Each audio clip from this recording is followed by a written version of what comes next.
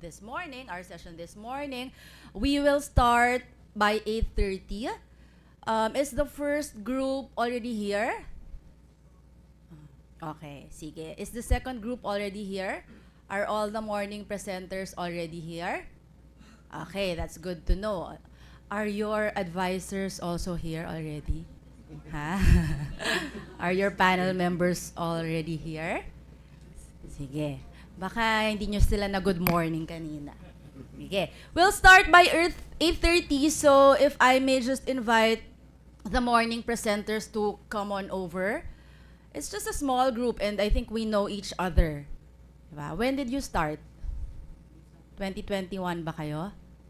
2021, you came in 2021. So please come on over. You know, it's a very, safe space, I hope. And you know each other very well, so please come on over. Of course, for the afternoon presenters, it's also, if you can also move closer, pwede namang hindi pa sa stage. Gusto ko yung excitement nila, di ba? You can stay over there. Sige. Maybe, and we also invite our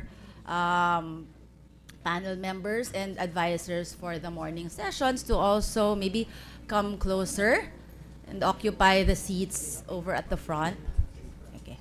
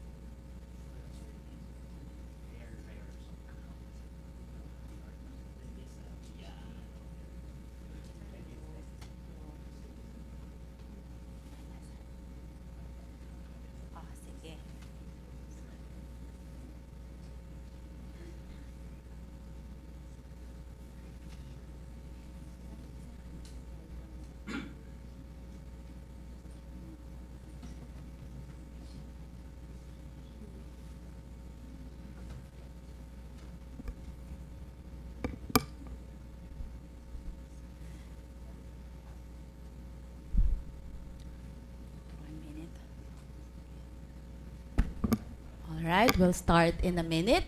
Everybody's ready? Again, may I invite our students to come on over, come on closer. Okay? Especially those who will be presenting for this morning. Okay? So we are almost ready to start. But do you want to start now? Because we are, we also want to start early so that we can already, I know that everyone's excited. You've been working hard on your presentations, all right? But okay, I think we're waiting for our keynote speaker to come in and join us over Zoom online. But I think we can already start the program, okay? See there? All right. Good morning, everyone. Magandang araw sa lahat. Eid Mubarak. Salamat Hari Raya Eid al-Fitri. Professor Alatas. I think we already have Professor Alatas with us online. So again, good morning. Again, I am Mapes Quinones and I will be moderating the morning session of today. This research presentation. This is the 6th Sociology and Anthropology Student Research Conference titled Resisting, Redefining, Reclaiming Stories of Struggle and Change. Today, we will be listening to our sociology majors. This is your capstone project. So today, this is your time to shine, di ba? You've been working really hard on these projects. And I think I'm also, witness to this as I also have my own advisees seated over there. All right? Sige. Kaway. Yeah. So there. So you've been doing this for nearly 1 year, for over 6 to 7 months already. Later this afternoon, I will pass the mic to Sir Art Milio. Is Sir Art here already? But today, for the next few hours, you will still have to bear with me. Okay? So it's great to see everyone here. I hope well rested from the very short holiday break we had yesterday. During Eid, we celebrated Eid as well. And now I can feel the tension. Or meron bang tension? Or puro excitement?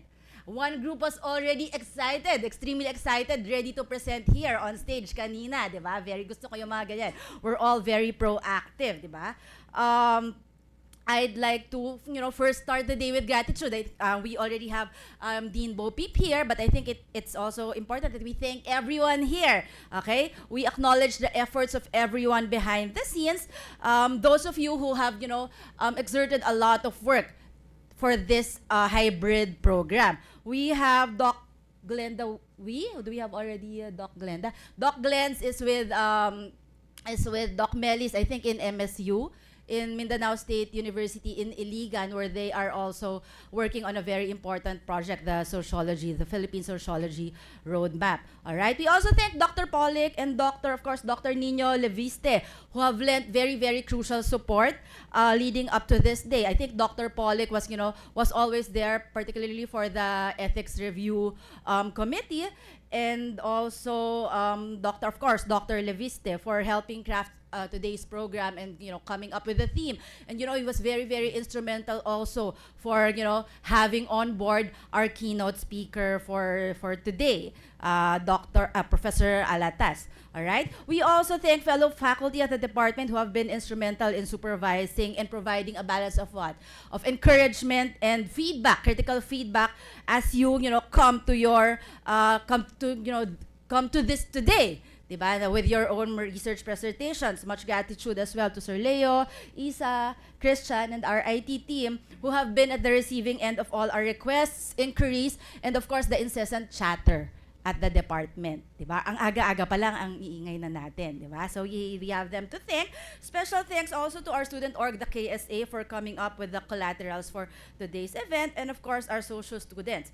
Thank you for tirelessly working on your research projects that collectively resist, redefine, and reclaim stories of struggle and change. Okay, I have been yapping for some time already, but I think, the person who is, best suited to formally welcome everyone here is, seated right in front of us. It's none other than our dean, the dean of the Dr. Rosita G. Leong School of Social Sciences, Dr. Sarina Bo Peep Saloma Akpedono. Right? I find it extra special. Ako pa rin, no? In many ways that we have Dean Bo Peep with us. Dean Bo Peep has worn multiple hats, including that of teacher, researcher, and department chair at the DSA throughout her tenure with the university. When you entered DSA ADMU as freshies in 2021, Dean Bo Peep was also just beginning her first term as dean. Right? And now we are, very happy that she is with us for the second term, Dina. That was then the School of Social Sciences. Ngayon, we are the Dr. Rosita G. Leong School of Social Sciences. I am sure that throughout your 4 years here, you have been wowed. You have, stood in awe and had the pleasure also of engaging with Dean Bo Peep. All right, so to officially welcome us all today, please join me as we invite Dean Bo Peep to join us on stage. All right, Dean.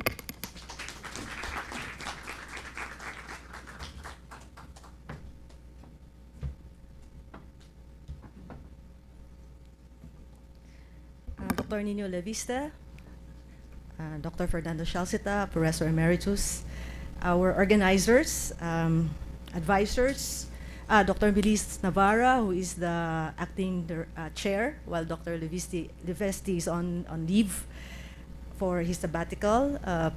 Dr. Syed Farid Alatas, good morning. It is my pleasure to open or to give the welcome remarks to the 6th Sociology and Anthropology Student Research Conference, which is a proof that great things come from small beginnings. Those my age would know that this is the Milo tagline. Of course, the younger group would not know this. Small things come from small beginning. And this research colloquia, this undergraduate research conference started in 2004 when I came back from my PhD studies in Germany. And it was a research colloquia. There were 2 teachers there, Dr. Wilfredo Arce, and we thought that it's part of knowledge mobilization for our students to present their work before others. We have already included in our formula community validation. When we collect data from the community, we made it a point to go back to the communities, validate, and also maybe inspire or allow them to use the data. But it's very important that among peers and among our people who have already been before us, we are also able to share our work. So today, research conference is one of those ways with which we share our work before our peers and our supervisors and the academe. This is what knowledge mobilization is about. This is what thesis work is about. What you're doing is a very small contribution, which will start simply seeing whether a concept work, whether a reality can lead us to certain concepts. So we're really starting small until we reach a point where we could even offer alternative concepts, framings of the situation.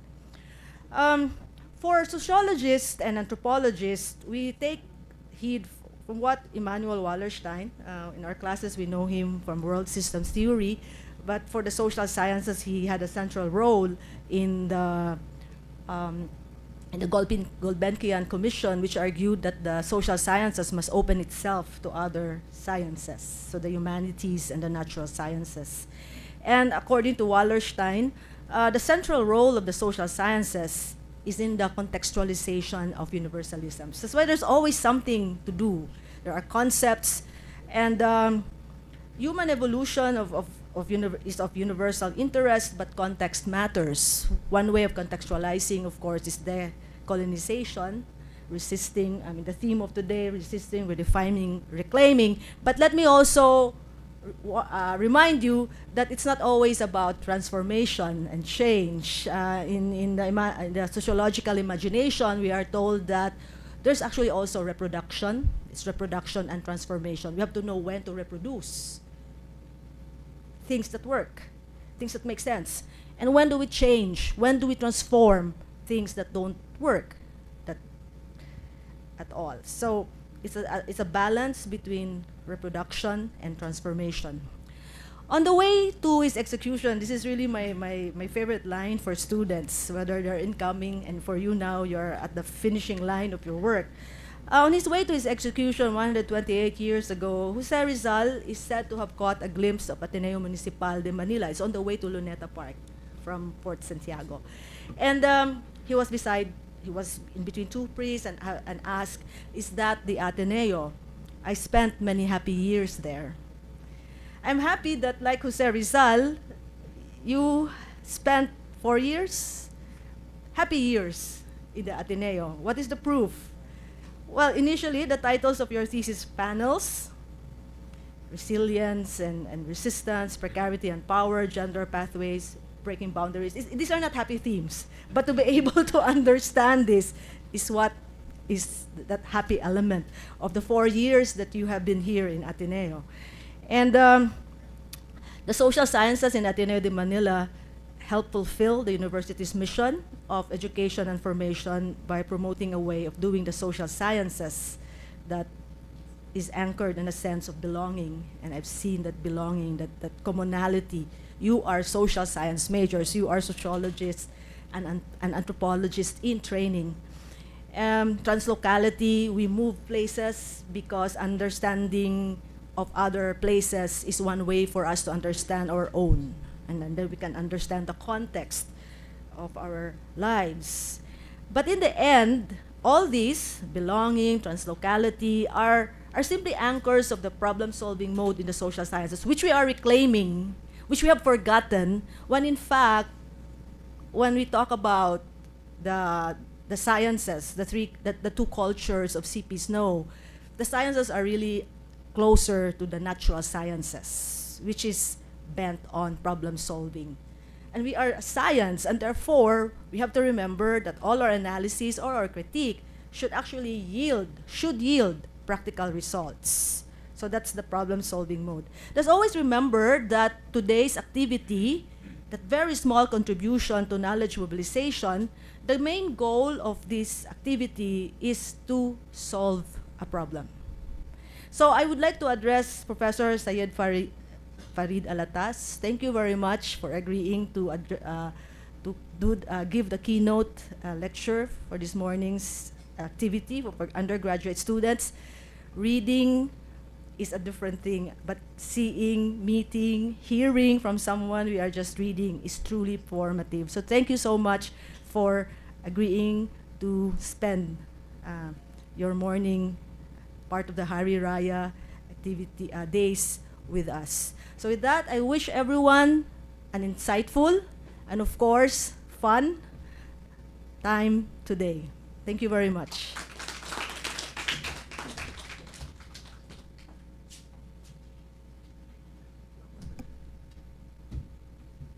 Thank you, Dean Bo Peep. Very short, very heartfelt. Did we get from from Dean Bo Peep's talk? Diba? Parang great things come from small beginnings. Are you unfamiliar with that? I think it was still Bea Lucero pa po ba? The Milo days. Now it's a totally different ball game, different athletic Olympic field, all right? But it still holds true. Great things come from small beginnings, but we are what? We are starting to solve the problems that we see. When we started our research projects, that was what we set out to do. Think of a problem, think of how we will be solving this, all right? So we thank Dean Bo Peep. She is very busy, but she still took time to also join us today. Dean, we hope you can, come in every now and then if you feel like you need a break and, have fun with the students while they are presenting. All right, thank you, Dean Bo Peep. All right, okay. Moving on, we are again very lucky. Not only do we have Dean Bo Peep with us, we are also joined online by Professor Syed Farid Alatas. Even if it's Hari Raya in there, they are still celebrating Eid holidays these days. Okay, he still spent time with us. He chose to spend this morning with us. He is a very prominent Malaysian sociologist and scholar. And allow me to quote from his bio, which we see on screen.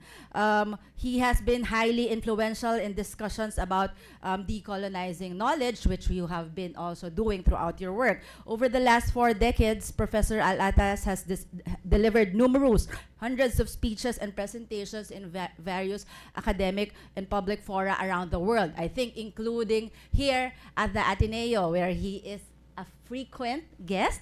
Palagi natin siyang ini-invite. We remain thankful to Professor Alatas for his continuing presence and support. He has taught thousands of students, first at the Department of Southeast Asian Studies at the University of Malaya, and later on at the National University of Singapore, where he has been affiliated for over 3 decades now. And I think we are looking here in front of us.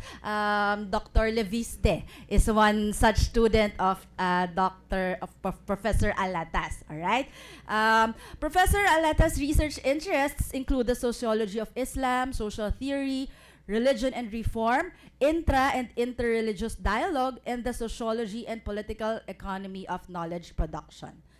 His intellectual legacy resides within the numerous publications that he has authored over the years, including notable works that I hope you have had the pleasure of meeting, of perusing over the 4 years that you have spent here at the university. Some of Dr. Alatas' works include Decolonial Thought from the Malay World, recently published by Duke University Press earlier this year, just in January 2025. Intellectual Decolonization, Context, Critiques, and Alternatives, published last year, applying Ibn Khaldun, The Recovery of a Lost Tradition in Sociology, I think first published in 2014 and also in 2021. There were newer editions. Sociological Theory Beyond the Canon, published in 2021.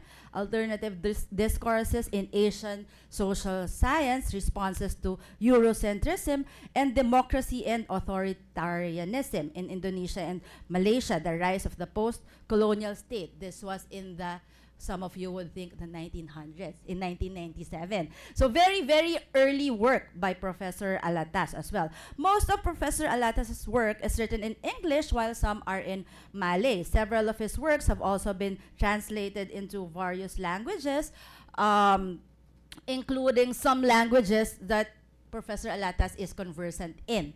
All right? We wonder if Professor also is familiar with Filipino, kasi he has been engaging with Filipino social scientists and scholars. Diba? Among his numerous editorial duties, Professor Alatas has served as editor of the Asian Journal of Social Science between 2001 and 2009, and he remains a source of intellectual inspiration for many in the scholarly community and beyond, especially in relation to his analytical abilities, his passionate commitment to furthering understanding, and his willingness to share his valuable time to the next generation of thinkers and activists, as we are witnessing today. For his continuing contributions and his time, we are very grateful to Dr. Alatas and look forward to a usual, very impassioned and insightful talk. Everyone, a round of applause, please. And we invite you to train your eyes on the screen as we welcome Dr. Alatas. Professor.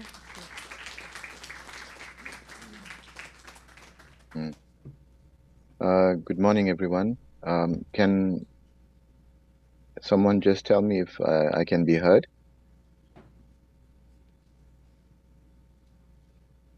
I'm assuming everyone can hear me. So first of all, good morning, and I'd like to thank the university, in particular the Sociology Anthropology department, for this kind invitation to speak to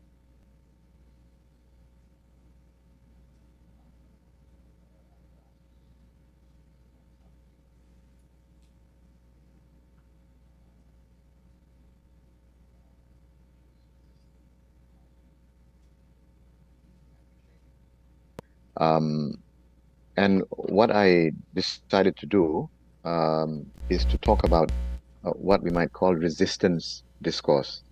Um,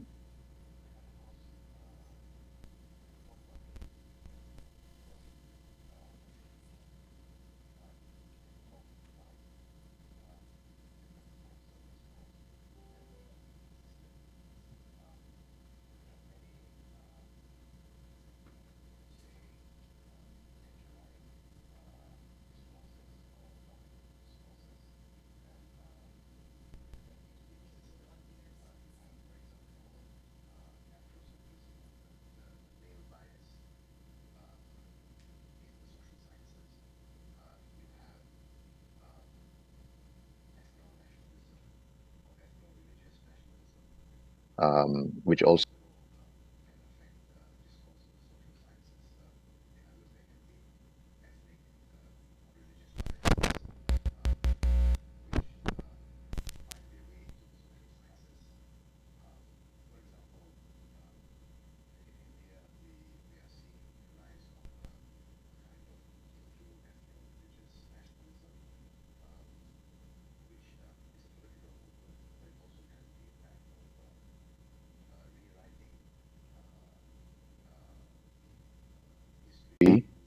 in which there is some degree of marginalization and silencing of the role of non-Hindus, Muslims, and Christians, for example, in Indian history. And you have similar type of ethno-religious nationalism in other countries like Pakistan, in Malaysia, and so on.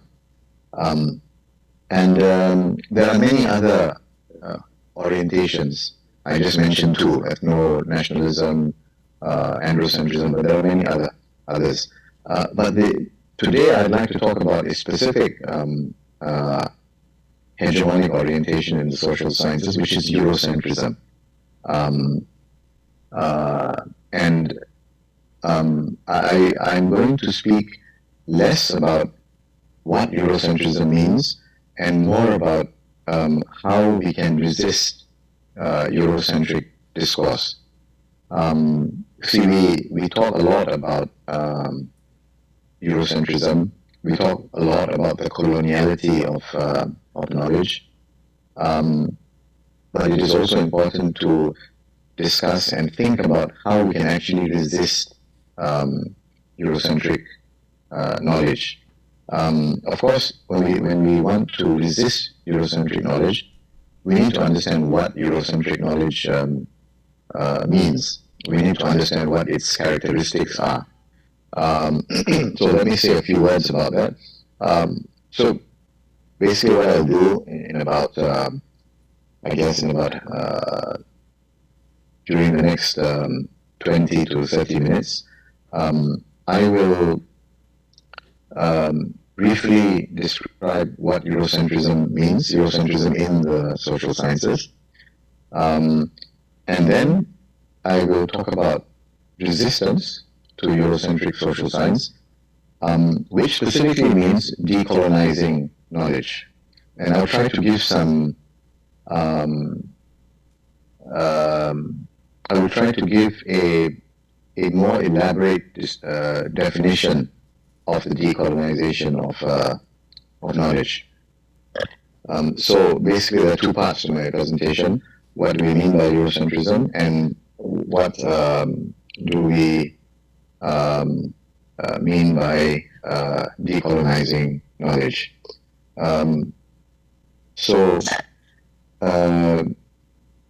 Let's begin with Eurocentrism. Now, when we say when we refer to Eurocentrism, what we mean is it's not referring to just to European or Western knowledge. We are referring to knowledge from the West about the rest of the world, in which there is a European bias. Of course, not all knowledge or theories or concepts from the West have biases.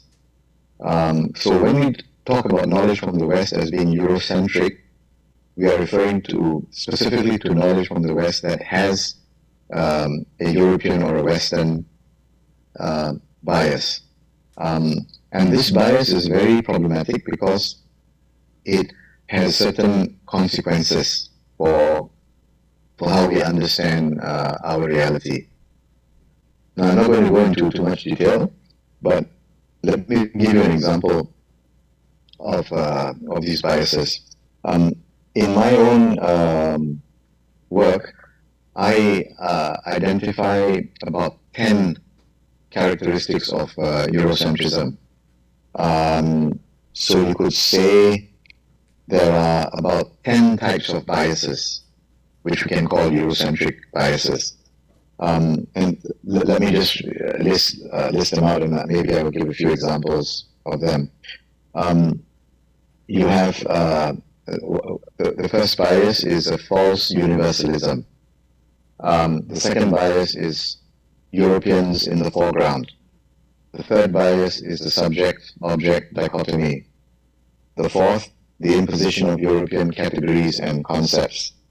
The fifth, cognitive extractivism. The sixth, the distortion of non-Western realities. And then you have silencing, and so on and so forth.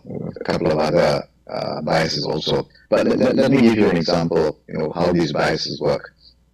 So the first I mentioned is a false universalism. Now, what this means is that Eurocentric discourse makes claims to universality when actually the reality it is talking about is based on a specific experience that they have. But they generalize the experience to the whole of humanity. So let me give you a very simple example. I think all of us have heard the expression, the discovery of America. In 1492, the Italian traveler and discoverer Christopher Columbus set sail from Spain and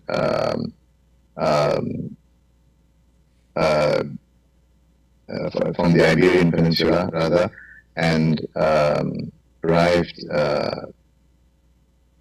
in the Americas, in what was later to be called the Americas, and but he was actually looking for India. But anyway, for the year 1492 is referred to as the year America was discovered. And the phrase, the discovery of America, is often used to describe or to refer to Columbus' voyage and arrival in America. Now, we innocently use these phrases. I think all of us use such a phrase, the discovery of America, not realizing that underlying that phrase is a Eurocentric bias. Because when we say the discovery of America, it is as if this was the first time human beings had discovered America, the first time that humanity came across America. Now, in reality, this is not the case. Of course, we know that there were already people in America before Christopher Columbus arrived there. But when the whole world, beginning with the Europeans, refers to Columbus' arrival in America as the discovery of America, what they are doing is they are universalizing their experience. It was a discovery for them.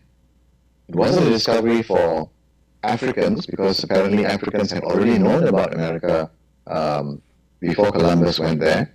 It wasn't a discovery for the natives of America. They already knew about it. Of course, they were living there. But it was a discovery for the Europeans. They did not know about America before Columbus went there. But when they say discovery of America, they are generalizing their own particular experience as a universal experience, as the whole experience of humanity. So this is what I mean by false universalism. Now, closer to our part of the world, you can say the same thing about the voyage of Ferdinand Magellan around the world. When he left Malacca in 1511, if I'm not mistaken. He left Malacca and then went to Spain. He went to Portugal and Spain via the Atlantic Ocean. And then in 1519, he left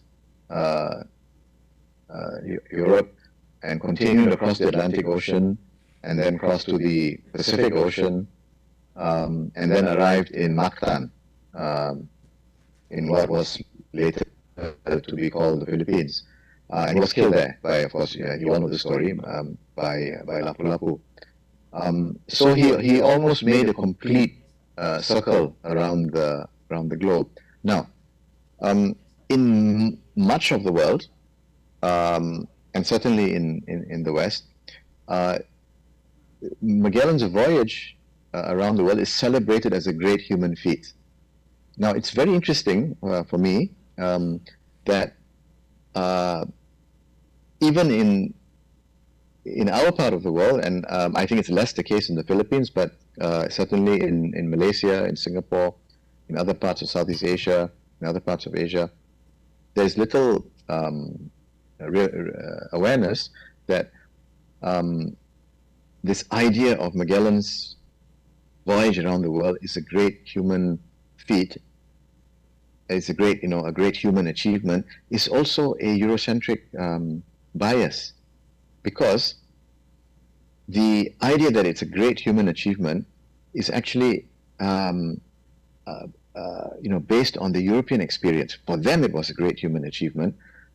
But from the point of view of people living in the Philippines, for example, from the point of view of people living in the Malay world, Magellan's voyage around the world was actually how shall we term it? It was a disaster. It was something disastrous, because it is when Magellan went around the world that the Europeans finally knew about the whole world. See, in 1492, Columbus finds America. And then by 1522, Magellan discovers the route around the world. And so in those 30 years, the Europeans, by 1522, they know the whole world. And this is a terrible thing for us, because it means that they are now ready to colonize this world, which they did.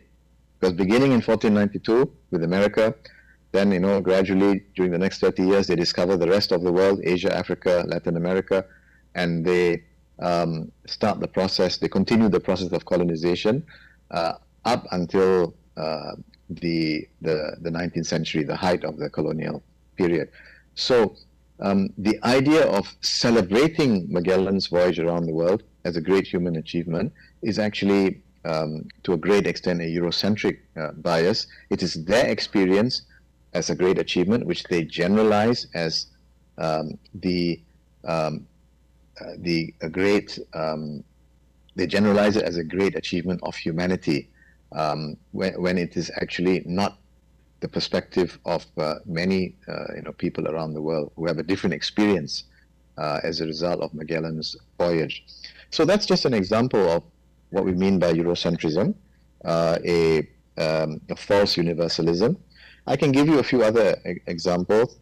I think all of you study sociology and anthropology, so you've probably studied sociological theory, and you can see that when you are taught or when you read texts, when you read books about the history of sociological theory or descriptions about sociological theory, you see one characteristic of Eurocentrism, which is Europeans in the foreground.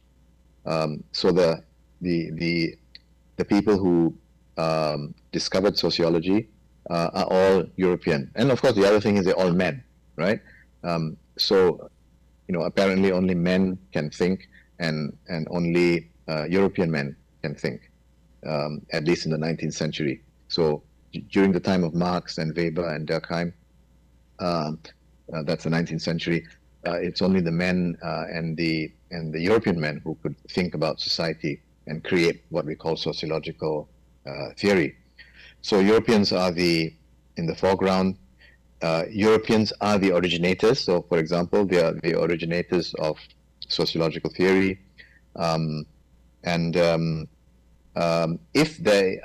If we talk about non-Europeans, the non-Europeans are the object of study. They're not the subject. That's another characteristic of Eurocentrism, what I call the subject-object dichotomy. The subject-object distinction. So we study Malaysia or Nigeria or Iran or the Arab world or the Philippines or Indonesia. We study all these non-Western societies, but we apply Western concepts. We apply the thought of Western scholars. Those are what I would refer to as the knowing subject. They are the subject of knowing. But the object of study are our societies. We don't look at our thinkers as knowing subjects. Even if we study, for example, Rizal, Rizal is an object of study, but we generally don't study history or study any other particular topic through the lens of Rizal's conceptualization. So, for example, it's interesting that we don't really have a Rizalian sociological theory. What would a theory of colonial society look like based on the work of Jose Rizal? So, if we speak about a theory of colonial society based on the work of Jose Rizal, then we're looking at Rizal as a subject, as a knowing subject, not just as an object of study. Another trait of Eurocentrism is silencing, and this is related to what I said earlier about Rizal, that the intellectual traditions of non-European or non-Western societies are marginalized or silenced. So if we were to pick up a textbook on let's say on classical sociological theory, or a book on the history of sociological theory, you will find that these books do not speak of thinkers who were theorizing or who were thinking sociologically about society from outside of the Western canon. Now, it's very easy to get the impression that in the 19th century, there weren't people outside of Europe who thought systematically about society. But we know that this is not true. If we study and we research, you'll find that there are people from Africa, from Latin America, and indeed, if we think about Rizal was one of the earliest in Asia to think. And he was writing in the 19th century. He was one of the earliest in Asia to think systematically about society. Yet he does not appear in the sociological theory textbooks. So this is what I call marginalizing or silencing, another trait of Eurocentrism. So I hope you have an idea of what we mean by sociological by Eurocentrism. Now, so therefore,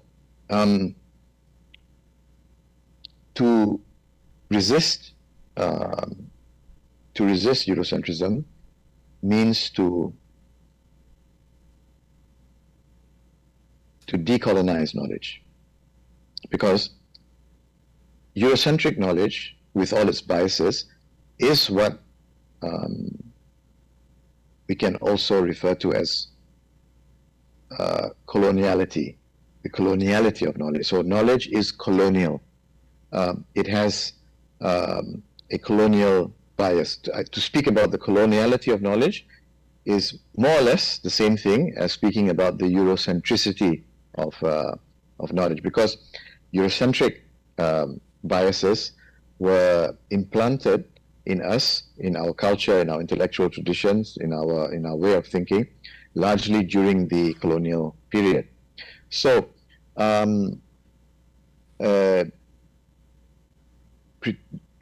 dealing and correcting Eurocentrism means decolonizing knowledge. It means decolonizing our minds. Now, in the last few minutes that I have, I want to explain what I think. I want to sort of describe to you what I think decolonization of knowledge means. So I would say there are three aspects when we talk about decolonizing knowledge. One is anti-colonial critique. The second is reconstruction. And the third is original construction. So let me repeat that. There are three aspects of decolonizing knowledge. There is critique or anti-colonial critique. There is reconstruction, and there is original construction. Now, what I mean, let me just briefly explain what I mean by each of these three. Anti-colonial critique, it means critiquing the colonial or Eurocentric nature of knowledge creation. So, for example, when we expose all these 10 traits or characteristics of Eurocentrism, we define them, we explain what they are, and we show how they create biases in the way Europeans understand our societies and our histories and so on and so forth. So in other words, we are just doing a critique. We are pointing out the biases and showing what these biases are. For example, one bias is the false universalism, the silencing, and so on and so forth. So this is the critique. Now, the critique itself is something which is quite complicated to do, because there is more to it than meets the eye. It's quite an elaborate process which requires a lot of thinking. For example, when you critique, when you're doing the anti-colonial critique, we have to bear in mind that there are many ways to critique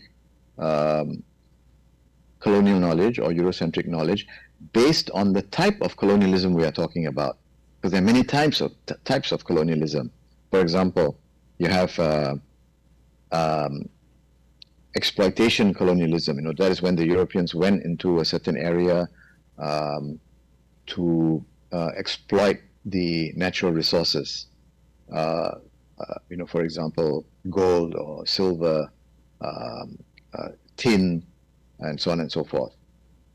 Now, that kind of colonialism was different from what you call plantation colonialism, when the Europeans went in and took land and established plantations, like growing rubber, cocoa, and things like that, coffee, and so on. Now, that exploitation colonialism and plantation colonialism are in turn are different from settler colonialism, where the Europeans were not simply exploiting resources or establishing plantation, but they also wanted to live in the lands that they colonized, to settle down permanently, not just to go temporarily, but to settle permanently, such as happened in South Africa, and much earlier on, of course, it happened in America when Europeans, moved to America, or as happened in Palestine, where you have the establishment of Israel as a colonial settler state. So you have different types of colonialism. I also have not mentioned semi-colonialism and also internal colonialism. So there are many kinds of colonialism, and each kind of colonialism, has different things happening in those societies. So when you talk about plantation colonialism, the main problem going on there is the exploitation of native workers, native society, peasants or workers. In settler colonialism, you have different things going on. Generally, settler colonialism is characterized by a high degree of racism and even genocide, because the Europeans want to settle permanently on the land.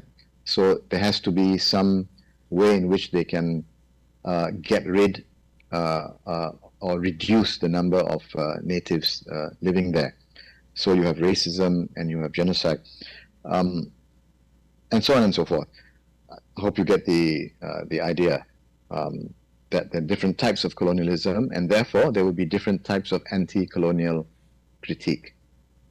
And also, to further complicate matters, there are different dimensions of anti-colonial critique, not only based on the type of colonialism, but also based on the historical period we are talking about. For example, you have anti-colonial critique that took place during the colonial period. Rizal is an example. He engaged in critique against colonialism during the time of colonialism. He was living in the colonial period. You also have anti-colonial critique by people like us living after the colonial period. But we are looking back at the past and doing critique. You also have the critique against colonialism, against colonialism that is actually ongoing right now. So, with what is happening in Israel, Palestine, Palestine is a colonized state, and you have, of course, a lot of anti-colonial, meaning anti-Zionist discourse, because in this case, Zionism is seen as a colonial ideology, not to be, of course, confused with the religion of Judaism. You have a lot of anti-colonial discourse going on in the context of Palestine.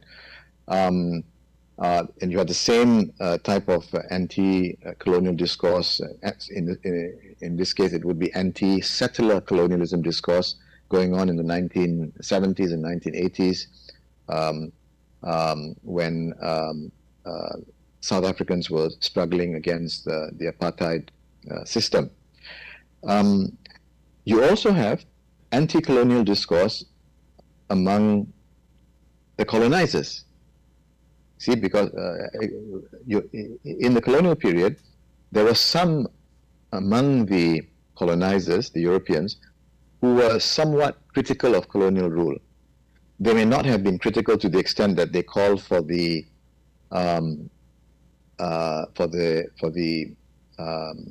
destruction of colonialism, or for the end of colonialism, but they were critical of many aspects of colonial policy. Very good example was the Dutch writer Multatuli, writing in the 19th century. He was very critical of Dutch colonial policy in Java, and we have other examples from around the world. So this is what I mean by different dimensions of anti-colonial critique. So just doing the work of critiquing colonial knowledge, of critiquing Eurocentric knowledge, is already something quite important and elaborate. But that is just a critique, and critique is only part of the effort to decolonize knowledge. I mentioned also there is reconstruction and original construction, and I'm not going to say too much about that because I think my time is coming up. let me just briefly describe what I mean by reconstruction and original construction. Now, once we do the critique of Eurocentric knowledge, we have to engage in reconstructing knowledge, or also making original constructions of knowledge. When I say reconstruction, what I mean is correcting the knowledge, correcting Eurocentric knowledge. See, we've done the critique, so now we correct Eurocentric knowledge. And reconstruction means that we are dealing with the same themes and the same facts that the Europeans were dealing with, but we are giving a different interpretation to those themes and to those facts. For example, Rizal was dealing with the same facts that the Europeans were dealing with when they talked about the indolence of the Filipinos, but Rizal gave a different interpretation. So what he did was to reinterpret, to give a different explanation for the indolence of Filipinos than what the Spaniards gave. So the Spaniards, for example, the Spanish interpretation was that Filipinos are inherently a lazy people, and therefore, I'm putting it in simply. Therefore, it was necessary for the Philippines to be colonized by more progressive people like the Spaniards to bring the Philippines to a higher level of civilization. This was basically the colonial argument. Now Rizal sort of turned the argument on its head, and by saying that the Spaniards became an indolent people in the sense that they lost the love for work because of colonial policy.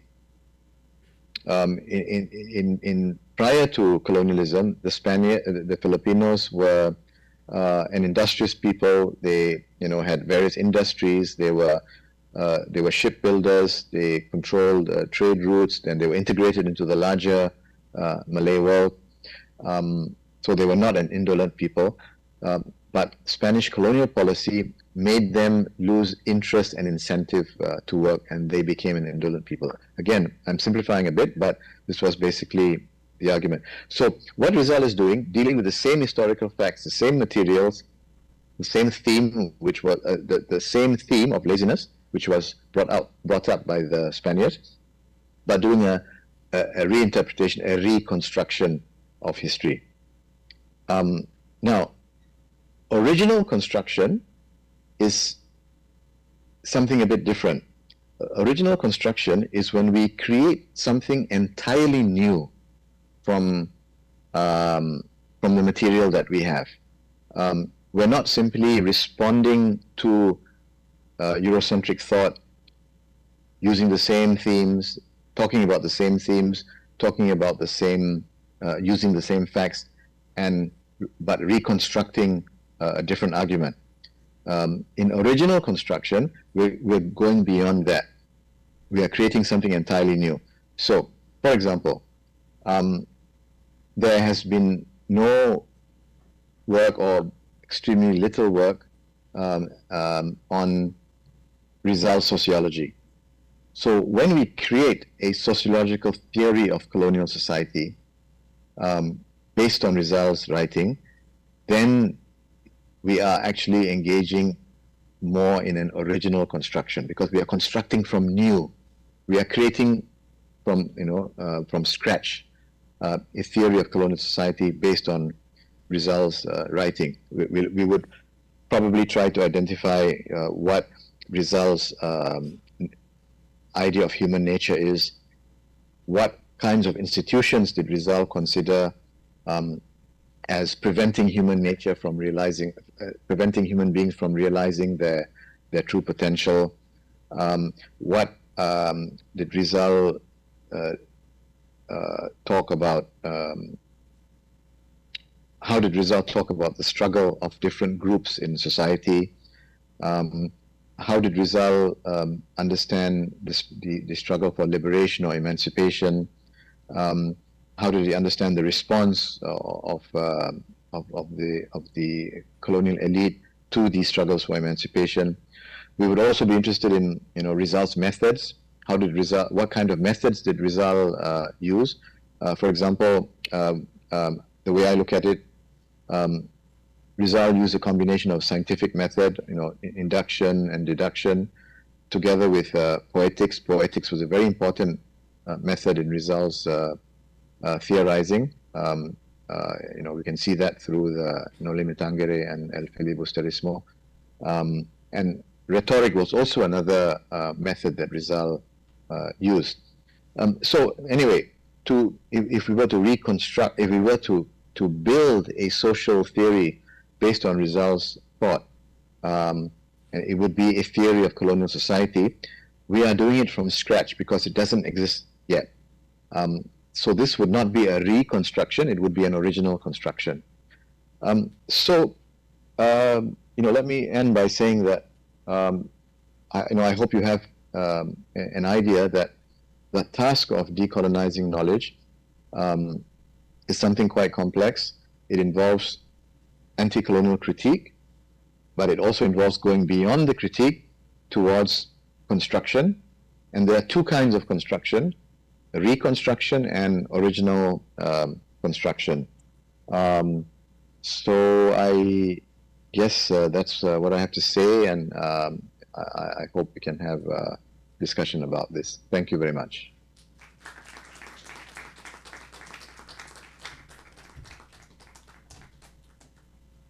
Thank you, Professor Alatas. That was a very, very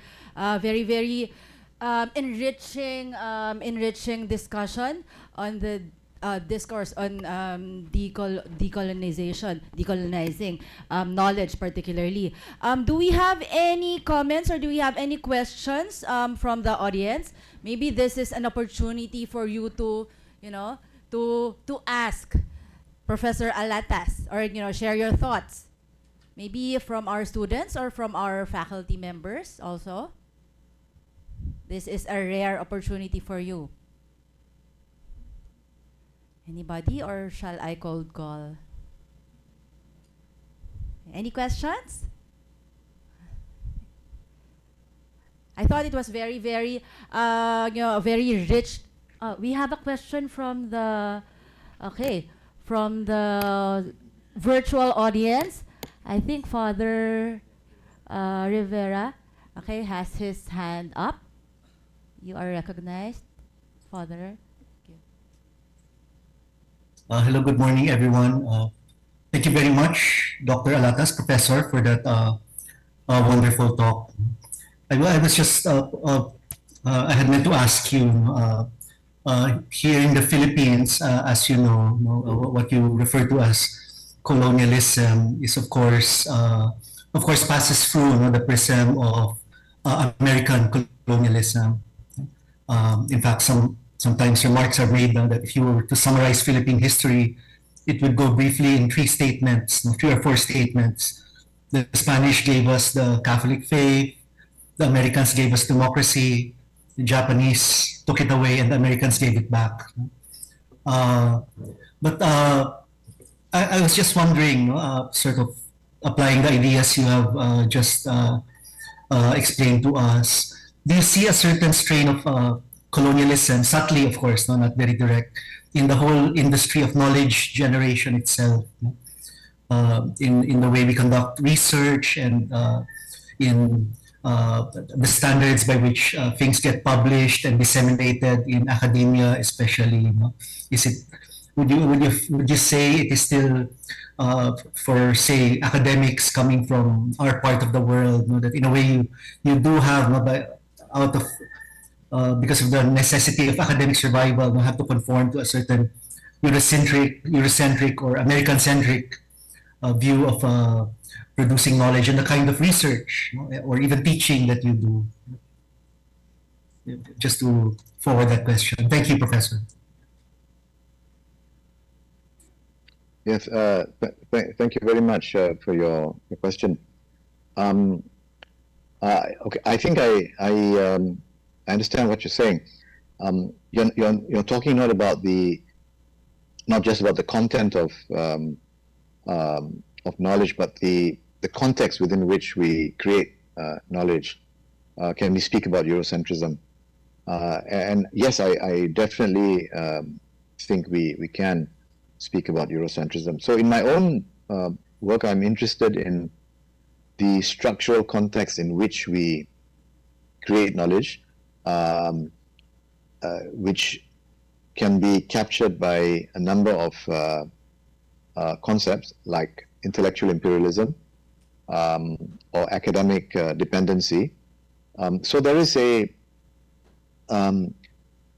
certain framework within which almost everybody in the world, let's take sociology or any of the social sciences, we are working within the context of academic dependency.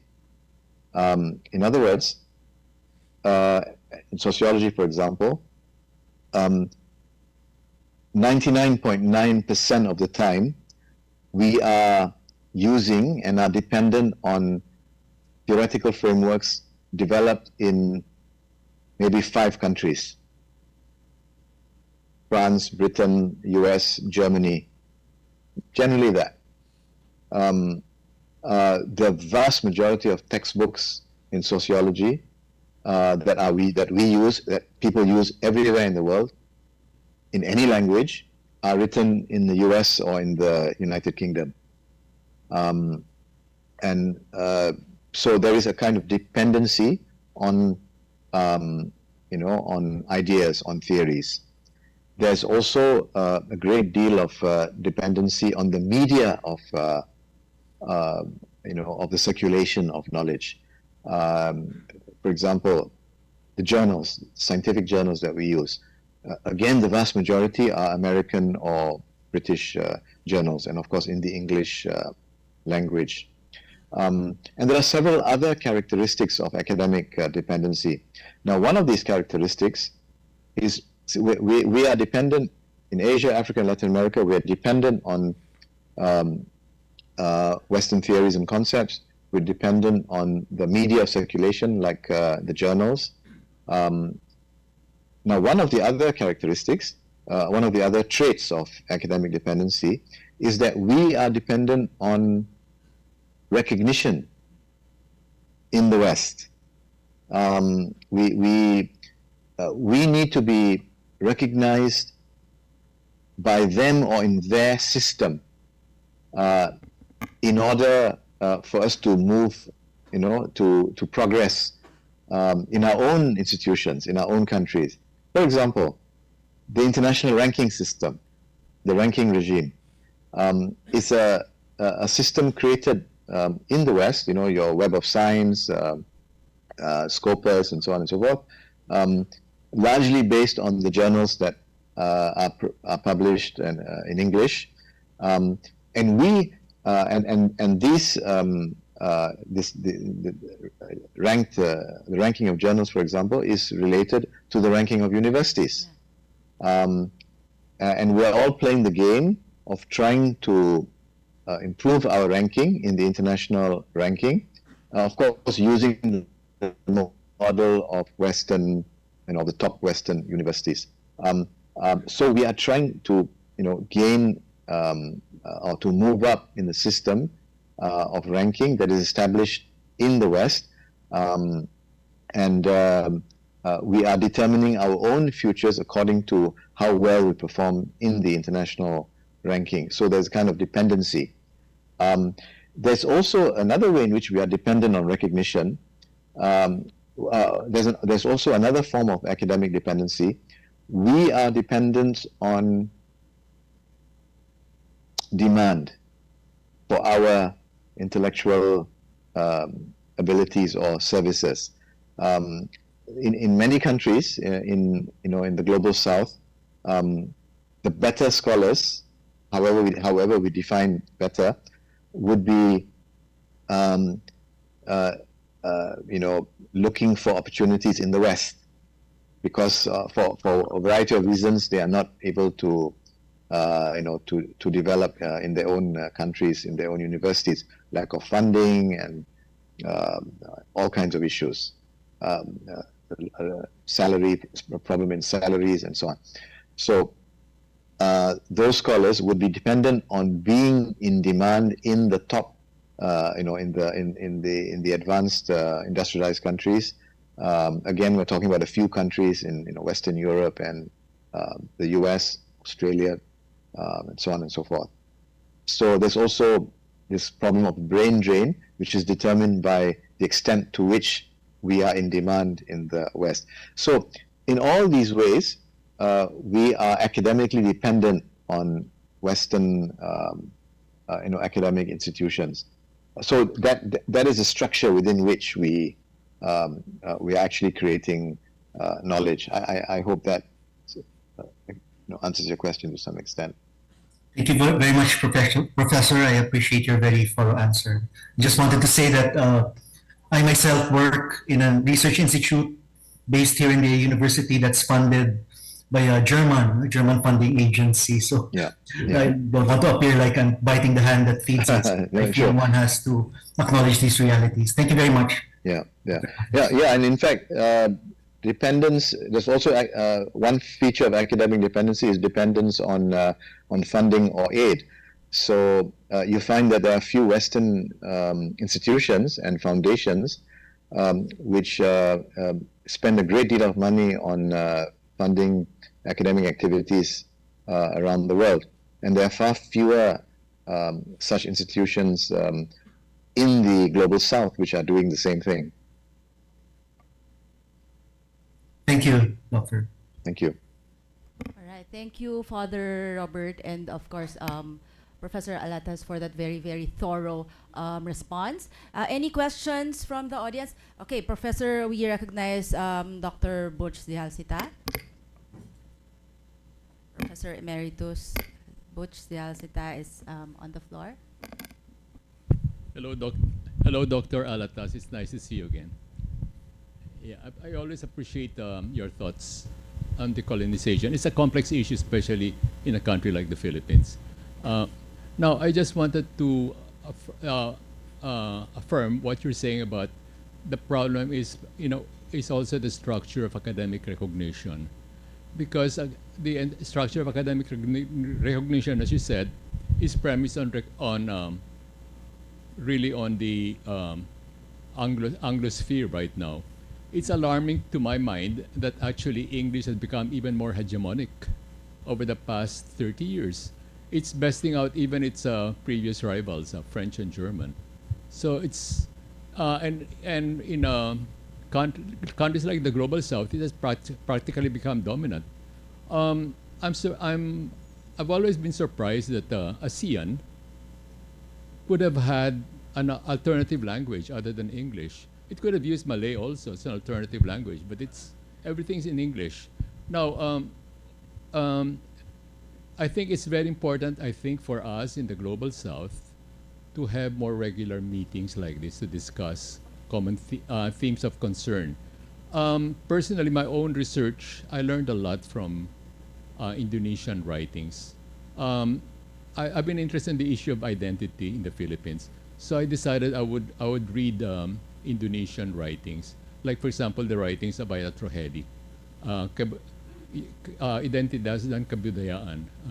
I thought that was very, very informative because I learned how Javanese themselves are trying to distance themselves from, not distance themselves, they're trying to distinguish themselves from India. In other words, they acknowledge the Indian legacy in Central Java, but they also want to distinguish how their achievements are different. So I really think we really should need more fora to discuss concerns together. Thank you.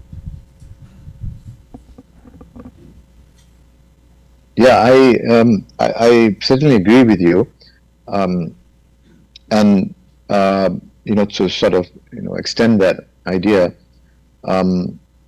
we need to have more discussions on these things. But I think these concerns should also be communicated to students in the classroom, which means that we need textbooks. We need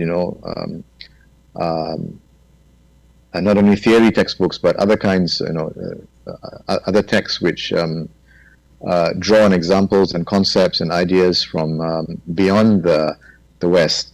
I mean, it would be very interesting if we had a social theory text which talks about the contributions of social thinkers from our region, you know, from the Malay world, for example, from the Philippines, Malaysia, Indonesia. How were men and women since the 19th century talking about society? What concepts were they using? What were the different theoretical perspectives that emerged in the region since the 19th century about the nature of society? We don't have such works. So people have no idea about what people in the Malay world were thinking about society. What are the ways in which they systematically thought about society in the 19th century, when sociology was in the process, you know, modern sociology was in the process of formation in Western Europe. So we've been speaking about decolonizing knowledge for decades and decades, but yet we are very ill-equipped to teach decolonization of knowledge because of the lack of material. For example, as I said, we don't have any text on social theory from the Malay world, and the same applies to all the other social sciences. All right, thank you, Dr. Butch, and of course Dr. Alatas again for that observation about. I think we also look at our own syllabi here in the department, diba? The courses that we teach.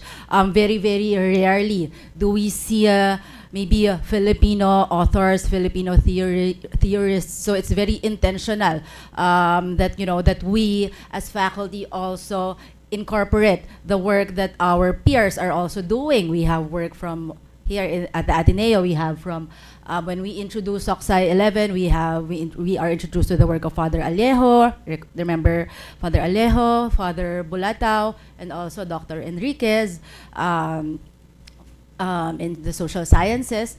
We also have the work here of our own sociologists. We have Dr. Mary Racelis, Dr. Emma Porio, and all of you already also doing research on different spheres here in the Philippines. Dr. Butch Sialsita recently also published, diba, and launched a book on, if you are familiar with Insular Yet Global, we have that.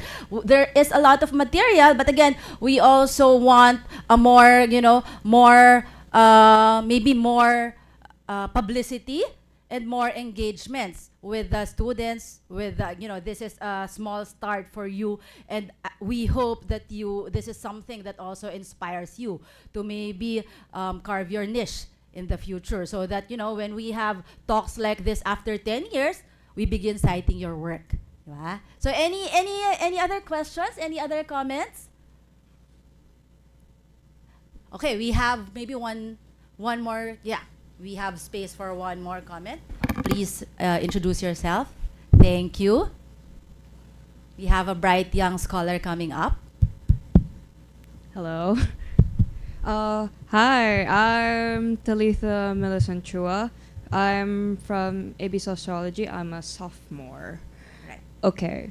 So regarding the language issues, like the prominence of English rather than our native languages, I've heard discussions like this, and one possible remedy for that could be teaching the format, adapting the format of teaching Filipino in general to, teach it like a foreign language class. So it's not, even in college level, it would be, the Filipino language class would be taught like a foreign language one. I know it may sound like very derivative for maybe college age students, but I've heard just recently for Ateneo de Manila, not really recently, but like 20 years ago or so, when they were trying to translate the philosophy teachings of one, I think a Jesuit priest, they translated it to Filipino in a very poor manner, as in it didn't make sense at all. And when they were trying to implement it, everyone was struggling basically. So, in trying to decolonize our Filipino philosophy from a Filipino author, it somehow brought back issues of the Filipino language in general. So, one solution could be to teach Filipino as a foreign language class, like with similar, I guess, conversational material, stuff like that. I'm not very familiar with other countries that have this similar problem, because apart from Filipino as a whole in like metropolitan areas, there's like other people from different regions. They have their own mother tongues. I mean, they can probably adapt, but it won't be as easy compared to like English, where English is English. So like, yeah. Is this like a possible solution for a native language just to be taught like any other foreign language class? Okay, thank you for your question. I'm of course not, by no means an expert on the teaching of English, but I would like to say that for me the problem in knowledge creation and related to decolonization of knowledge doesn't have much to do with the way we teach language. The question is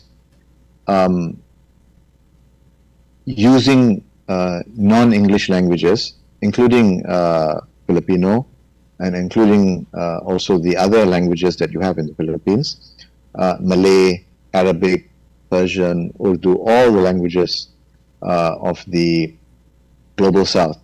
There are two things that we must take into consideration when we talk about language. The social sciences, the modern social sciences, are dominated by English. Now, when it comes to other languages, there are two issues. One is that there is a need for us to effectively read and write in our own languages in order that we may communicate the social sciences to our people. That's one point, right? Now, you are speaking about how to teach Filipino. Yes. Now, that's a technical issue, and I'm not saying it's not an important issue. It is an important issue, but it's a technical issue. Do we teach Filipino? Do we teach Malay? Do we teach Indonesian in our own countries as a foreign language, or are there other ways of teaching? It's a technical issue which I believe can be solved by the experts. But the point is, it has to be done. We have to teach, we have to have the ability, as Filipinos, for example, to read and to write and to teach in Filipino and maybe even in other languages in the Philippines in order to communicate social science to Filipinos. That's one point. The other point is, beyond the need for communication, other languages, beyond English, beyond German, beyond the European languages, must be seen as repositories or sources of concepts and ideas. In other words, the language is not just for communication. Malay or Filipino are not languages just for communication. Because if you regard language as merely a means of communication, you are not tapping on the potential of that language. Because language consists of words. Words are, reflections of concepts. Words are labels for concepts. So if we stop looking at the words in our languages as merely translations of English words, but we look at them as sources of concepts and ideas, then we're going to contribute to the development of sociological and social scientific concepts. Unfortunately, I don't know Filipino. I know a little bit. I mean, but I don't know it well enough to be able to give you examples. But if you look at many languages, you'll find that. Well, to give an example, in Malaysia, in some societies in Malaysia, there are several terms that people use to describe the movement of people. One term that is used is merantau, which refers to people who leave their home, or they leave their village, and they travel within the region, within the Malay world, so in other words, they leave to go to another area to live, and they may leave on a permanent basis, but they are traveling and within the same cultural area. Now that kind of movement is called merantau. It is different. It's different from a kind of movement where you leave the Malay world, you leave the cultural area, and you go, let's say, to the Middle East. That is not called merantau. That is called berhijrah. So you have two different terms referring to two different types of movement. Now, what is interesting for me is that in migration studies, generally, Malaysians involved in migration studies don't think about using these terms as different concepts of migration. So it's just an example of how how terms, words can be thought of as different concepts that can be brought into, in the case of this example, into the sociology of migration. So don't think about language merely as a means of communication. Think about language as a source of concepts and ideas. The question you raise is then how do we teach these languages? It's an important question, which I think can be solved if there was the political will actually to do it. Yeah, mostly because some schools or institutions believe that if they want to, I guess they just, I forgot if it's actually required by the government or whatever, but there's this kind of initiative to make other subjects like philosophy and then teach them in Filipino for whatever reason. And yeah, I feel like if philosophy were to also follow that kind of thing, I mean they implemented it now, it's still an implementation, but it's that kind of thought that I don't know where it comes from. Is it required in a bigger level? Because even in other regions, they have requirements for mother tongue classes, and it kind of causes friction because it's not just sociology. There's other subjects that also require English, Okay, but let me just add that you see, your concern with language is important, but there is no use teaching and knowing your own language if you do not have a decolonial mindset. Because let's take the other extreme. You don't know any English. You only know Filipino. You can't speak English. You don't read English. You only know Filipino. It doesn't mean that you are not Eurocentric. You can still be 100% Eurocentric, speaking in your own language, because you may still think of the world. You can think of history and think of reality. You can think in terms of the false universalism that I spoke of earlier, in your own language. So I think language can be a source of decolonizing knowledge. It can be a source of non-Eurocentric concepts if you have a decolonized mindset. But if you have a captive mind, this captive mind was a term used by Renato Constantino in the 1950s, and also used by Said Hussein Alatas, who wrote about the captive mind. If you have a captive mind, even if you think and read and write in your own language, you will still be Eurocentric. So we have to be critical about language in that sense. Thank you. Thank you, sir. All right. Thank you, Tabitha. Thank you. Perhaps that is a research question that you can, start thinking about and formulating for when you prepare your thesis in 2 years' time, di ba? Sige. Thank you also, Professor Alatas. It was very interesting how you prefaced your response by saying that you were not really, maybe not the best person to talk about language, but we still, got a lot of, we also got a lot of insights from you on the discourse on language, on the importance also of maybe having that captive mind or mindset as we also maybe engage more with the discourse on studying more and decolonizing knowledge. All right, so we have had a very very engaging session with Professor Alatas, and I think we are very grateful. Everybody is grateful to have him here, and aside from his insightful talk, the discussion that we had, I hope that you will continue asking questions and reflecting on these questions even after we end this discussion.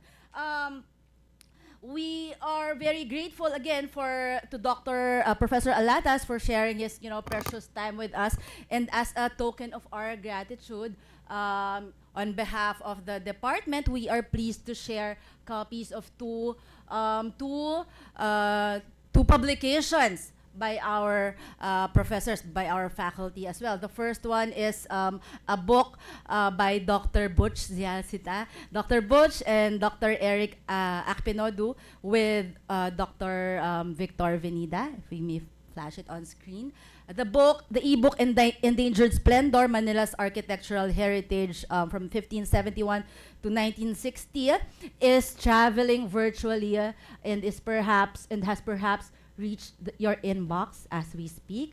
This is an e-book that we are sharing with you on behalf of the department. We are also sharing with you Dr. Zialsita's recent publication, Insular Yet Global, Selected Essays by Fernando Zialsita, published recently in 2024 and I think launched also very recently. This will be personally delivered by Dr. Glenda Wee when she comes back to Singapore after her mission.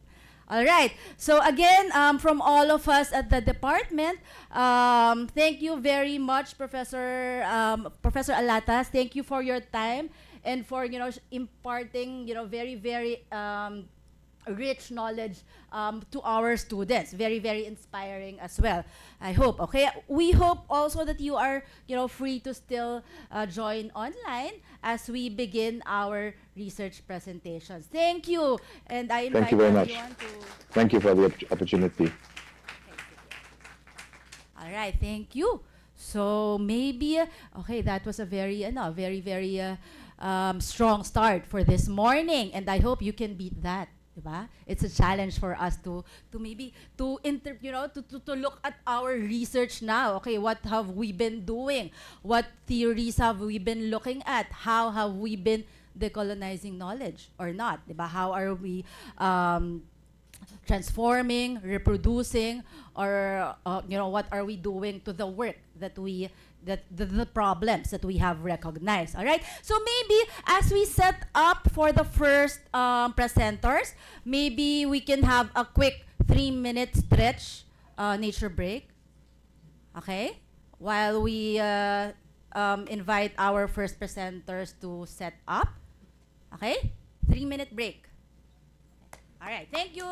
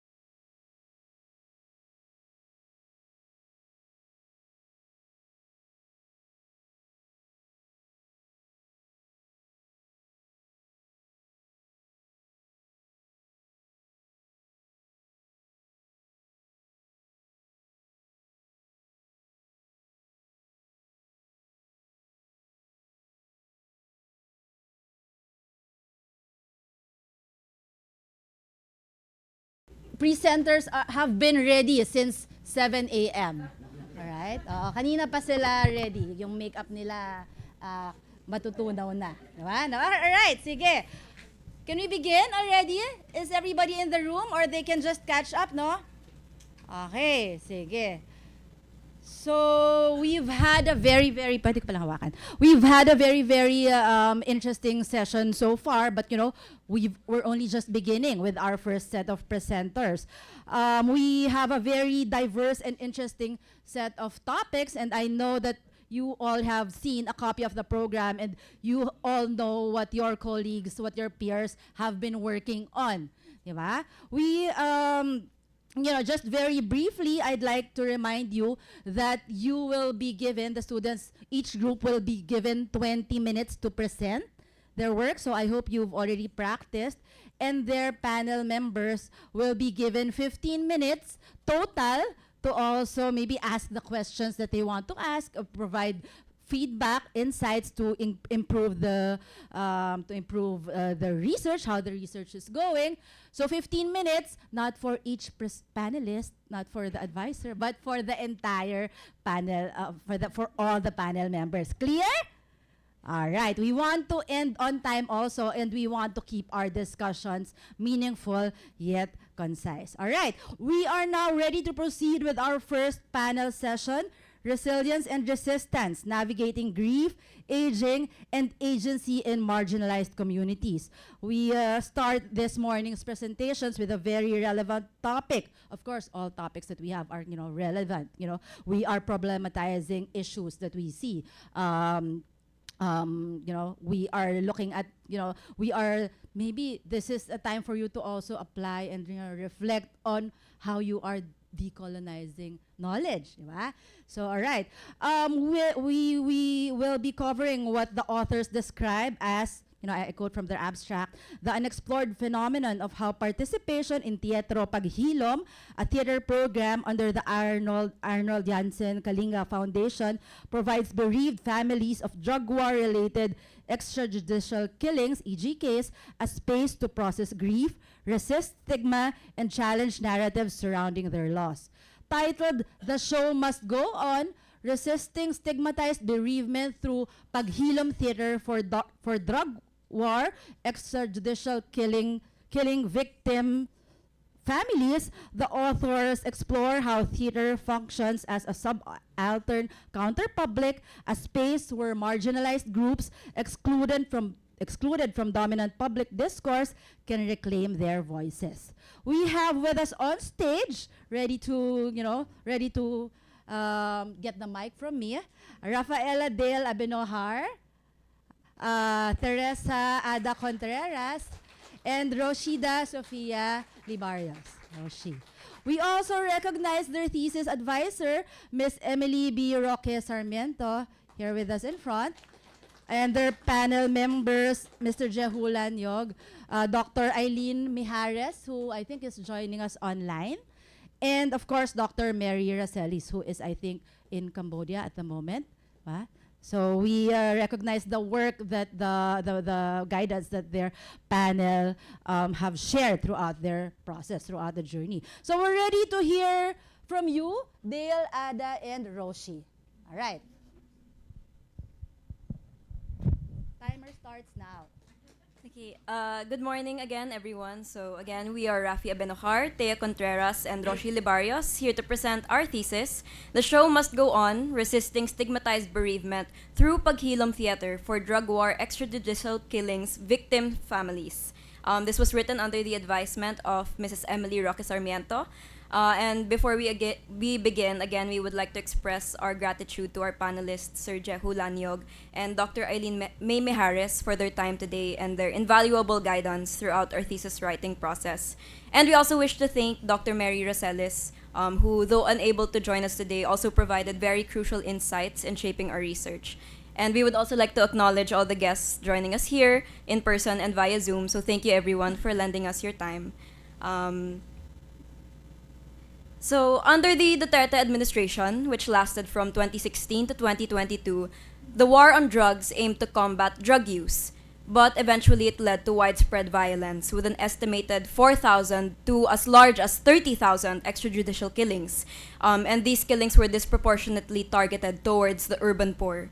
Duterte and the war on drugs were popularly supported by the Philippine public, and the killed were often viewed as dregs of society and deserving of their fate.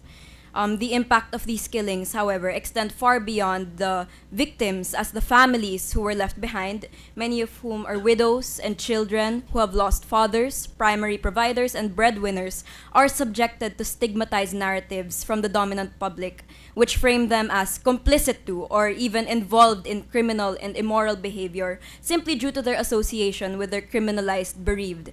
And this leads to stigmatized bereavement. And this severely restricts their social interactions, causing them to self-isolate, and ultimately obstructing their ability to process and express their grief or dalamhati, and to heal and seek justice. So our research draws upon Program Paghilom of the Arnold Janssen Kalinga Foundation, or AJKF. The program was founded in 2016 by Father Flavi Villanueva as a rehabilitative program aimed to rebuild the lives of drug war victim families and reintegrate them into broader society. So through Paghilom, AJKF offers various forms of assistance such as psycho-spiritual interventions, legal and financial assistance, etc. But specifically for our study, we chose to focus on Teatro Paghilom, which is a theater workshop and showcase project, and whose primary aim is to help these victim families both process and express their thoughts and feelings regarding EJKs, as well as other socio-economic and socio-political issues through speech and movement and drama. So with Teatro Paghilom, we hope to understand the journey of victim families from internalizing and privatizing their stigma, which led to exclusion from the dominant public sphere, to overtly engaging with and combating the stigma in front of audiences. So our research questions specifically ask, 1, how do EJK victim families experience stigmatized bereavement? 2, in what ways does theater as a subaltern counter-public function as a creative and political tool for EJK victim families to resist stigmatized bereavement? And 3, how do EJK victim families utilize counter-public theater to process their grief and reintegrate with greater society as empowered and agentic individuals?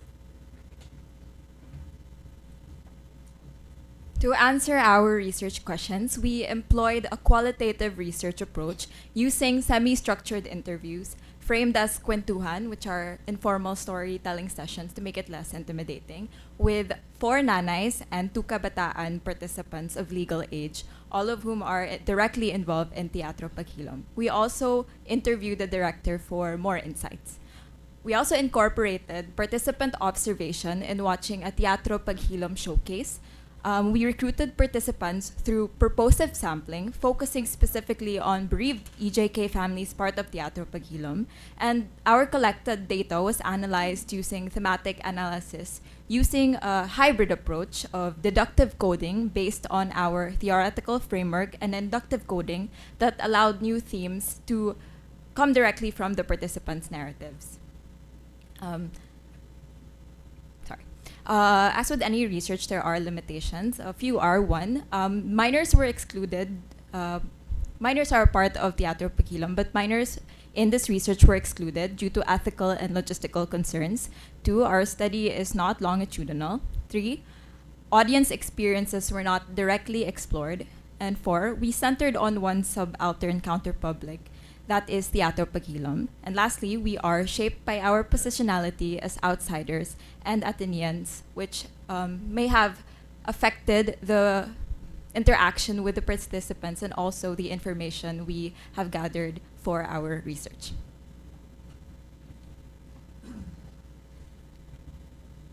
So for our theoretical framework, we'll first be drawing from Stout and Fleury Steiner's recent writings in 2023. We will be utilizing the theory of stigmatized bereavement first.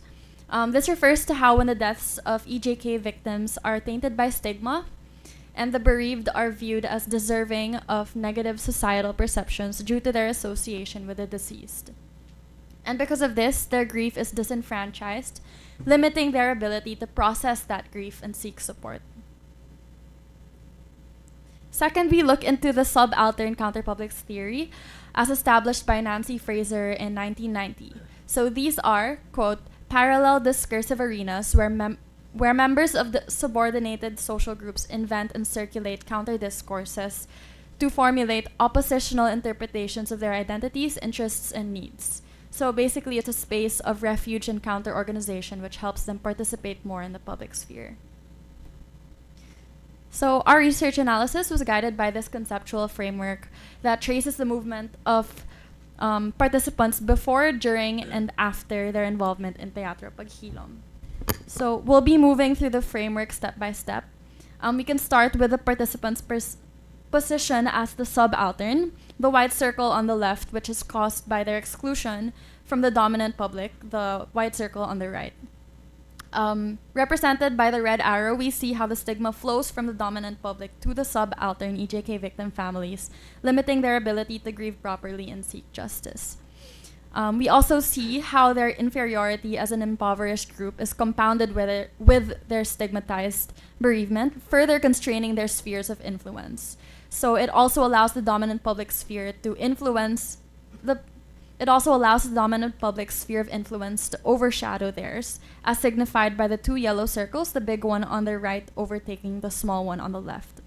So these spheres of influence also signify their degree of participation in the public sphere, which is the blue circle, where public discourse happens. Because of their limited participation in public discourse, they're unable to influence public opinion, which dictates whose suffering and loss is legitimized and whose is disenfranchised and devalued. So in order to resist the stigma and create oppositional interpretations of their identity, Program Paghilom, the green circle, is created. This counterpublic is able to successfully penetrate the dominant public through Teatro Paghilom, which serves as a supportive space for grieving, healing, and presenting counter-narratives to the public. So through this bridge to the dominant public, the subaltern EJK victim families are able to extend their sphere of influence, assert their right and participation in public discourse, influence public opinion, resist their stigmatized bereavement, and mobilize for justice. Thank you, Rafi. So moving on to our findings, our first major finding centers on how victim families experience stigmatized bereavement. Drawing from 4 interviews, we surface 4 recurring sub-themes. The first is slanderous perceptions of EJK victims and their families. So drug wars were often framed as necessary and just acts. So people developed slanderous perceptions for which our participants contested and asserted were not always true or justified. Nanay Nadine, for one, insisted that her son was wrongly targeted and completely innocent, or as they would say, walang kasalanan. But some nanays, like Nanay Maria, admitted that their loved ones were indeed had a history of drug use, but emphasized they were on the way to a better path. Her husband just completed a TESTA program when he was killed, so their death had robbed them of a redemptive future. Despite a lack of evidence, the public can assume guilt automatically. People can also assume members of the family are drug users themselves. They say gossip, media, and government messaging can reinforce the idea that if someone was killed, they probably deserved it. Next is bullying and the fear of association. Victim families experience courtesy stigma. That is, families are judged simply because they are related to someone accused of wrongdoing. Our kabataan participants share that they are bullied and mocked at school for being the child of quote-unquote addict or someone na tokhang. Nanay Annalyn said her child had to stop college because of the bullying. Other kids resorted to physical altercations because of the bullying. Participants shared they felt people in their community feared associating with them or attending burials, as they might become targets too. Sometimes help can still be received, but concealed. Nanay Felicia got help from a doctor for a death certificate, but was told, wala akong pananagutan dito ah. So nanays describe people whispering, avoiding them, giving mean looks, or calling them OA, overacting, if they cried too publicly. Nanay Felicia shares that the low-income background and low educational status also make it easier for those who are higher in status to look down or discount people like her. These factors isolate them further and force them to suppress or repress their emotions. The next is continued police intimidation. So even after the killings, the police can still linger. Nanay Maria shared her home was raided after her husband's death, with officers taking valuables they claimed were bought with drug money. So Nanay Maria's case was special because the death of her husband was actually caught on CCTV. Thus, she experienced more harassment from the police. At her husband's wake, police loitered nearby. She also shared she was forced to sign a statement that cleared the police of responsibility, which she signed because she was in a state of shock. Many nanays share how they feared the police after EJ case. Just seeing a uniform could trigger anxiety. Their trust in the government, thus, especially the police, has eroded. This made it difficult for them to enlist government help for justice. Lastly, we move on to the difficulties in mourning. So after experiencing a sudden and traumatic loss, some nanays describe feeling lutang, or disconnected from reality, struggling to regain a sense of self. In the early stages of their grief, some nanays withdrew entirely, engaging in self-isolation from friends and relatives. Nanay Felicia shared, "Ayoko makita ng tao, nawalan ako ng gana sa buhay." As nanays, however, their grief cannot consume them. The demands of survival and caring for their children force them to return to work, relying on racket or odd jobs. Some also share they repress their grief in front of their children, hoping to shield them from further distress. The threat of bullying and social judgment, or the other themes we have mentioned before, compels these families to suppress their emotions from others and retreat into isolation. So, given these experiences of stigma and how it limits their self-expression as well as their pursuit of justice, how does Teatro Paghilom come into play? So, Teatro Paghilom functions as a subaltern counterpublic for these victim families. So, Nancy Fraser describes subaltern counterpublics as spaces for withdrawal, regrouping, and activism against dominant publics. And Teatro Paghilom fulfills these functions by providing, one, a safe space for EJK victim families to create a community and share their stories, and two, allows them to challenge mainstream narratives through their performances. So firstly, they have a unique set of production themes. So in the Philippines, theater has always historically been used for political activism, for marginalized groups to challenge dominant narratives. And Paghilom showcases are devised directly from the experiences of the participants, not only as EJK victim families, but also as members of other marginalized sectors, so such as the urban poor and women and children. So for example, the showcase we saw in St. Jude not only tackled their experiences of EJKs, but also tackled poverty, inflation, out-of-school youth, POGOs, teenage pregnancy, the Kaliwa Dam Project, and other relevant socioeconomic and sociopolitical issues. Next is truth-telling or pagpapatotoo. Teatro Paghilom participants see theater as a platform for truth-telling, which challenge dominant misconceptions and allow them to assert their counter-narratives. So the director of Paghilom describes the participants as quote-unquote better than actors, since they don't play fictional roles, but they share their actual lived realities on stage. They play themselves on stage. And this authenticity creates an emotional connection, obligating the audience to engage with their stories with respect and with empathy. And similar to indigenous Philippine drama, Teatro Paghilom sort of blurs the line between the performer and the audience, because the audience are invited to live vicariously through their performances and reflect on their own complicity in social injustice in the Philippines. And each showcase ends with a solemn procession of framed photos of EJK victims, and this further personalizes the loss and allows the audience to see these victims as more than just mere statistics. It also merges the faith of these EJK victim families with resistance and turns mourning into a powerful act of defiance against state violence. And with all this, Teatro Paghilom successfully combats stigma by presenting truth and encouraging healing in the pursuit of justice. Teatro Paghilom also opens the participants to influential audiences and allows them to broaden their personal networks and garner more support.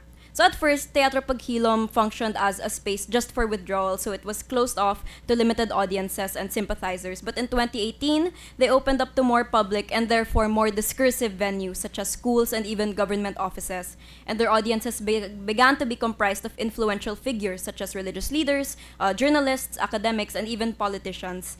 And many of these individuals also approached the performers after the showcase, offering their personal contacts and going so far as to offer scholarships for their children or even financial aid to help them. And sometimes media coverage attends these shows and helps amplify their reach, but of course there are limitations to this because of safety, as the participants would prefer to remain anonymous. So in photos, their faces are blurred or pseudonyms are used instead of their real names. But this allows them to inform the public, educate the public, but also allows other EJK victim families to come forward and seek healing and justice, because some have even visited the existing Paghilom participants to express wanting to join Paghilom. So they've invited new members because of this. And finally, Teatro Paghilom allows them to reclaim their agency in 5 ways. So first is visual art, because they create their own props, they create political placards and signs of protest. Leadership, because some participants naturally take on mentoring role, teaching new participants, but also taking the initiative to educate audiences and talk to them after the show. Some even become area coordinators later on for the Kalinga Center. Speech, performances challenge dominant narratives, culminating in unscripted monologues where the participants impromptu share their experience of EJK. And usually this is the climax of the performance, the most emotional part, because it's the only part that is unscripted in the play. Bodies, because through nonverbal expression, they are able to express what they cannot verbalize. And Derek also says that by developing their physicality, it also eventually leads them to be more eloquent with expressing verbally later on.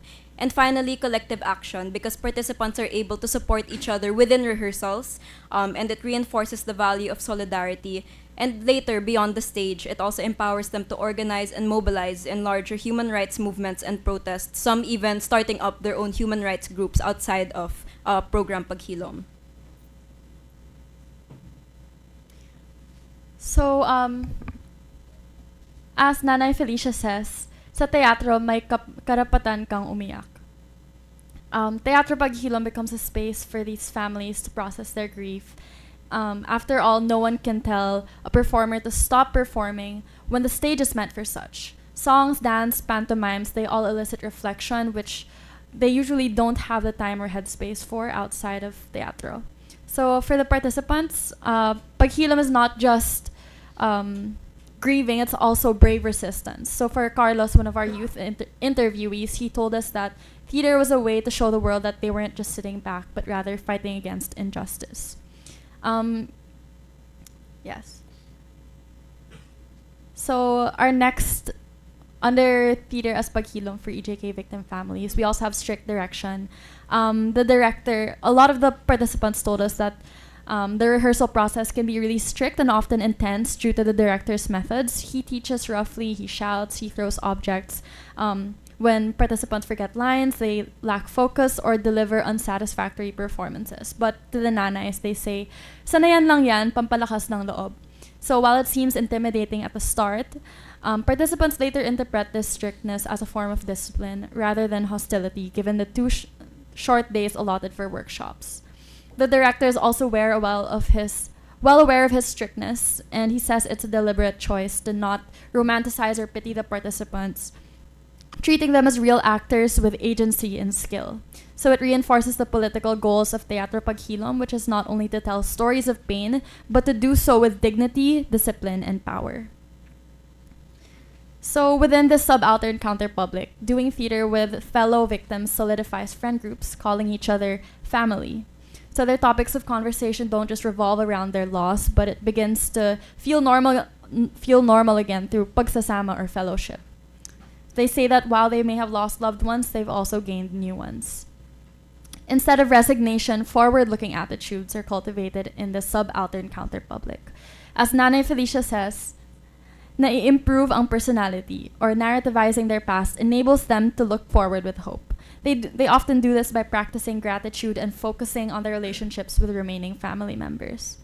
And so while the pain of their loss remains, they're able to better cope with it and collectively transform it into something of value in larger society. This solidarity present within the subaltern counter public is also what ushers their reintegration into society, into public discourse, equipping them with the necessary knowledge and the confidence to confront and resist the stigma that once spoiled their identities. So through this study, we invite reflection on the limits of formal institutions in delivering help and justice, and rather highlight the supplementary but powerful role of alternative groups like AJKF and the cultural work of theater. While state reparations have long evaded these families, Teatro Paghilom became a counter-public space to regroup, persist, and resist. Here, grief is not hidden, it is performed. But they don't act out fiction, they stage their truth. In a country still reckoning with the drug war's legacy, their show must go on. As Nanay Annalyn put it, para kaming nasa ilalim ng lupa, tumutubo pataas.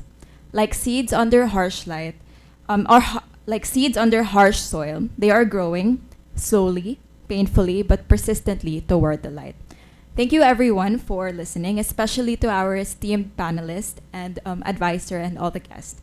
We would also like to extend our gratitude to the AJ Kalinga Foundation for accommodating us graciously, and most of all to the Nanays and Kabataan who have inspired and fulfilled the study.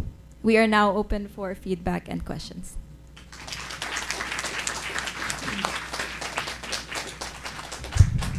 All right, thank you, Rafi, Thea, and Roshi. Now we give the floor to their panel members. Sir Jehu, would you like to go first? Or here? Sige, here na lang in front. Ayan.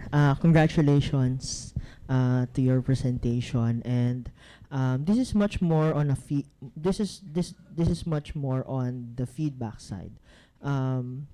While I was reading the manuscript and I was listening to your presentation, I remembered Necropolitics by Achille Membe and Vicente Rafael's discussion on Duterte's drug war as a sovereign trickster.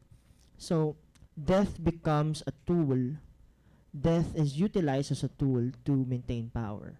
So now, one thing that I was thinking about is how these people reclaim the control that was lost. Like, they lost control of their lives. Like, the narratives about them, the narratives about their family, the narrative about their deceased family members.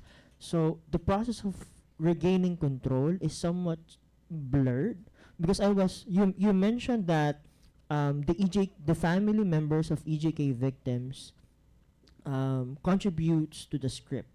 And I was looking at the process of how they contribute. What are the things that they talk about during that engagement? It was stated in the thesis that they did that, but there's no explanation on how and what process they've gone through, or maybe it's the limit of the process. But the process of regaining control in their lives starts there when they contribute, when they engage in processing the grief, processing the shame in some sense. But at the same time, I was looking at that process. I was looking for that specific process of how they navigate around it, because they're constructing a narrative. And discussions about the drug war, its effect, can be different in the community. The narratives, the perspective of people can be different. What is the process of having a coherent narrative of this is what's happening? Maybe there is a there is a part of the process there where they weigh in every narrative, weigh in different perspective, and so ayun. The process of collective grief is very powerful, and I've seen that with the theater performance, collective grief. Yes. So,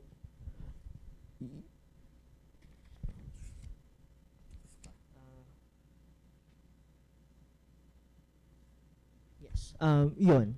Yun lang naman yung aking feedback at comment doon sa thesis. Congratulations. I really appreciate what you did, bringing the narrative further out there. Sige. Yun. Salamat.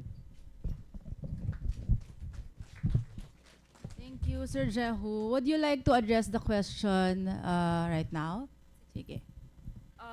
Siguro to expound on their process, based on our interviews with the nanays as well as the director, usually what happens is they first hold workshops. Usually these are 3 days where the director will teach them the basics of theater. So that's pantomime, speech, and all of that. And within these workshops, he also has activities wherein the participants are then able to provide their commentary and express their thoughts about what's happening in society. So, for example, he said that he would give an issue. For example, he would ask about what's their experience with poverty. Can you show that in a tableau? So, can you create a scene on the spot? Can you make poses or whatever? So it's not always verbal. There's also, as we mentioned, there's a mix of non-verbal expression that's happening, and then later they process what they just did. I remember there was this one nanay who told us that during the workshops, one of the prompts was they were instructed to recreate a scene of extrajudicial killing, and she played the victim. And then she described that that was her favorite moment out of everything she's ever done in Teatro Paghilom, because she was able to feel the fear that her son felt during the EJ case. So through these activities, which it's not a direct conversation of what did you feel about this certain issue, it sort of comes up through the activities. And then, of course, the director takes some artistic liberty, so he gets those information from the workshops, and then he's the one who's in charge of writing a cohesive script for them to perform, so that it's not so that it's a little more organized. But usually that's how those sessions go, and that's how they get their input from the participants. And additionally, we mentioned the use of monologues in the play, which is actually where the participants go up on stage, and then it's really unscripted at this point. It's extemporaneous. They don't practice this at all, because if they do, they would halt the rehearsals and end up crying. So the monologues, they talk about their actual loss and grief. They introduce themselves and talk to the audience very personally. So I think when we watched this, we cried. It was very personal, and this is where their real stories come out, is the monologues in themselves and how they contribute to this, actually not a script, but the whole production. I also just want to mention, in terms of being able to make like the production and the showing better, some of the nanays, as they regain that agency and that sense of leadership, they're able to tell the director after the performances sometimes if they think this could be done better, or if they think kulang dito, or stuff like that. Especially during feedback sessions with the community, some of the nanays are there in the audience sometimes when they're not able to join the workshops.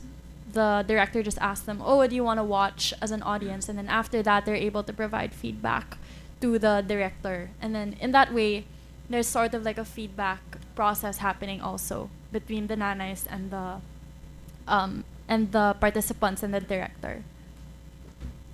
All right, I think Sir Jehu is nodding his head, so I think his questions were sufficiently answered and addressed by the three of you. Do you have Dr. Mijares? Hello. Dr. Can you hear me? Mijares, yes, thank you for your comments. We look forward to hearing from you. Okay. First of all, congratulations for a well-written, cohesive, and well-argued thesis. No, I really felt that you were really there with them, no, when I read your thesis. I knew, from reading your thesis, I liked how you were able to express, how these women, what these women went through, because most of these EJK victims usually say that they really want to be listened to be believed, and to be able to tell their story, and that you were able to show that, and that acceptance for them, is very important. I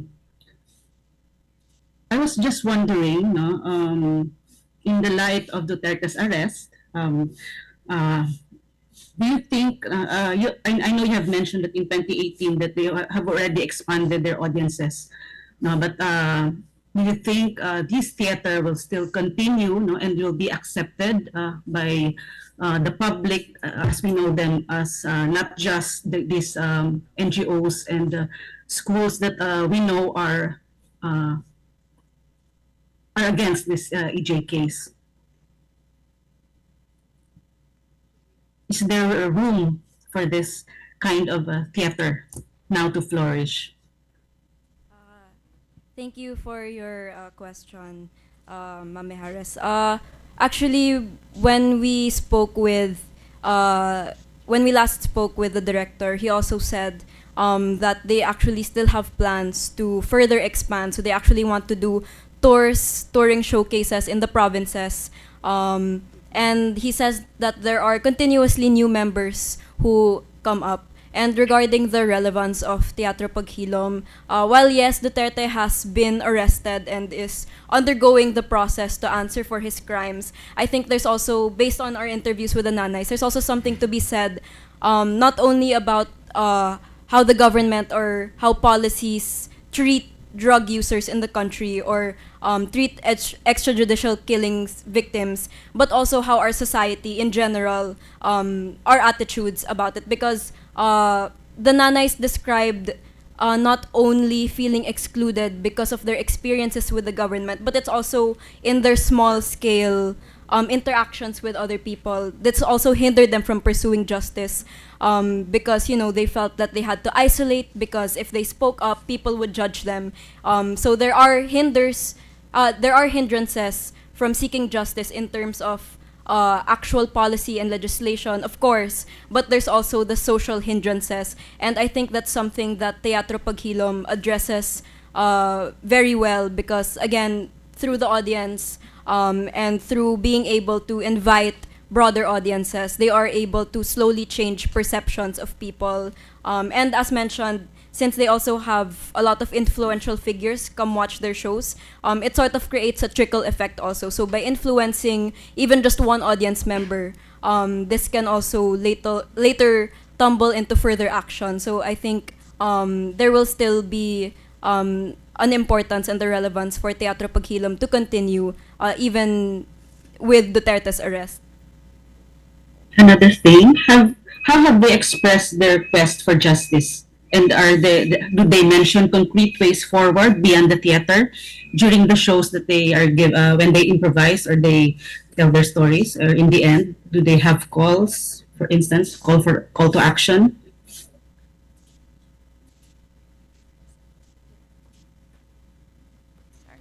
Yes. Actually, wait.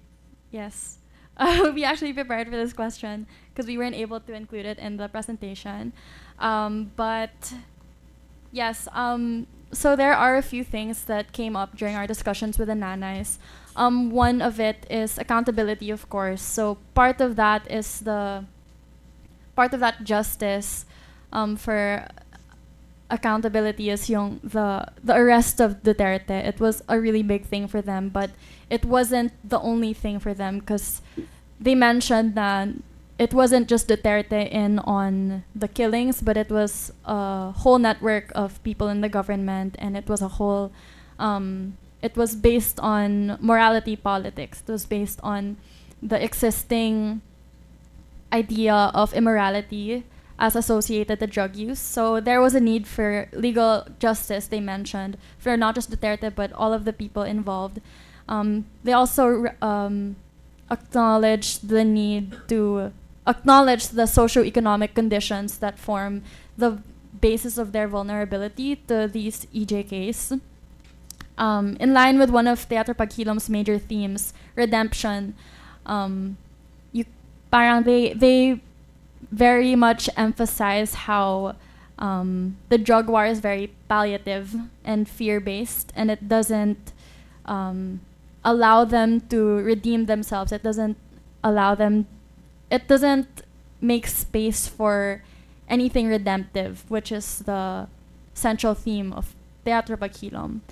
They also mention the human rights orientations that they attended, which sort of empower them. So there is a call for more of those orientations to empower and make people aware of their rights. And lastly is the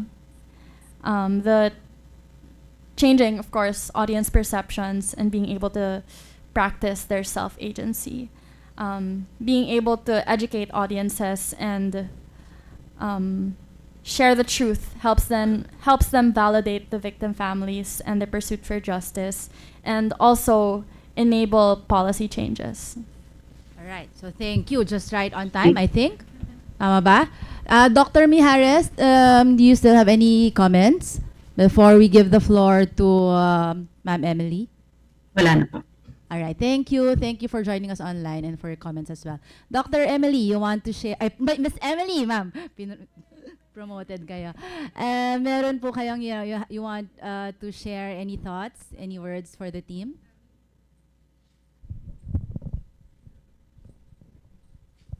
Thank you po sa upgrade.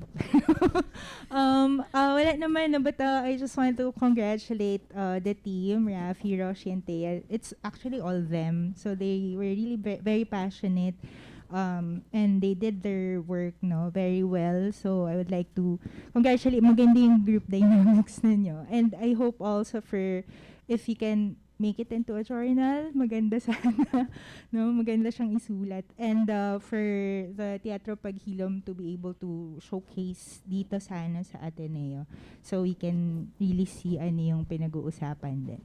Yun lang, congratulations. Thank you. Thank you, ma'am. Thank you. Thank you. Accelerated. All right. Thank you. Thank you again, Roshi, Rafi, and Thea. Very, very brave of you to explore such a controversial topic, di ba? Na parang I feel proud, and I feel, I had a lot of feelings watching. It's okay. What's happening? Oh, Dr. Alatas, Professor Alatas, we have a question, a comment from Professor Alatas. Thank you. Yeah, thank you. I guess you're running out of time for this It's okay, Prof. session, so I try not to take too long. I was just thinking about how this this presentation can be related to the larger theme of decolonizing knowledge. I mean, this is this study on extrajudicial killings and how stigmatized bereavement is resisted. It's a very specific issue, but I was wondering whether the researchers in this can think. If we were to think in terms of decolonizing knowledge, what is the contribution of your study to a theory of resistance? Because the usual way in which we do research, we would have our empirical data from our own context, but then we would apply theories generally developed in France or the US or the UK, which is fine. I mean, I think that is the way to go. We should be doing that because there are many useful theories that are developed in these places. But we can go beyond that to then ask the question: how does our data, like in your case, the data that you have from the historical facts of extrajudicial killings, how people resist, and so on. How does all of that contribute to a general theory of resistance? In a way that somebody who is studying stigmatize bereavement in the US would be able to use your study to help them to think about stigmatized bereavement in the US, to think about resistance in the US. I think this is our ultimate goal. That we have all our studies on our respective empirical areas, but going beyond that to look at the theoretical contribution. So when I say theory of resistance, I mean what does our data tell us about the nature of resistance, the types of resistance? What does it tell us about the origins and causes of resistance? What does it tell us about the consequences of resistance? So we have a specific case here, you have a specific case that you're looking at, but what does it imply for how we think about resistance? And can we then theorize about resistance in a way that people in other societies, in other parts of the world, can use your work to think about resistance in their own whatever empirical field they are looking at, so that we contribute not only to empirical to the explanation of the empirical data, but we actually contribute to theory. I think that is what we mean when we talk about decolonizing, by not just doing empirical studies, which are very important, but what do those empirical studies that we do, what do they imply for theorizing, in this case theorizing resistance? I was just wondering whether you could maybe comment on that. Thanks.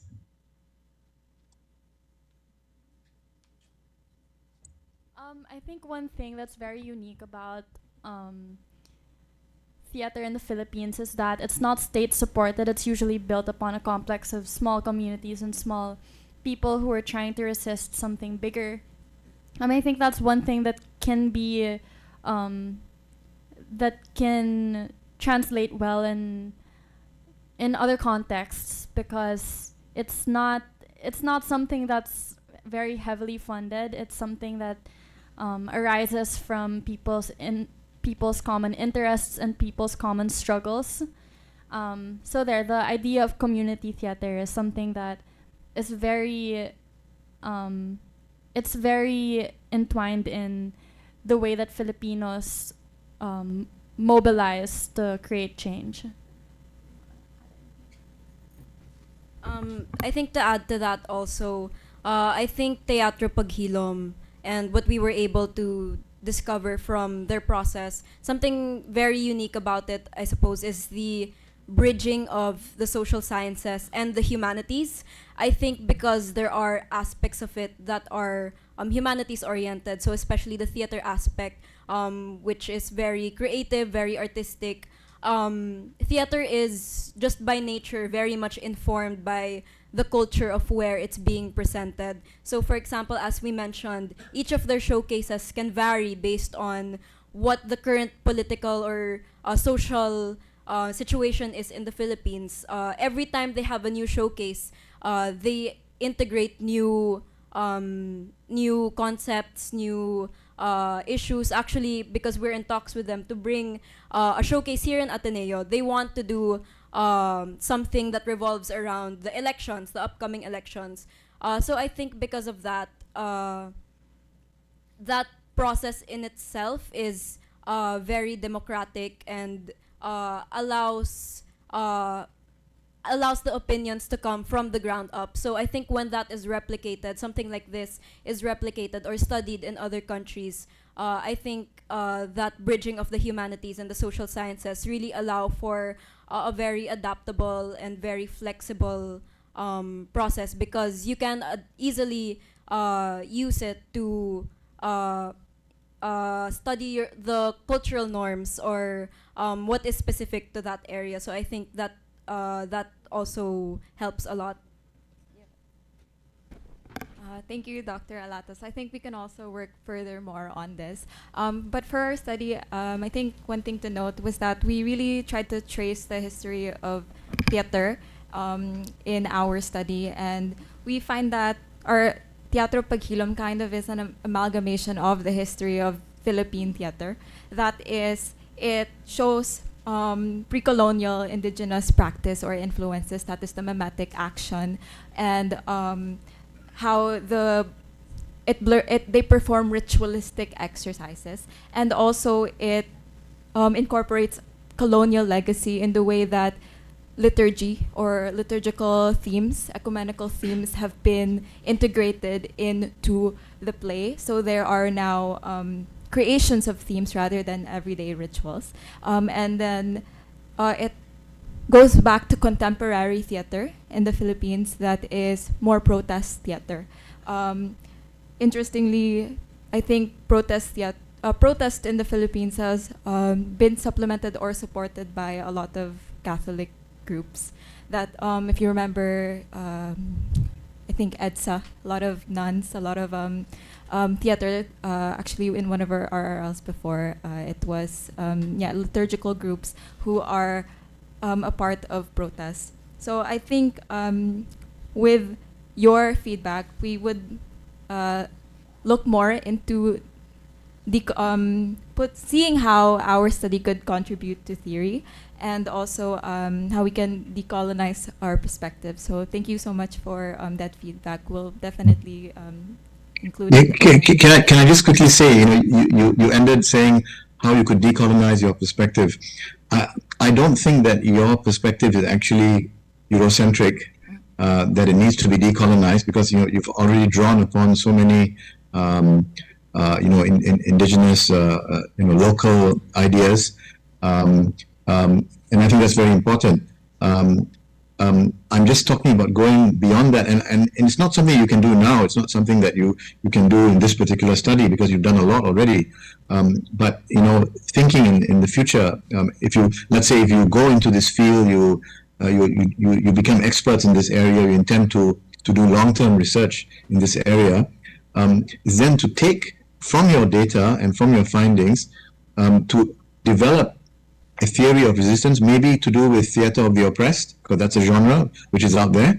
How does the Philippine case, your cases, how do they actually contribute to the general literature on theory of resistance, of theater of the oppressed, to the extent that people who are not interested in the Philippines find your theoretical findings important, that they can apply to their own settings when people are studying something similar in the US or anywhere else. I think that's the ultimate goal of our research. There's the empirical level.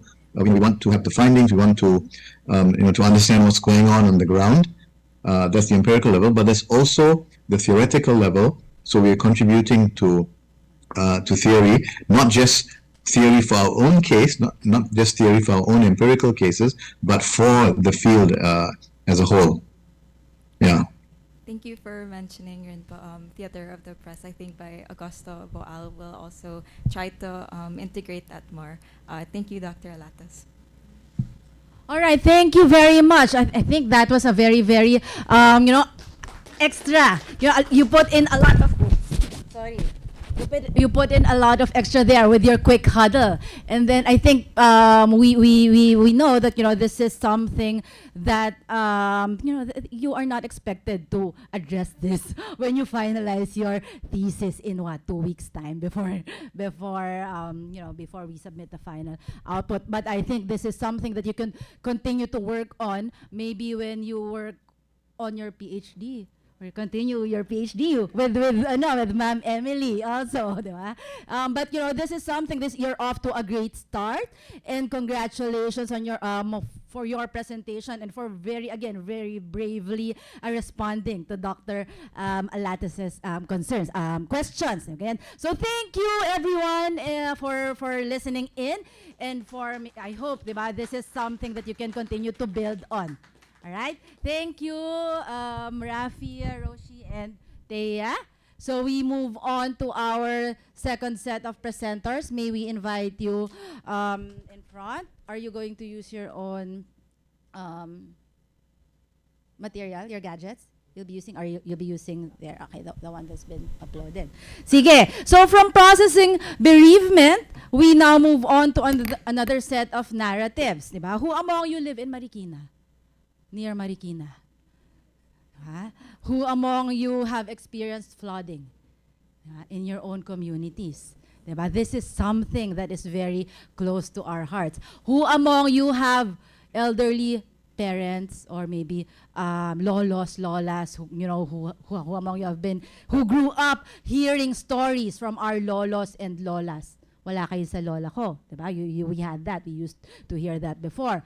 So this is what we hope to to learn, or we hope to maybe learn from as we hear from our next presenters. We have Alberto Rafael Magcalas and Nicolo Dante Peña, who will be discussing findings of their study, Pagbaha at Pagtanda, exploring gerontological narratives on flood agency and resilience in Tumana, Marikina. Okay, so we expect to hear from them how concepts such as social capital, adaptation, and resilience play out as elders from Tumana recall and share stories of the spaces they knew growing up, how these were also maybe reshaped or how these were reformed. And these places they continue to call these their homes even throughout the different floodings that they have experienced. We recognize now Sir Jehu wearing another hat. So you put on your hat. You put on you were our reviewer, panel member kanina. Now he is wearing the hat of the thesis advisor. All right. We also are happy to welcome do we have Dr. Porio with us? Not yet? No? But will she be sharing comments online? All right. Sige. We expect to hear. Dr. Porio is, always very busy. We all know that. Very, very strong in her advocacy work and in the other things that she is doing for the world. Diba? Dr. Andy Socoroda, will we also be hearing from Dr. Andy? Okay, and Attorney Nicole Torres? Alright, sige. So I think Sir Jehu will be sharing, on behalf of the very, our very busy panelists. They will also be sharing their thoughts after your presentations, but I'm sure that they already have a copy of your manuscript. Alright, so we thank you in advance and we look forward to hearing your stories. Okay? Okay, sige. Let's welcome the two gentlemen standing in front of us. All right. Okay. Your floor. Okay. Good morning, everyone. So we are Nicolo Peña and Toby Magcalas from 4AB Sociology, and we thank everyone for attending today's Sociological Research Conference. We would like to thank Dr. Emma Poria, Dr. Andy Socoroda, and Attorney Nicole Torres for accepting the invitation to be our panelists and the invaluable guidance that they have provided. We would also like to acknowledge the presence of our thesis advisor, Sir Jehu Lanyog, welcome back, and express our deepest gratitude for your guidance and encouragement the past several months. And lastly, we would like to thank Mr. Arthur Anigan and the Tumana Eco Warriors and the whole Barangay Tumana for being a part of this study and welcoming us into the community with open arms. Without further ado, we would like to present our thesis titled Pagbaha at Pagtanda, Gerontological Narratives on Flood Agency and Resilience in Tumana, Marikina. At present, the Philippines is hit by an average of 18 to 20 typhoons each year according to Pag-asa. Among the hardest hit is Marikina City. But why exactly is that? Geographically, Marikina is a valley, situated along mountain ranges and is intersected by the Marikina River. This means that in periods of storms, rainfall flows down towards the Marikina River basin, causing severe flooding. However, flooding began to worsen during the 1970s due to a sudden rise in population in Metro Manila and unregulated land use. For this study, we focused on one area, Barangay Tumana. Barangay Tumana is the second most populated area in Marikina City with over 47,000 residents as of 2020. And it was the most devastated area in the city during Typhoon Ondoy in 2009. It is a low-lying area with a dense population of informal settlements and is in direct proximity to the Marikina River as well as a network of creeks and esteros. Studies have been conducted on Barangay Tumana, namely Dr. Emma Poria in 2011 and Nicasio Espina in 2019, who evaluate the ecological, structural vulnerabilities of the area and the effects of urbanization on disaster risk. However, few studies have been conducted qualitatively, highlighting the experience of residents in Tumana, especially on the perspective of older persons. With that, we'd like to introduce the concept of gerontology. Gerontology refers to the study of aging and older adults, which focuses on the quote-unquote physical, mental, and social aspects and implications of aging. As of 2020, older residents aged 60 and over make up for 9.1% of Marikina's household population, rising from 35,000 to 42,000 in a span of 6 years. If this trend continues, Marikina may soon be classified as an aging population, heightening concerns about disaster vulnerability and adaptation. A gerontological approach in this regard means understanding the role of disasters in an older person's life, how they recall their experiences, and how they have shaped their perceptions on adaptation and resilience over a period of time. With that, we'd like to just briefly show some of the relevant studies, mainly on aging disaster, which studies the effect of disaster Katrina on older persons in the US. We are feeling older than our age, which evaluates the effect of Cyclone Ayla on the elderly in Bangladesh, and walking ethnography, which evaluates the perspective of the Thai in Chiang Mai with regards to flooding.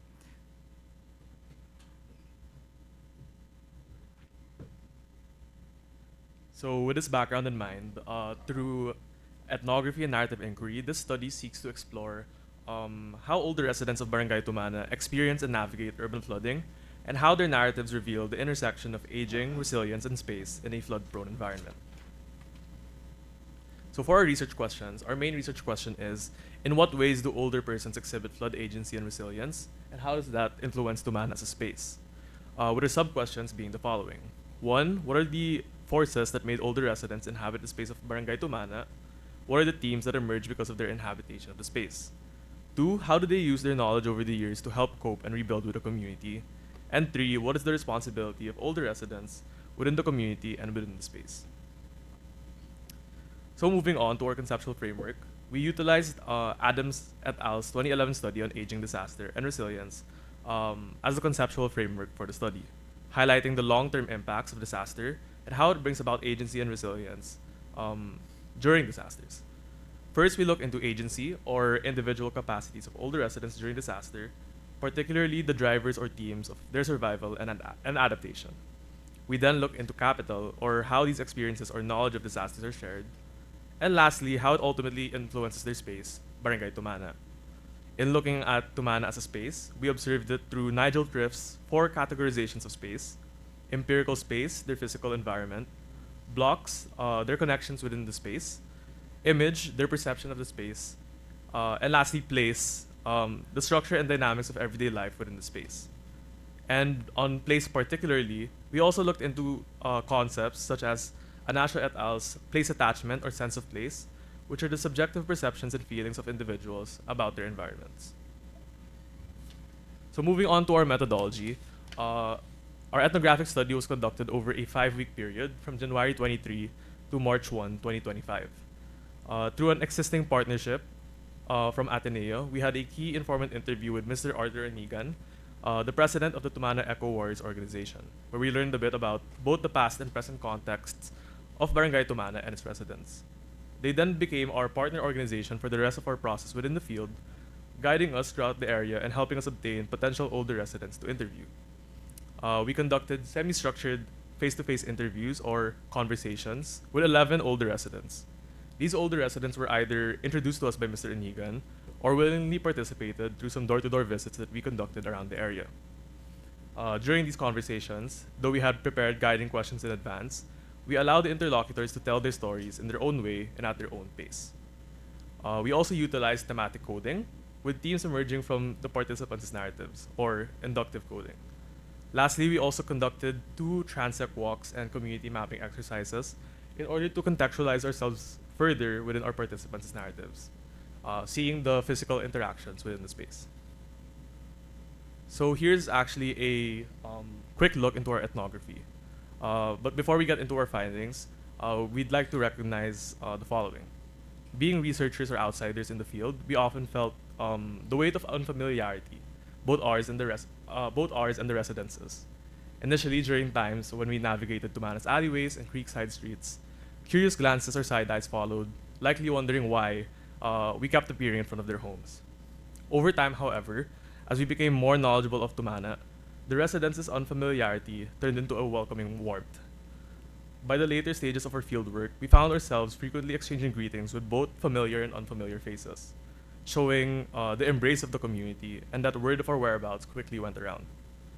Yet, even as we grew more connected to the community, we often reminded ourselves not to grow too comfortable. We may have formed great connections with the community, but we as researchers and outsiders still cannot fully account for the uniqueness of their experiences. While we have experienced flooding and resilience in our own ways, we ultimately still have to respect the narratives of the community as their own. So now let's go into our findings. First, on the inhabitation and transformation of Barangay Tumana as a space. So first, we'll be talking about the provincial origins. Urban migration, and economic challenges. Perhaps the one thing all of our participants have in common is that all of them originated from outside of Metro Manila. Among the 11 residents we spoke to, 3 originate from Masbate, 2 are from Leyte, while others came from various parts of the Philippines. Back then, they were pushed to relocate towards Metro Manila because of the limited economic opportunities and low income in the provinces. When asked about his life in the province, one of our participants, Tatay Benji, said, "Nung syempre sa amin, ang hanap buhay ko noon ay ang pagtatanim ng palay sa ilog. Pero wala ring pera. Hindi ka makakabili ng magandang damit o kung ano mang gusto mo. Mangungutang ka na naman at kung ganun ng ganun, sabi ko nakakahiya."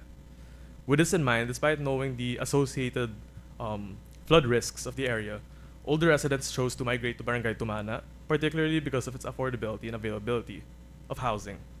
Back then, the area was still largely undeveloped, and the cost of properties were only 8,000 to a few thousand pesos.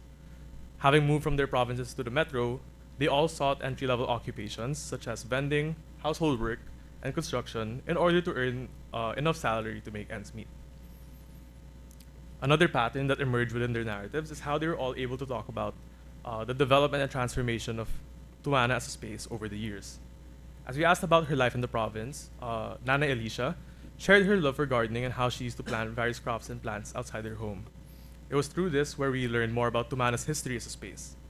Our participants all noted how Tumana was once a hot and sparse farmland, which only recently faced rapid urbanization during the mid-1990s to the early 2000s. This was due to a sudden population increase within the area, which came from a surge in migration and in-city resettlement from infrastructure developments back then. It was during this time when roads were placed, housing started to become condensed, and access to basic utilities such as water and electricity were given. From these accounts, we could note how older residents have developed their sense of place, or their perceptions toward their physical environment. While some appreciate urbanization and the formal developments of Tumana, others were found to be critical of it, such as its environmental implications. For example, when asked about how he perceives the community, Tatay Benji mentioned how pollution increased when Tumana's population surged, leading to a greater buildup of trash during floods. In the next section, we will be focusing on experiencing, recovering, and adapting to disasters. First is on floods as shared experiences. According to our participants, residents of Tumana are close-knit and almost like family, and they especially exhibit strong ties in times of disaster. In narrating her Typhoon Ondoy experience, Nanay Alicia recalls her entire street being cramped in one neighbor's house with upper floors, stating that binuksan nila, ang dami namin noon, buong Ampalaya Street nandoon. Natakot nga ako kasi akala ko magkakaroon ng stampede kasi ang dami nga. Here, they shared food, shelter as the rain slowly went away. If they weren't in a house with upper floors, they were taking shelter on one of the roofs. Opening their homes to neighbors, sharing food and other forms of aid is a form of bridging social capital. In this sense, each person and household has different backgrounds, different motivations, but typhoons build trust because of a shared desire for survival and safety. Second is on flooding as a regular occurrence. So Typhoon Ondoy may have been the most destructive, but it certainly was not the last.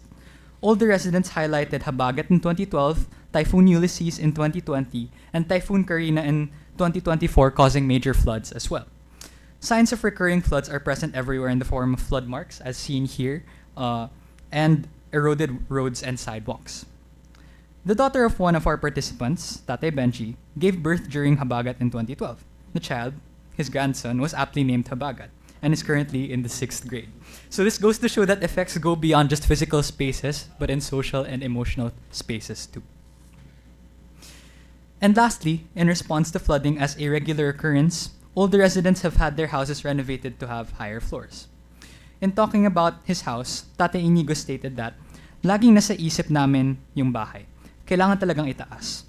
And to be fair, walking around in Tumana, it's difficult to find a house without at least 2 floors. Many houses are newly renovated with clean-looking upper floors but faded lower floors, while some houses are being renovated to have higher floors. The proliferation of multi-level housing is a shared experience in itself as well among residents of Tumana. However, it is worth noting that this shared experience also influences Tumana as an urban space, meaning that to live within the area, you must build your house to account for the constant threat of floods and disasters. And lastly, we would like to talk about our last chapter, which is titled Paghanda at Pagtanda, Aging with Disasters. So first is on navigating disaster-related stress and age-related vulnerabilities. So while typhoons come and go and debris is cleaned up, the emotional effects of disasters still linger.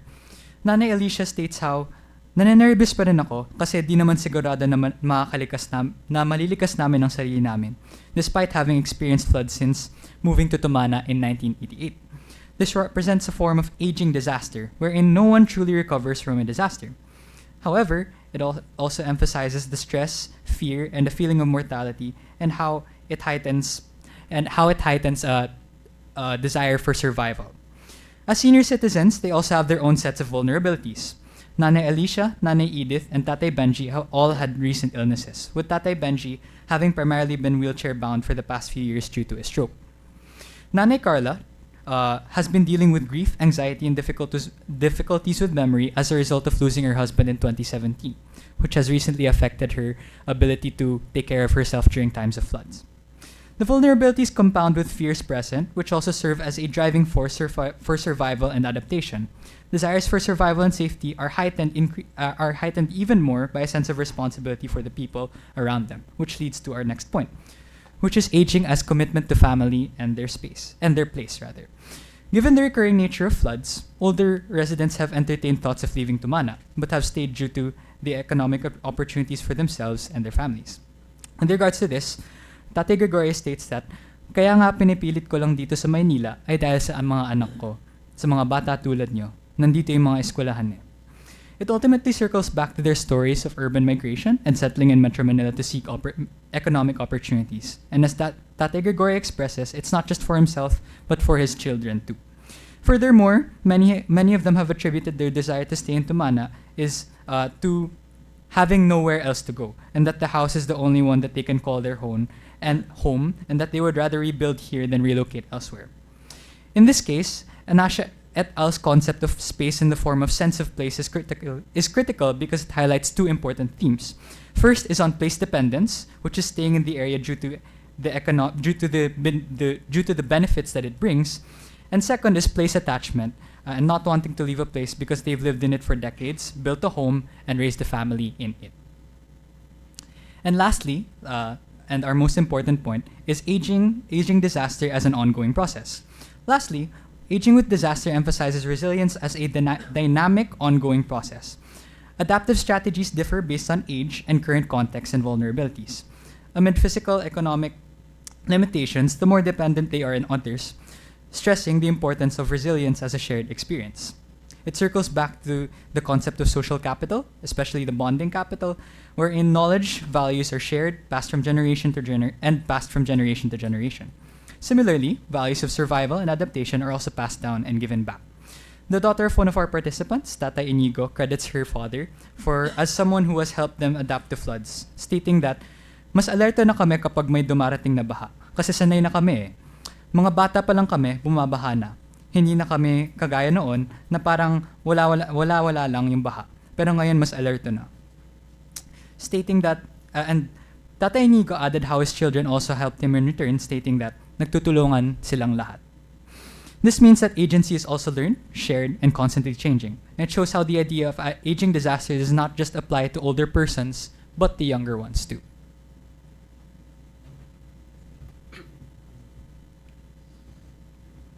Thus, from our findings, we argue that resilience, which often has a victimizing connotation, can instead be framed as a commitment to their space, a commitment to their relationships, and as an ongoing process.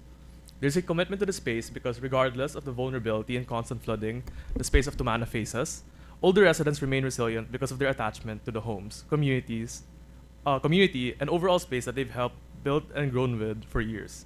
This attachment can be seen through their deeply rooted sense of place, or the many perceptions they have towards Tumana, a place that they and their family have considered as home for years, which ties into resilience as a commitment to their relationships, or how social capital contributes to resilience. Amidst perennial disasters and urges to leave Tumana altogether, the decision to stay stems from their relationships with their loved ones. Moreover, their relationship with their neighbors are deepened because of how resilience is shared, showing how individual motivations and narratives can interact with each other, especially after living in the same space for many years. And lastly, tying everything together, disaster is an ongoing process. In a flood-prone community like Tumana, wherein disasters occur regularly, change is constant, especially when they are caring for other people. Thus, adaptation is a constant matter, and it is a matter of being well prepared.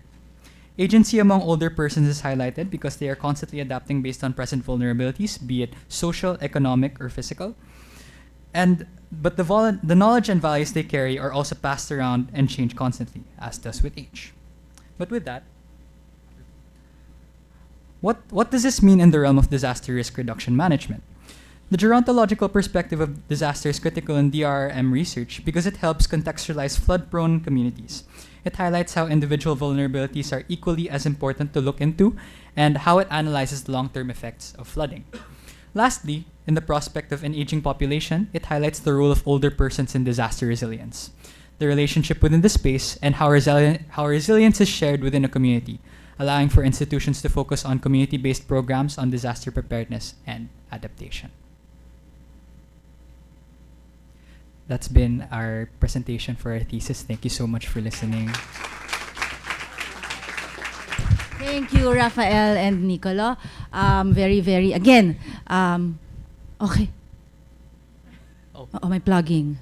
Sige. So this is maybe part of engaged anthropology, engaged sociology. We are also, looking at our maybe research participants, our communities. Maybe we're also looking at how we can maybe contribute to them. Okay, so sige, we can invite Sir Jehu to maybe borrow the hat of Attorney Nicole Torres as you read their comments, and we can already proceed to your own set of comments as well. Ayan. So there is two parts for this. So first, conceptual grounding. Sabi ni Attorney Nicole, what do you mean by quote-unquote resilience of other persons that goes along with age? Resilience has a generally accepted definition in literature. Literature will extend this to the individual level as well. So when you say quote-unquote resilience of older persons, what do you mean? When you say goes along with age, is it just about how the resilience at individual and communal levels changes? Second, what is flood agency? Do you mean agency during times of flooding? How is this different from resilience in general? Regarding problem statement, you say an ethnographic study of flooding is important because there is a need for narrative inquiry regarding the experiences of urban planning. Why though? What will an ethnographic inquiry provide that other assessment does not? This might be a good lead into your gerontological focus. Second set of questions, deepening analysis. The analysis on resilience as quote-unquote committed to space is not very clear. What are the elderly residents committed to? Is it just continuing to stay in Tumana? What kind of commitment is it? Is there attachment to their home because they really want to live in Tumana now, or because is it possible to move elsewhere? Or is it because it isn't possible to move elsewhere? How is it resilience? What transformations have they introduced to the physical space in the context of flooding? Considering this, the analysis for one, resilience as committed to space, and second, committed to relationships seems very similar, that it is not immediately clear how different the points being made are. Resilience as a process implies that there is an beginning state and a continuous effort to get somewhere. What is this? In the context of Tomana, how do the elderly residents contribute to this effort to get somewhere? The analysis talks about aging as a process, and the writing does start to connect this to the experiences of flooding, but it could be clearer.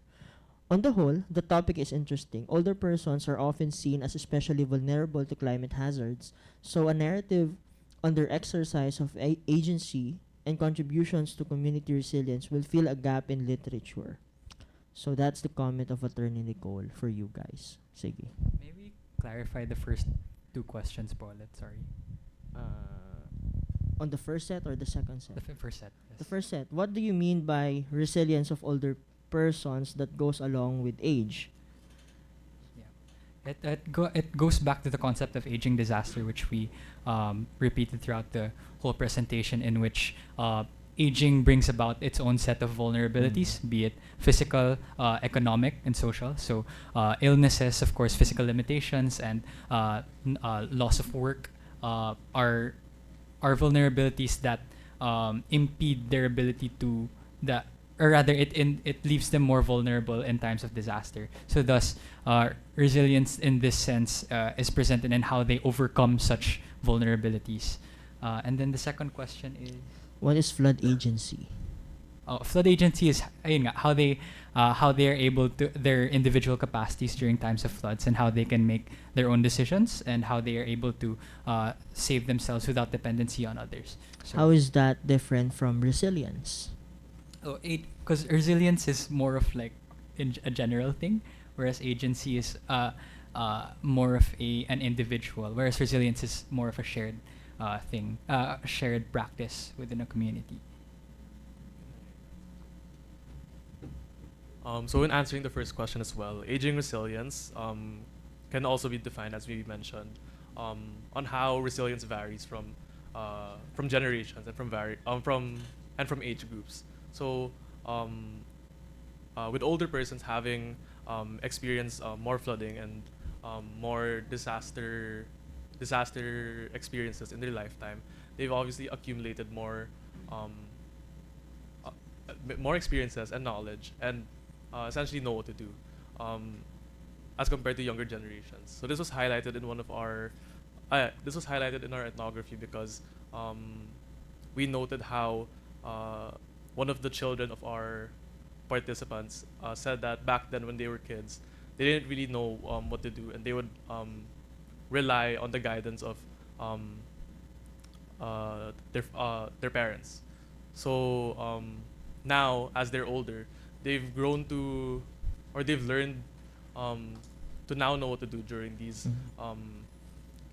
during disasters, and that shows essentially that resilience comes with age as well. Sige. The third question is, on your problem statement, you mentioned that an ethnographic study of flooding is important. Why is it important? What will an ethnographic inquiry provide that other assessments does not? Ayan. It ties to our last statement on the importance of gerontological research on disaster risk reduction management, in the sense that first it analyzes the relationship with space. So it analyzes the relationship between the person and the flood-prone space. So it's not just a matter of the scientific aspects in natural sciences, but also how they interact with their area. Second, it it analyzes how disaster resilience is a shared practice within the community. So it's not just a matter of evacuation, of rescue, but also how they are able to adapt within themselves, within their own communities. Sige. Yung second set of questions, you can just answer it later. But my question is, as an advisor, how can the local government use gerontological narratives to address certain gaps in DRRM? A lot of the studies, especially on Marikina City right now and on Tumana specifically, are centered on the ecological hazards, on the structural hazards, on the effects of urbanization. But very little emphasis is placed on the lived experiences of floods, especially given that it's a recurring thing. That despite it being such a recurring experience within Marikina and Barangay Tumana, a lot of studies do not highlight that, and they are unable to employ measures to account for those experiences. And again, we'd like to emphasize that aspect of community resilience, because a lot of disaster, there's only so much that they can do, rescuing or having an alarm system, but ultimately a lot of what DRRM has to do is to strengthen community agency, being able to being able to fend for themselves as well, having that ability. All right. Sige. Perhaps the significance of our study as well to DRRMO offices is that it allows, or it highlights that there should be age inclusiveness when it comes to community-based programs. So as you mentioned, since there's a difference in resilience between age groups, perhaps the DRRMOs should implement practices that are, for example, catered to older generations as well as younger generation. I guess especially for physically vulnerable older residents, there should be a emphasis on that when it comes to disaster or community-based programs on disaster preparedness. And then for younger generations, maybe equip them with the basic things to know when it comes to agency and resilience. All right. I don't have any other questions. Congratulations on your presentation. Pagandaan nyo na lang yung revisions. Thank you, sir. All right. Very encouraging, di ba, si Sir Jehu. We also, so thank you, Nicolo and Rafael. I'm sure we will be hearing, or we will be receiving comments from our panel members, maybe hopefully in the next few days, so that you can already think about how you are going to move forward with the manuscript. All right. Do we have questions from our online audience? All right. Sige. If you may, use the mic, please. Yeah. Thank you, Hello. sir. Hindi na ako online. Okay. Face to face lang. All right, so guys, congratulations for that presentation. It was a good attempt in describing the navigation experiences of our elderly with regard to disasters. You framed aging disasters, if I'm mistaken, or aging, the term that you're using earlier, as those who are elderly is considered to be vulnerable, at the same time resilient.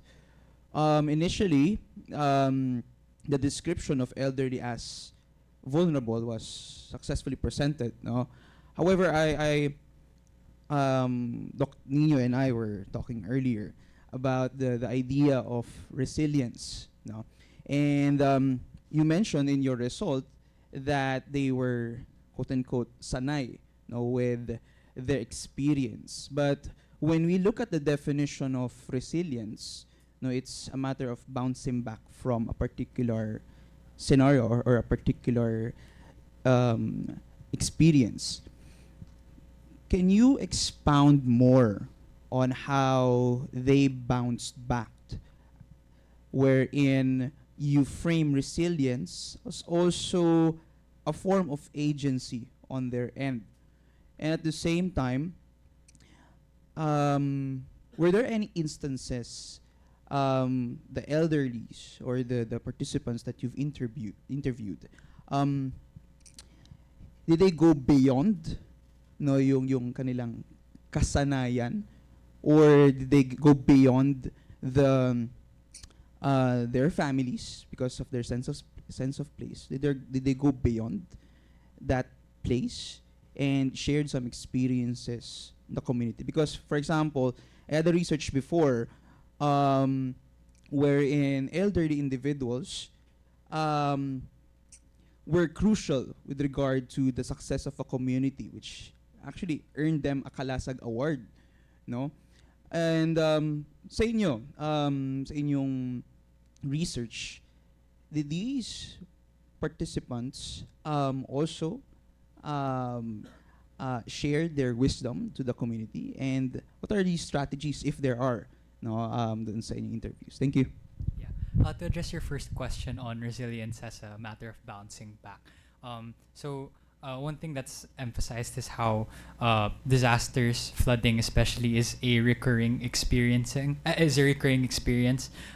So every now and then their area gets flooded because geographically that is that they are predisposed to that. So in that sense, even though they are quote unquote sanay na, it's a different experience every time. Like they are prepared for it, they know how to anticipate it, but that doesn't mean that their experience is necessarily the same. So sometimes the what do you call this? The floods don't enter the house per se, but other times floods do enter and ravage their homes, and thus the need to adapt in different ways. So ayun nga, sometimes it's just a matter of cleaning out the house, cleaning out the mud, but sometimes it's also a matter of rebuilding their homes to make it stronger, make it higher, to account for that constant threat.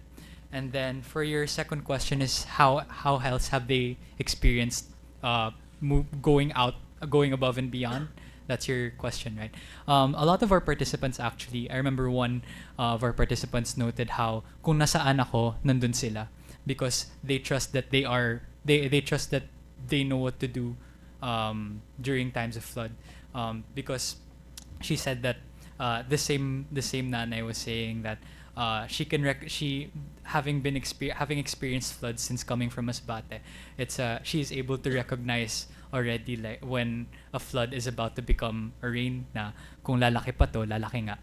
And then so it's a matter, that's why in her story earlier about what do you call this, when her entire street was crowded in one home, that happened because she encouraged everyone to go there. That was the only house that had upper floors at the time, and she wanted them to be safe during that time, during Undoy. So even if it meant being cramped within a single house, it was a matter of her making sure that everybody in her street was safe. So I think that was an example of them going above and beyond.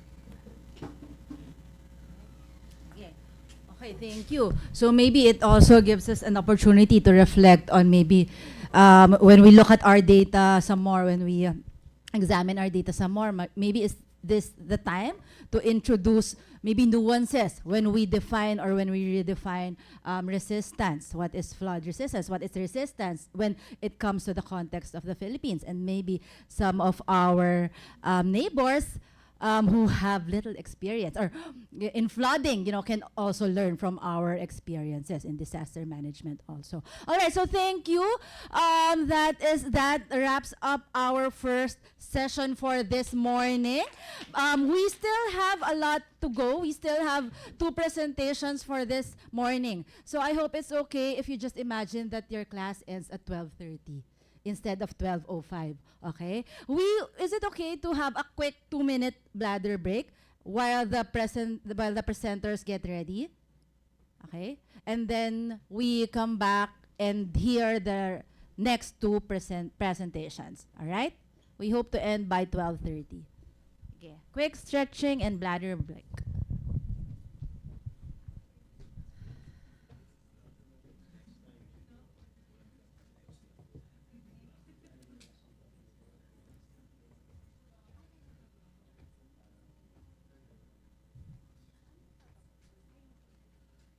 Maybe also invite the rest of the audience to please move closer para mas tight tayo. Okay?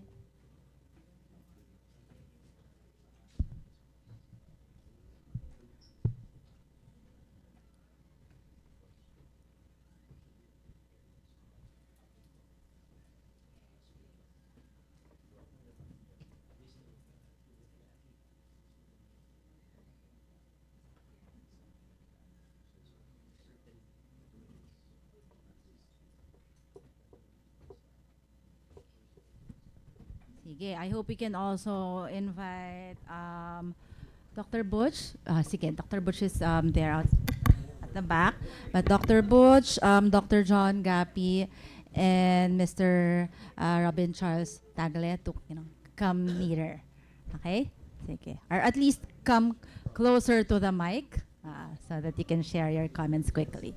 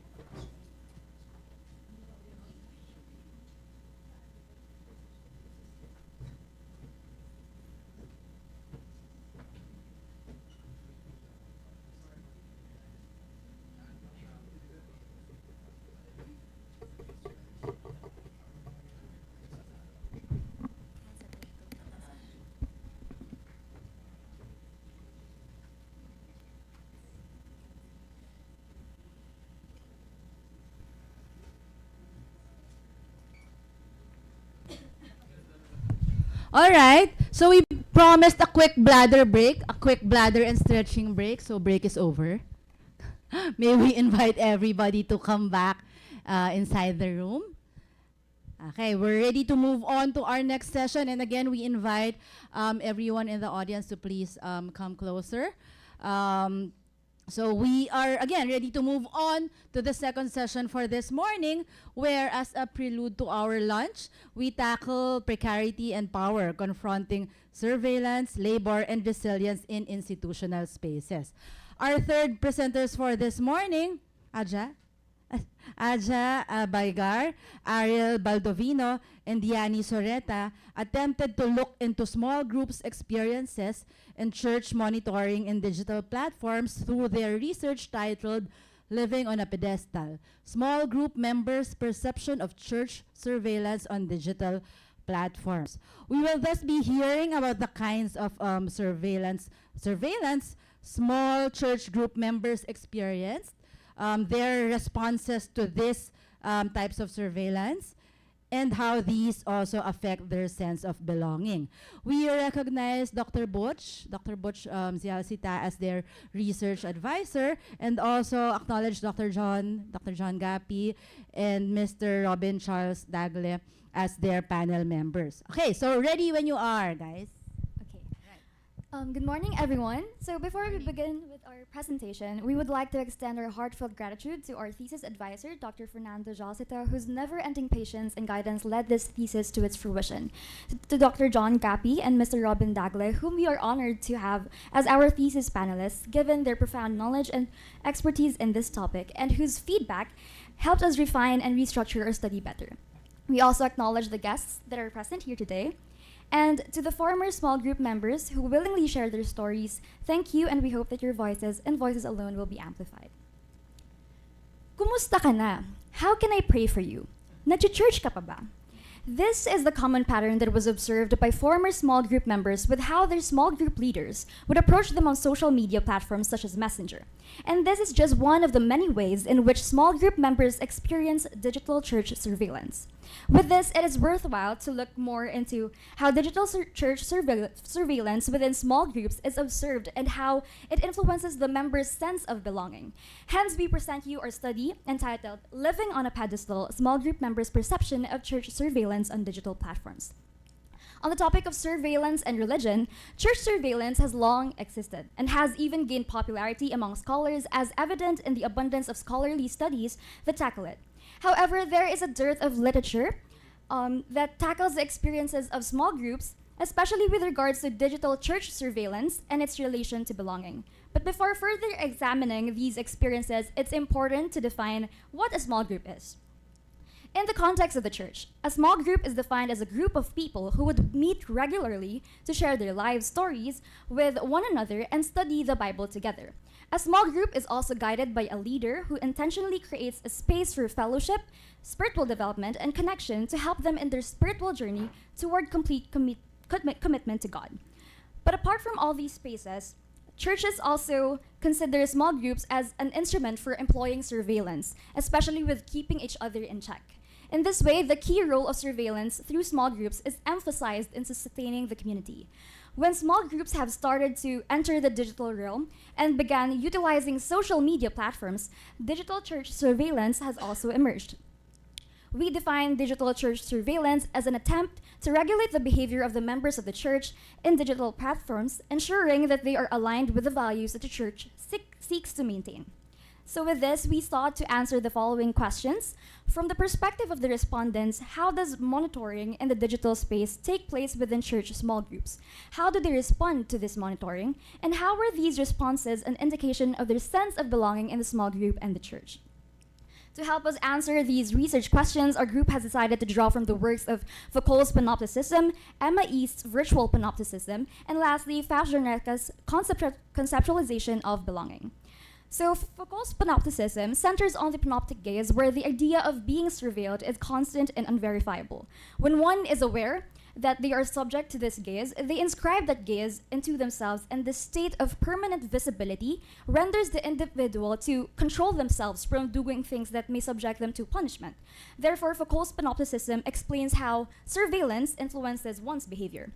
Emma East takes it a step further by adapting Foucault's concept within the digital context. She claims that in virtual panopticism, through social media, the actions and interactions of individuals are monitored, which then creates systems of control that rely on persistent visibility and data collection. Similar to Foucault's panopticism, this persistent visibility renders individuals to conform to certain norms and values to evade any unwanted outcomes. This study also contributes to the concept of surveillance, in which social media users are not only perceived as someone who can be watched, but now also assumes the role of being a watcher, which some studies call participatory surveillance. Since this study will look into the sense of belonging of small group members in churches in light of the responses to monitoring, it's best to first define what is belonging. So belonging, according to Fashioneka, is an emotionally charged social location. She further explains that it's something that we feel and experience. She presents commonality, mutuality, and attachment as the dimensions of belonging as an attempt to capture its complexities. Commonality refers to belonging as that highlights shared cultural forms, values, experiences, and memory constructions with others. Mutuality, on the other hand, puts more emphasis on reciprocity, wherein mutual expectations and obligations are met. So this means that members are expected to invest factors such as time, resources, loyalty, and commitment to ensure belonging. And lastly, attachment refers to the emotional connection of individuals to elements such as a place or a material possession through embodiment or resonance of smells and tastes, among many others. So using all these theories in our conceptual framework, we refer to Foucault's panopticism as the overarching theory of our research, as this will explain and provide a background on the state of being monitored. Because Foucault's panopticism is limited to the physical spheres, as an extension, we find Emma East's virtual panopticism valuable, especially in mapping out the experience of digital church monitoring among members, as the study in particular focuses on online spaces. So through this framework, we will figure out how digital church monitoring affects small group members' sense of belonging and how this belonging is manifested through the response. For the research methodology, we employed a triangulation approach incorporating individual interviews, focus group discussion, and textual analysis. So the textual analysis involved examining screenshots or snippets of participants' conversations and posts on digital platforms. Our study focused on former small group members who had left both their groups and the churches they were previously affiliated with, allowing them to share their experience more freely. So we had a total of 12 participants, 9 for individual interviews and 3 for focus group discussions. And the interviews were face-to-face and followed a semi-structured format with open-ended conversational questions to facilitate richer data collection. So all gathered data were then analyzed using a thematic analysis. So direct approval enabled us to analyze the data and identify specific themes, which are small group as manifestations of the church intention for behavior regulation, members as watchers, and response to monitoring. For the scope, the study is qualitative in nature with the loose and dynamic conversations. It allows us to focus more on their experiences in digital monitoring, how they respond to this monitoring, and how this affects their sense of belonging in their small group and the church. So we want to also emphasize that we focus on specific social media platforms such as Facebook, Messenger, Instagram, and Twitter. Additionally, the participants' age ranges on 21 to 29 years old. As for the limitations, the researchers had a hard time immediately looking for respondents due to it being a referral system. The research is only confined in 2 specific churches in Metro Manila, where the participants used to be affiliated with. And lastly, there was a significant lack of literature about small groups and their experiences, so we have to start from scratch. So for our findings, what happens in a small group? So the small group's growing trend emphasizes a huge role that small group plays in current church movements and their mission for evangelization. So it serves as intimate community-oriented gatherings where respondents engage in fostering spiritual growth, building relationships, and providing mutual support. So people join small groups due to family upbringing, peer influence, or seeking for stability. We would like to emphasize that a member doesn't need to have the same religious denomination in order to join, as we found out that their main focus is more on fostering a community and belonging for new members. Additionally, respondents shared that they regularly participated in Bible studies, prayer sessions, and faith-related discussions. So their meetings are usually once a week, either on school days, according to our participants, or on Sundays, following a consistent routine wherein it starts with a kamustahan, where members share personal updates, followed by an opening prayer led by the small group leader or a volunteer. We also found out that small groups are not solely focused on religious sharings and growth. They also serve as a spaces for social spaces, for example, going out or celebrating important events. Next slide, please. When it comes to the digital world, small group utilize social media platforms and messaging apps to stay connected. For example, Messenger and Facebook. It enables them to have continuous communication and interaction with their members and leaders, which serves as a virtual extension of their in-person meetings, allowing members to share prayer requests, offer words of encouragement, and discuss faith-related topics throughout the week. So to add, a respondent mentioned that social media is also a way for their leaders to express their appreciation toward the group or specific members. By posting on social media platforms, leaders publicly recognize the contribution, growth, or milestones of individuals, fostering a sense of value and formation. So next slide. Members as watched. So members experience being watched or being monitored by their small group members or leaders. So when it comes to the utilization of social media features, the respondents experience being monitored in a form through shared posts and stories or through private messages in various social media platforms. So small group members often engage with participants by reacting to their posts or messaging them on Facebook and Instagram. For example, Mutya shared that her leader frequently checked in on her via Messenger, inviting her to church events, even while she was hospitalized. A screenshot of their conversation shows that her leader asking about her condition before immediately inquiring her if she was available for a small group session.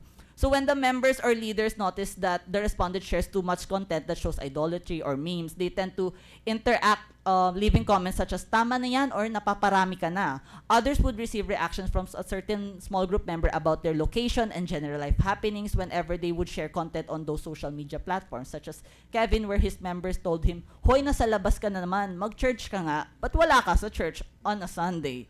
So utilization of possible online spaces in order to let church presence through the leader known to the member. For example, The leader would first send a message through the Facebook group chat and mention all of the members. The mention feature is utilized so that the members will get notified. But when when there is a lack of response, the leader will then resort to messaging them each privately. So a number of respondents also mentioned that every time they post something on their social media, to quote, sumasakto ang chat ng leader namin. Some believes that their small group leaders' online engagement with them is a way of watching them whether or not they are still active on social media. Agatha shared that usually she receives texts such as, "Di na nakikita sa church," or "Please go here." The image in the screen shows Kevin's screenshot where a small group members call him out for expressing anger over the government's pandemic response. The message asserts that as a Christian, his focus should be on God rather than worldly matters. This expectation of modesty in words and actions reinforces the group's practice of monitoring members of conduct. So for the indirect monitoring is imparted in ways such as surveillance experienced by others and indirect reference or allusion. So Agatha was referred to as an example of hubadera by her members and leader due to her social media posts and physical appearance. Rather than receiving a direct confrontation, she states that sometimes it is not super blatant. She shared that some members subtweet or tweet things in a form of patama or parinig. Some noted that leaders closely monitor members with significant church involvement, viewing them as role models. Aki shared that these expectations create pressures to quote, "Di rin kami pwedeng magkamali," acknowledging the challenge this poses for those under scrutiny. So the employment of, lastly, is in-person confrontation provides depth and meaning to digital monitoring done beforehand to either reinforce Christian beliefs and values or an attempt to improve personal relationships with fellow small group members. Example, criticizing what music they listen, who they date and bring to church. Some, it becomes a topic when they meet in person. So in the slide, there's a screenshot where Aki shared that her small group leader lived nearby or her neighbor, joking that she was sobrang lapit namin sa problema. After a loud argument at home, the leader, aware of the situation, privately messaged her, reinforcing their presence both online and offline. Okay, so now we'll go to the members as watchers, which is the second part of the group's findings. So what emerged from the findings was not the method in which they monitored them on social media, but the intention behind such, most of which are dependent on their relations with the person they're surveilling and their position in the church, as some members were also small group leaders. Carlos monitored their leaders' social media because it humanizes them. Respondent A practiced monitoring as a leader, but they don't act upon it because they know the feeling of being monitored. While Agatha, quote-unquote, watched because they held their leader to a high standard, putting them on a pedestal.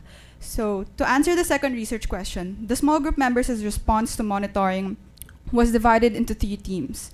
First one is compliance, which are actions that were done to adhere to the rules, regulations, and standards set by the church. So this involves posting less on social media, as echoed by Kevin, nababawasan yung pag-share ko, or kay Agatha, I would message her na, "Ate, can I post this?" So it also involves deleting posts, sharing church-related posts, and non-confrontation. So next response is resistance. So these are actions done to counter the monitoring they are subjected to. This involves changing audience visibility, using alternative platforms like what Jupiter said, "Hindi na ako sa Facebook nagpo-post, sa ibang platform na lang. Yung mga K-pop role plays, you would play as if ikaw yung idol." Or like speaking up indirectly, muting notifications, making excuses. Like an example by respondent A, that they made excuses when their leader chatted them about meeting up before a church event. Tapos sumagot ako mga 3:30 p.m. "Oh my gosh, I'm so sorry, nakatulog po ako." Pero hindi ko talaga pinansin yung chat kasi ayoko talagang pumunta. And then for the third response, it's rebellion. This is outright and direct actions done to completely oppose or remove themselves from the reins of monitoring. This involves blatant sharing of controversial posts, and direct and indirect confrontation and cutting off contact. And about the blatant sharing, Aki shares the reason behind doing such. Baka kasi in that way, mabago yung pananaw nila, maging open sila, maintindihan nila na hindi para sa henerasyon nila, para sa future generation pa na syempre, paano lalago ang Pilipinas kung hindi ka magiging, yung pinagdadaanan ng mga tao ngayon, hindi ka magiging open doon. And then, now we'll go to our analysis. So our analysis is divided into 2 main parts. Firstly, we argue that digital surveillance reinforces belonging. Applying the dimensions of belonging, we find attachment manifesting in how small group members consider group chats, posts, and stories as the main channel for communication between leaders and members online and main objects of surveillance. Mutuality is shown through how the leader traverses through online spaces, that is, moving from one social media feature or platform to another to relay member expectations and obligations. Lastly, commonality manifests through the leader's utilization of digital and physical spaces to confront a member about their social media activity to effectively impart and generate shared perceptions of church values. However, with the excessive digital surveillance in small groups, it has led to the weakening of belonging in small groups. The general responses mentioned earlier are now explained in terms of stages, starting from compliance to rebellion. Since the group has analyzed that the former members' journey of responding to monitoring starts with compliance to rebellion, in each stage, we've used the dimensions to unpack the intricacies of each response that would reflect and would show their sense of belonging. So we're essentially checking the existence of belonging in each stage. Fafs-Jernecka does not explicitly indicate that the absence or weakening of one dimension would lead to the weakening of one's belonging entirely, but the group adds another layer by checking the strength of each dimension in each response. All dimensions exist in stage 1 and 2, but in stage 1, only attachment is becoming weak. And in stage 2, all of their strengths are declining. In stage 3, all dimensions are non-existent. And attachment, it's important to note that attachment is the first one to weaken on stage 1, which means that members can still be compliant in action, but their emotional link to these obligations and expectations, even the digital platforms in which these take place, cripple. So, in conclusion, our study was able to highlight the gradual and deliberate process of members in disengaging from the group and eventually the church. Based on the findings that we have, especially with the small group members' response to monitoring, there was an emphasis on the inevitability of resistance, especially in response to controlling and restrictive monitoring. Underlining the rigidity of the discipleship system within the church, there was an attempt to navigate how members strategically locate and negotiate their belonging. So moreover, the dimensions of belonging helped in locating specific aspects, formal and informal, in one's experience as a small group member that contributed to their departure from the group. The researchers recommend for future research to examine this topic further with a wider sampling for former members, look into a different age range, and include an analysis on gender perspective and social class, since we weren't able to cover these in our study.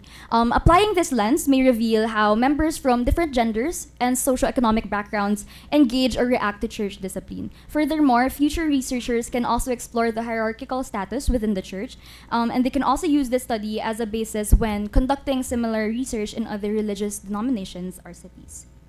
And amid the rampant rise of digital communication, the boundaries between the digital and physical world and the public and private and personal and pastoral continue to blur. So we leave the question, should church discipline adapt to this shift? If so, to what degree? And how can it retain its essence without becoming borderline impersonal?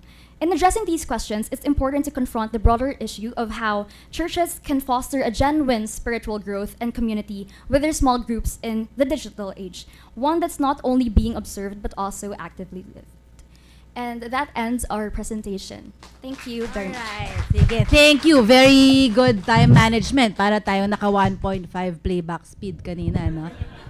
Sige. But they were very engaging as they presented their results, and I thought that parang hindi pa tayo lunchtime dahil, you know, we were also very hooked as they shared the highlights of their presentation. So we now invite maybe Sir Robin Dagle to share their thoughts. Any comments on the presentation? Thank you. Hi, Team Dasal.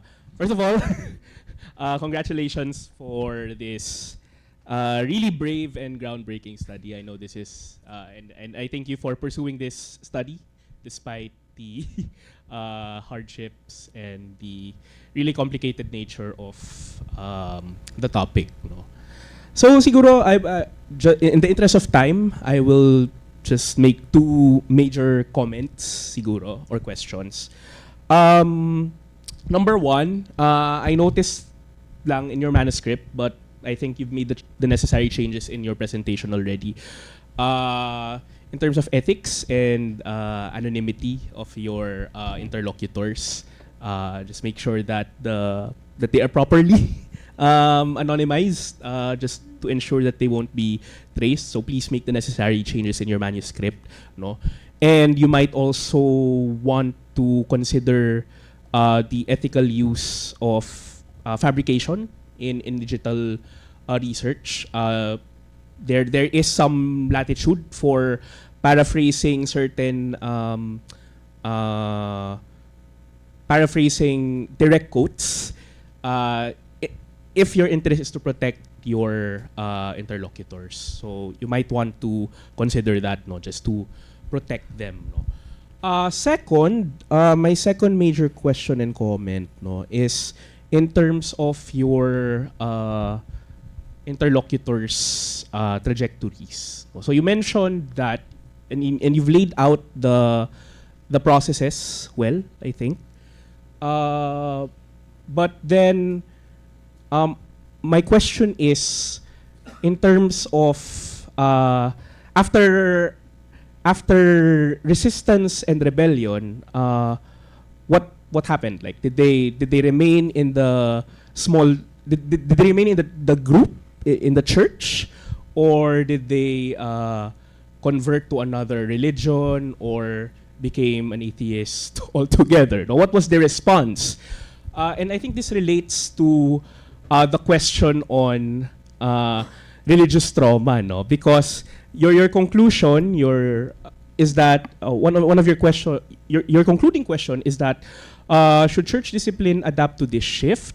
How can it retain its essence without becoming borderline impersonal? The question is it really just a question of being impersonal, or is there already some trauma involved, some actual negative effect or impact that was imparted to your interlocutors, no? So maybe you might want to expound on this a little further in your analysis. Okay, I'll answer po muna the first question when it comes to like the after trajectory. All of them left the church and the small group na po, and statistics, 10 out of the 12 9 out of the 12 respondents are now identified as agnostic and atheist. Since it was a referral system, some of them, I know them, they were really active in the church po. Some of them were in the praise and worship team, some of them were ushers. But because of their experiences when it comes to the church monitoring, they decided to leave na lang po the church. The two respondents naman po, one was originally Catholic, so she decided to go back to the Catholic practice, while the other one, she mentioned that she realized that she prefers the practice of Roman Catholicism rather than that church. Yeah.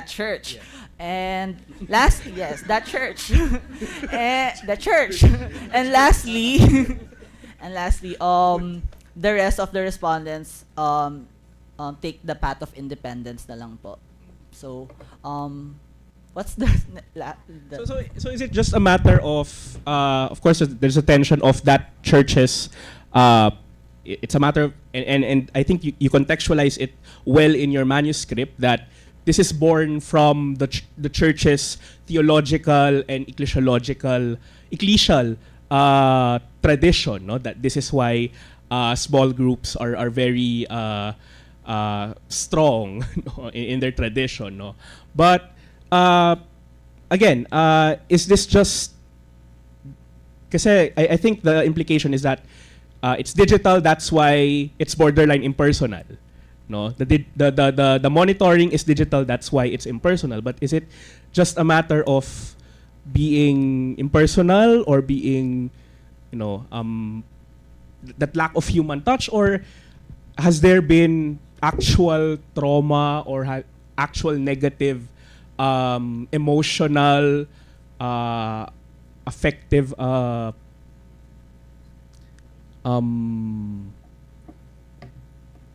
results, no? In relation to that question po, whether if it involves na yung, like it may be like their departure from the group may be related to trauma.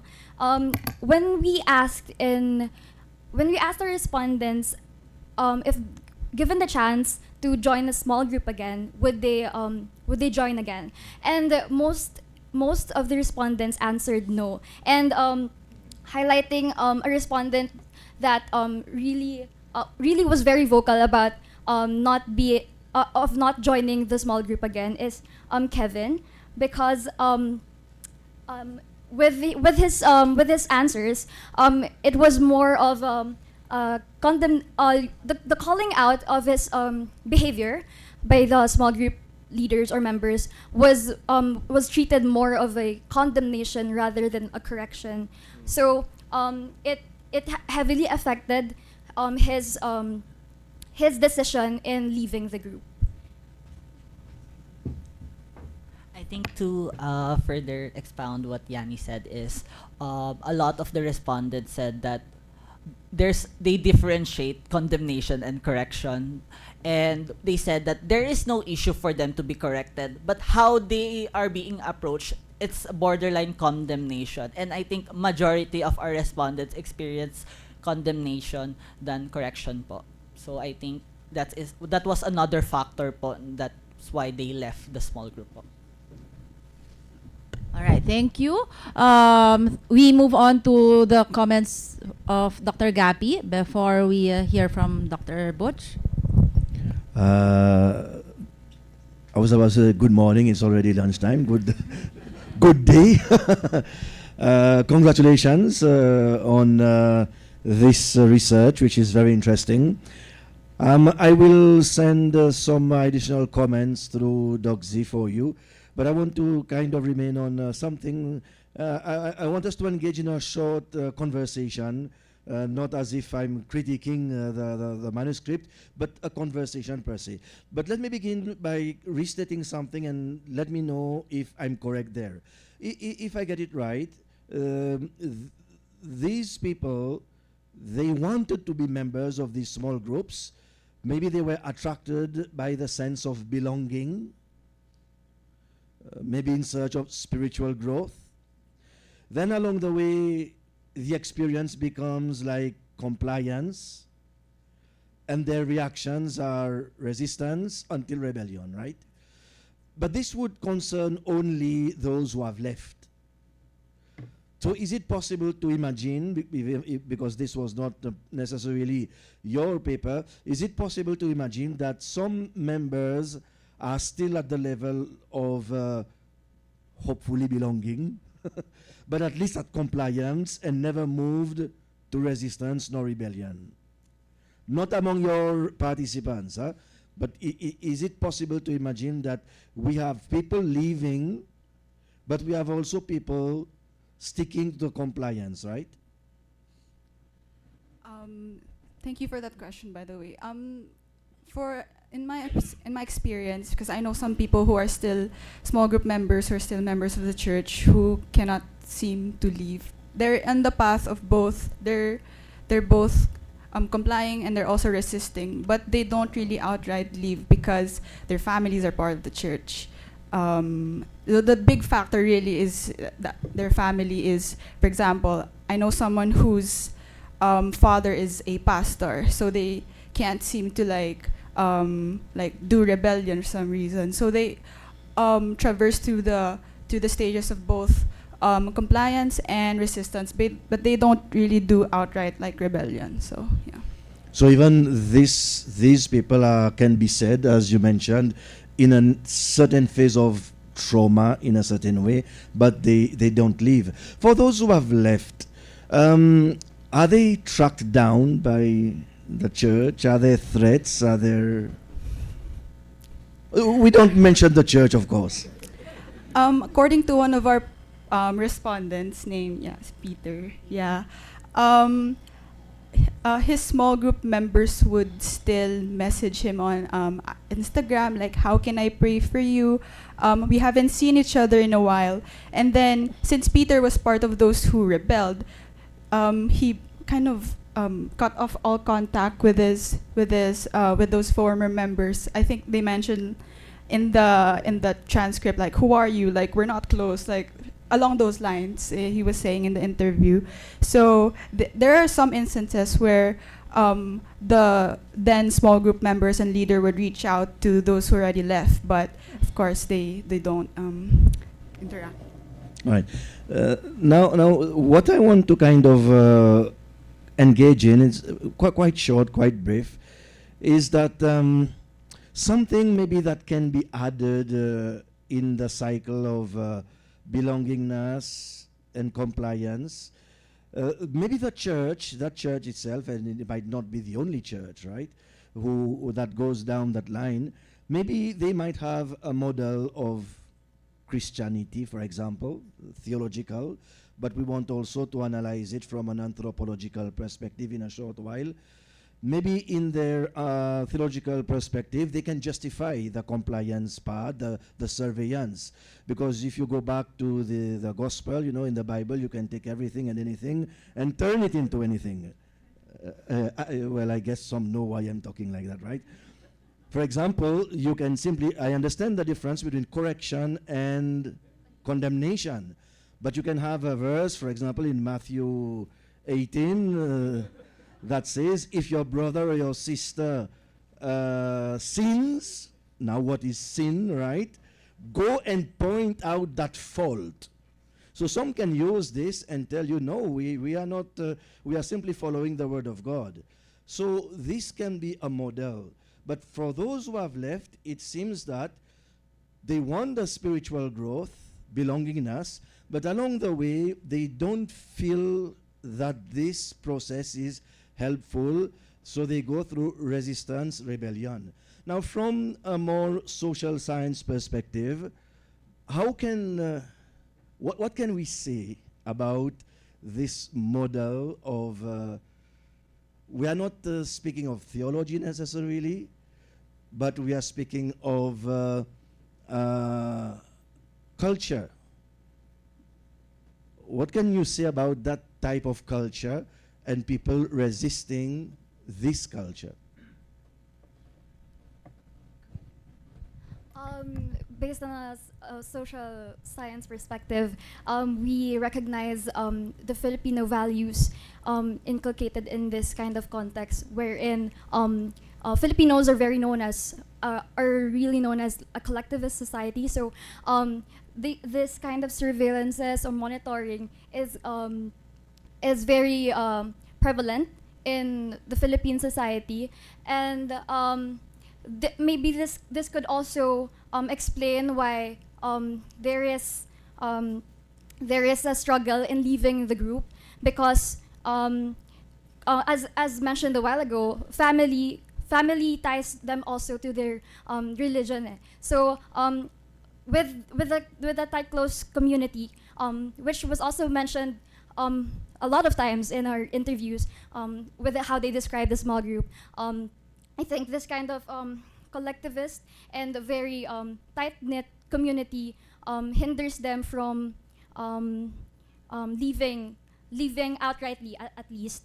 But and I think this study offers a new perspective on how even with this kind of this rigidity in the systems, they could still carve a space for resistance and eventually rebellion. All right, thank you. We can hear from Dr. Zia for any final words, final comments.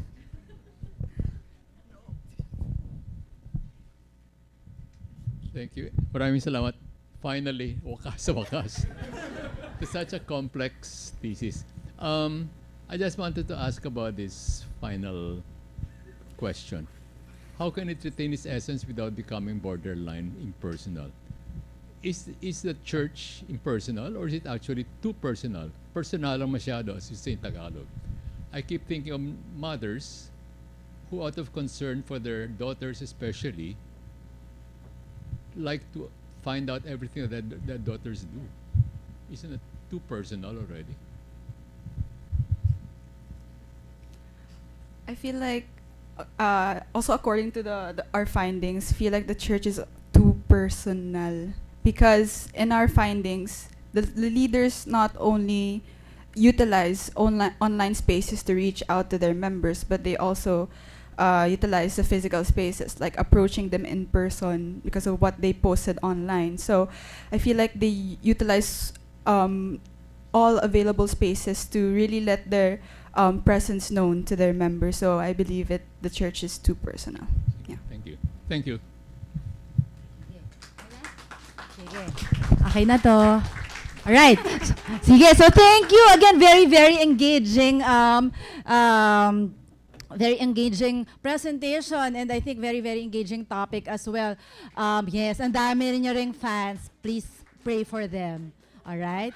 Sige. Alright, I think we mentioned that we will end the session by 12:30, but I also got a heads up from the last team to present this morning that they want this to be done and over with already. So I hope we also engage, we also maybe indulge their request, so we can also maybe invite the final presenters for this morning to come here to join us on stage.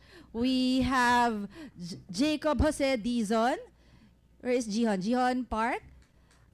Miguel David Daza. David, sorry. All right, sorry. Okay, sige.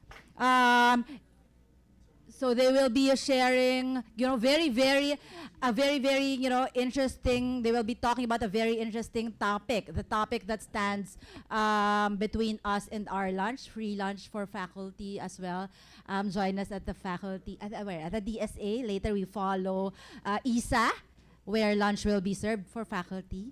Okay, and we also acknowledge Dr. Willie Torres III. Sir Willie, if you can join us here in front. Dr. Willie is their thesis advisor. We also again recognize Dr. John Gapi. And yes, and of course, Mr. Joseph. Where is Sir Joseph? Sige. Is Sir Joseph here? Not here. We'll be sharing comments na lang. Or sige, we will be also praying for Dr. Josephus to also share his comments eventually. But now we listen to this very, very interesting topic, caught between service and survival. Faculty experiences with the wage system in Ateneo de Manila University. A topic that is very close to our hearts. All right? Sige. All right, so you have the floor. Thank you.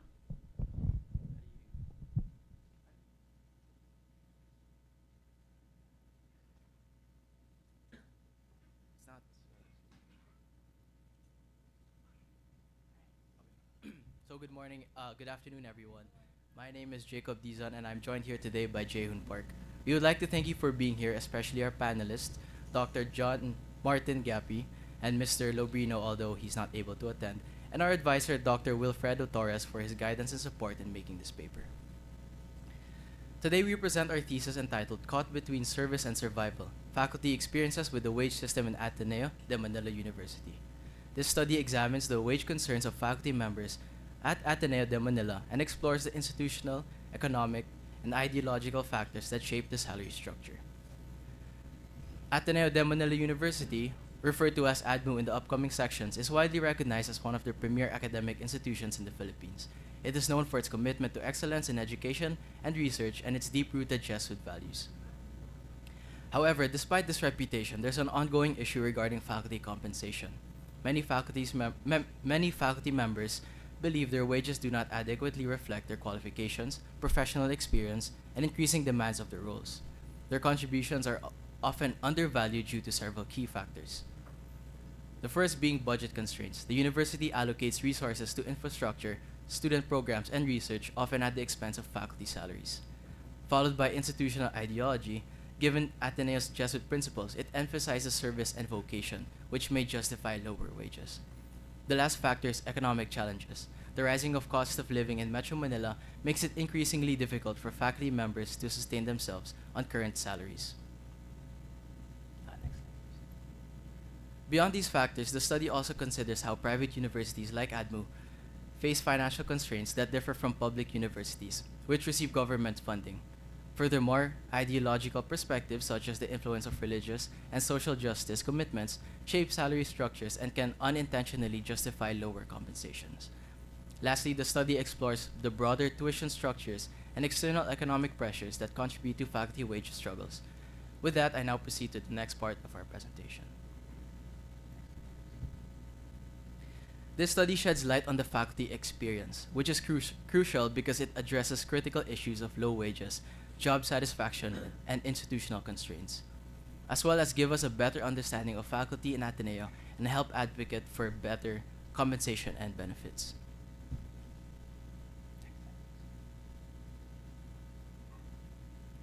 In this section, we will focus on wage systems in higher education, institutional governance and wage policies, job satisfaction, and faculty retention, coping mechanisms and faculty responses, and comparative studies on wage structures.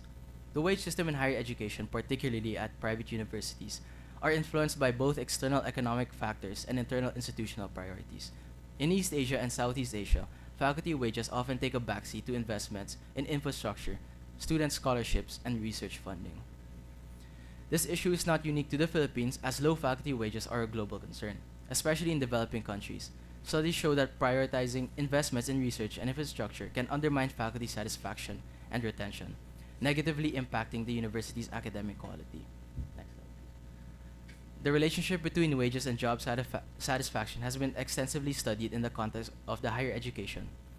Hertzberg's two-factor theory remains a basic framework for understanding this relationship, suggesting that wages are necessary to prevent dissatisfaction, but not sufficient to create a high-level job of satisfaction. Therefore, inappropriate wages can lead to job dissatisfaction, even if other jobs of the aspects of the job, such as the working environment and professional development opportunities, are positively recognized. Faculty at ADMU struggle with low salaries that don't match their workload, qualifications, or Metro Manila's high living cost.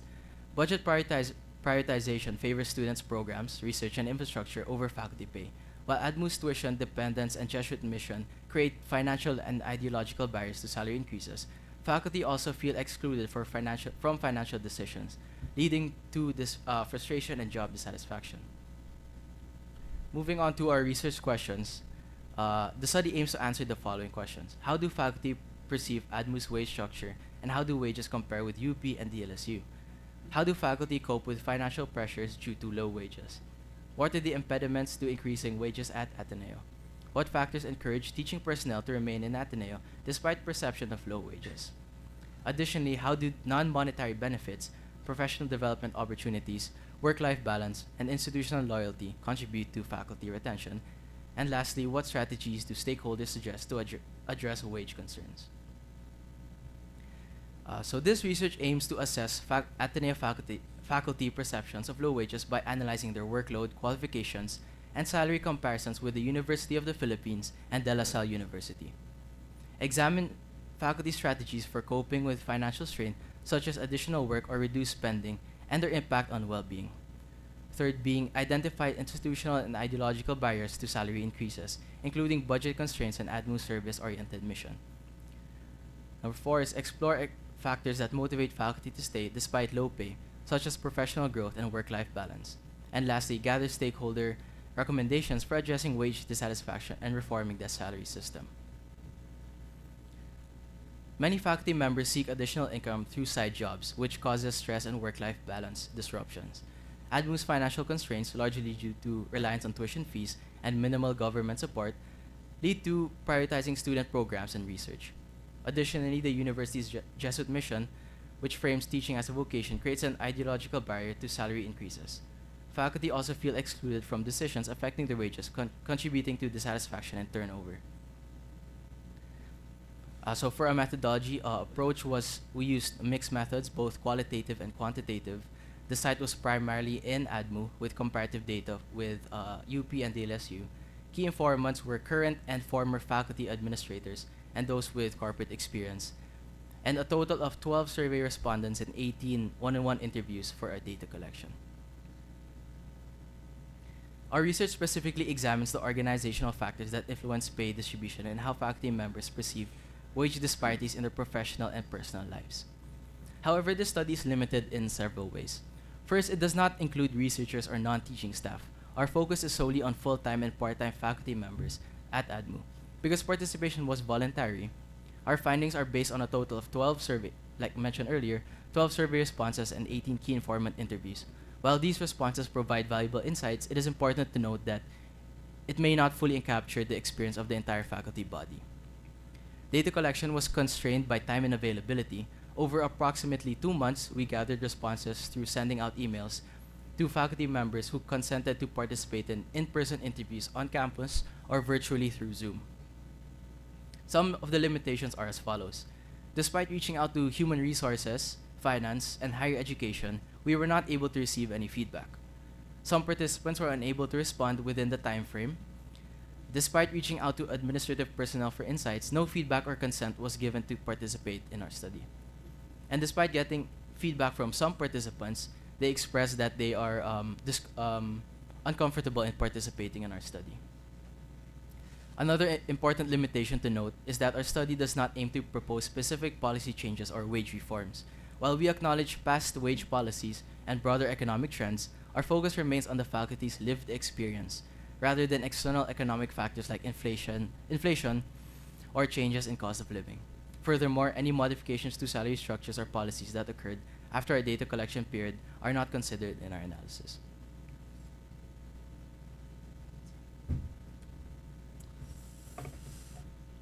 So to briefly explain the conceptual framework that we chose, so using the room expectancy theory and the Heisberg two-factor theory, so we have the academic faculty, and they're also the expectation because it is easily assumed that our faculty they got their PhD or their master's degree from the prestige university, and then they have certain expectations when entering job in the Ateneo. So, however, these expectations are met with institutional constraint and also the broader economic environment, which is the living conditions in Manila, and then which results in the outcomes such as job dissatisfactions and retentions and coping mechanisms, which we will entangle along the way.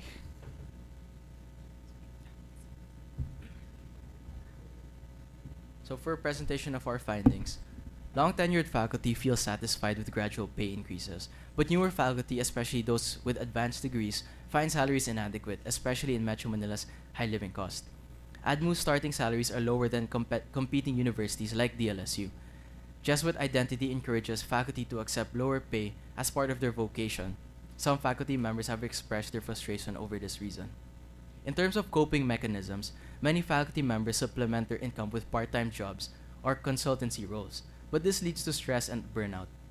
Limited housing assistance adds to financial strain. In terms of retention and non-monetary benefits, some faculty members stay due to ADMU's prestige and professional growth opportunities, but financial insecurity and limited career advancements lead to others to leave.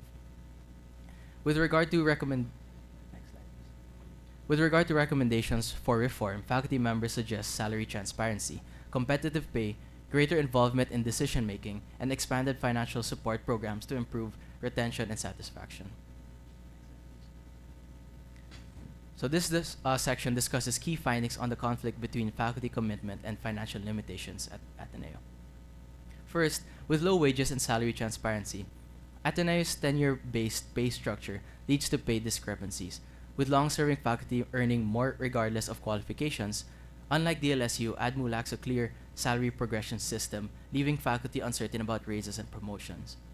Next, with institutional priorities at hand, faculty salaries are often deprioritized in favor of student scholarships and research. As mentioned earlier as well, ADMU's Jesuit values promote service over financial gain, leading some faculty to accept low pay, while others view it as a justification for stagnant wages. For coping mechanisms and workload, due to low salaries, many faculty members take on side jobs or additional teaching roles. Finally, retention challenges. While Ateneo offers prestige and growth opportunities, many faculty members leave due to financial insecurity compared to competitors like DLSU and UP, which increase faculty salaries.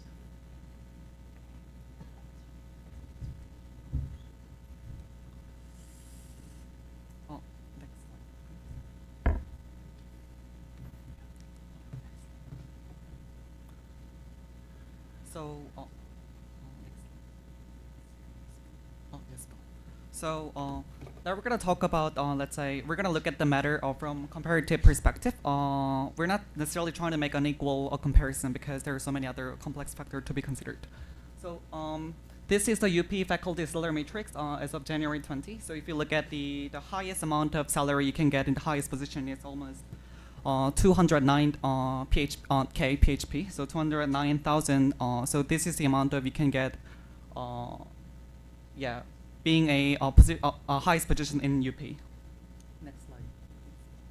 And in comparison to UP, in De La Salle, which is also a private university, the highest amount you can get is 224 PHP, 224,000 PHP. Next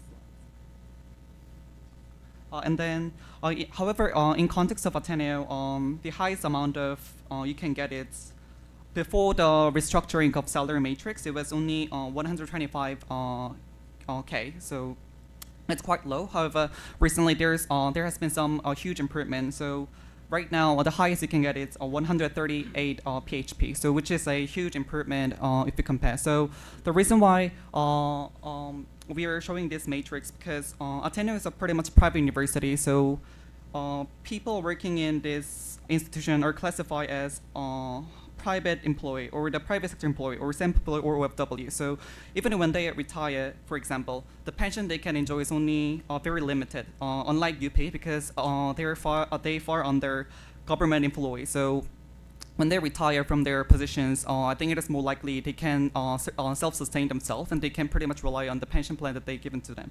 However, in case of Ateneo, the service is only SSS, which doesn't who is covered, if you ask me, it's a private sector employee. So in case Ateneo employee.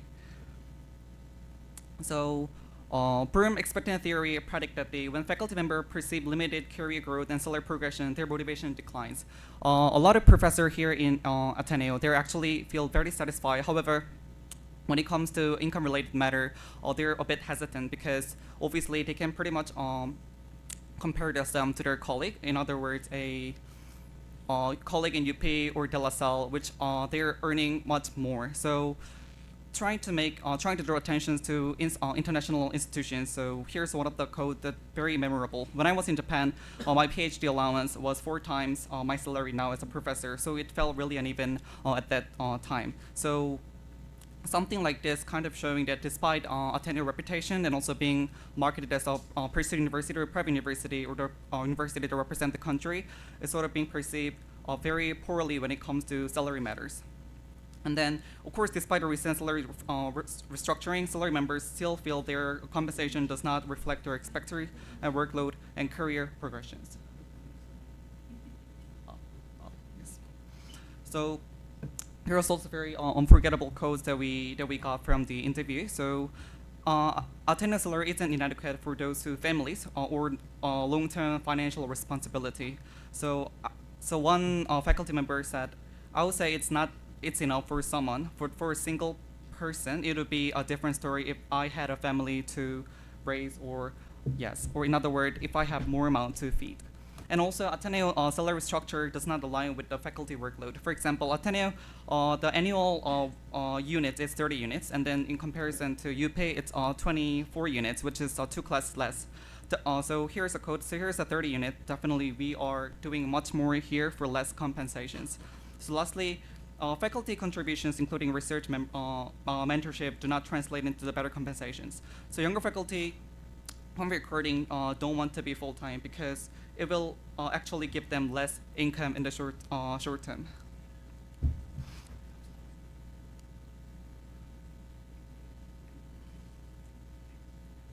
So here the problem we also observe is rigid and outdated salary classification and experience not much valued.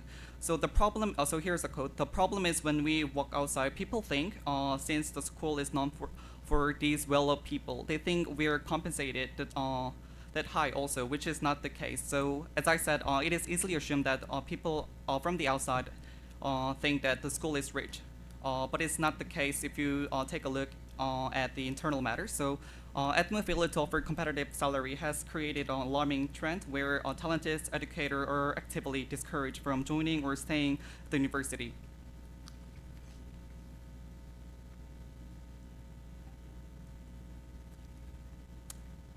and institutional priority also the weight stagnations because every year there's a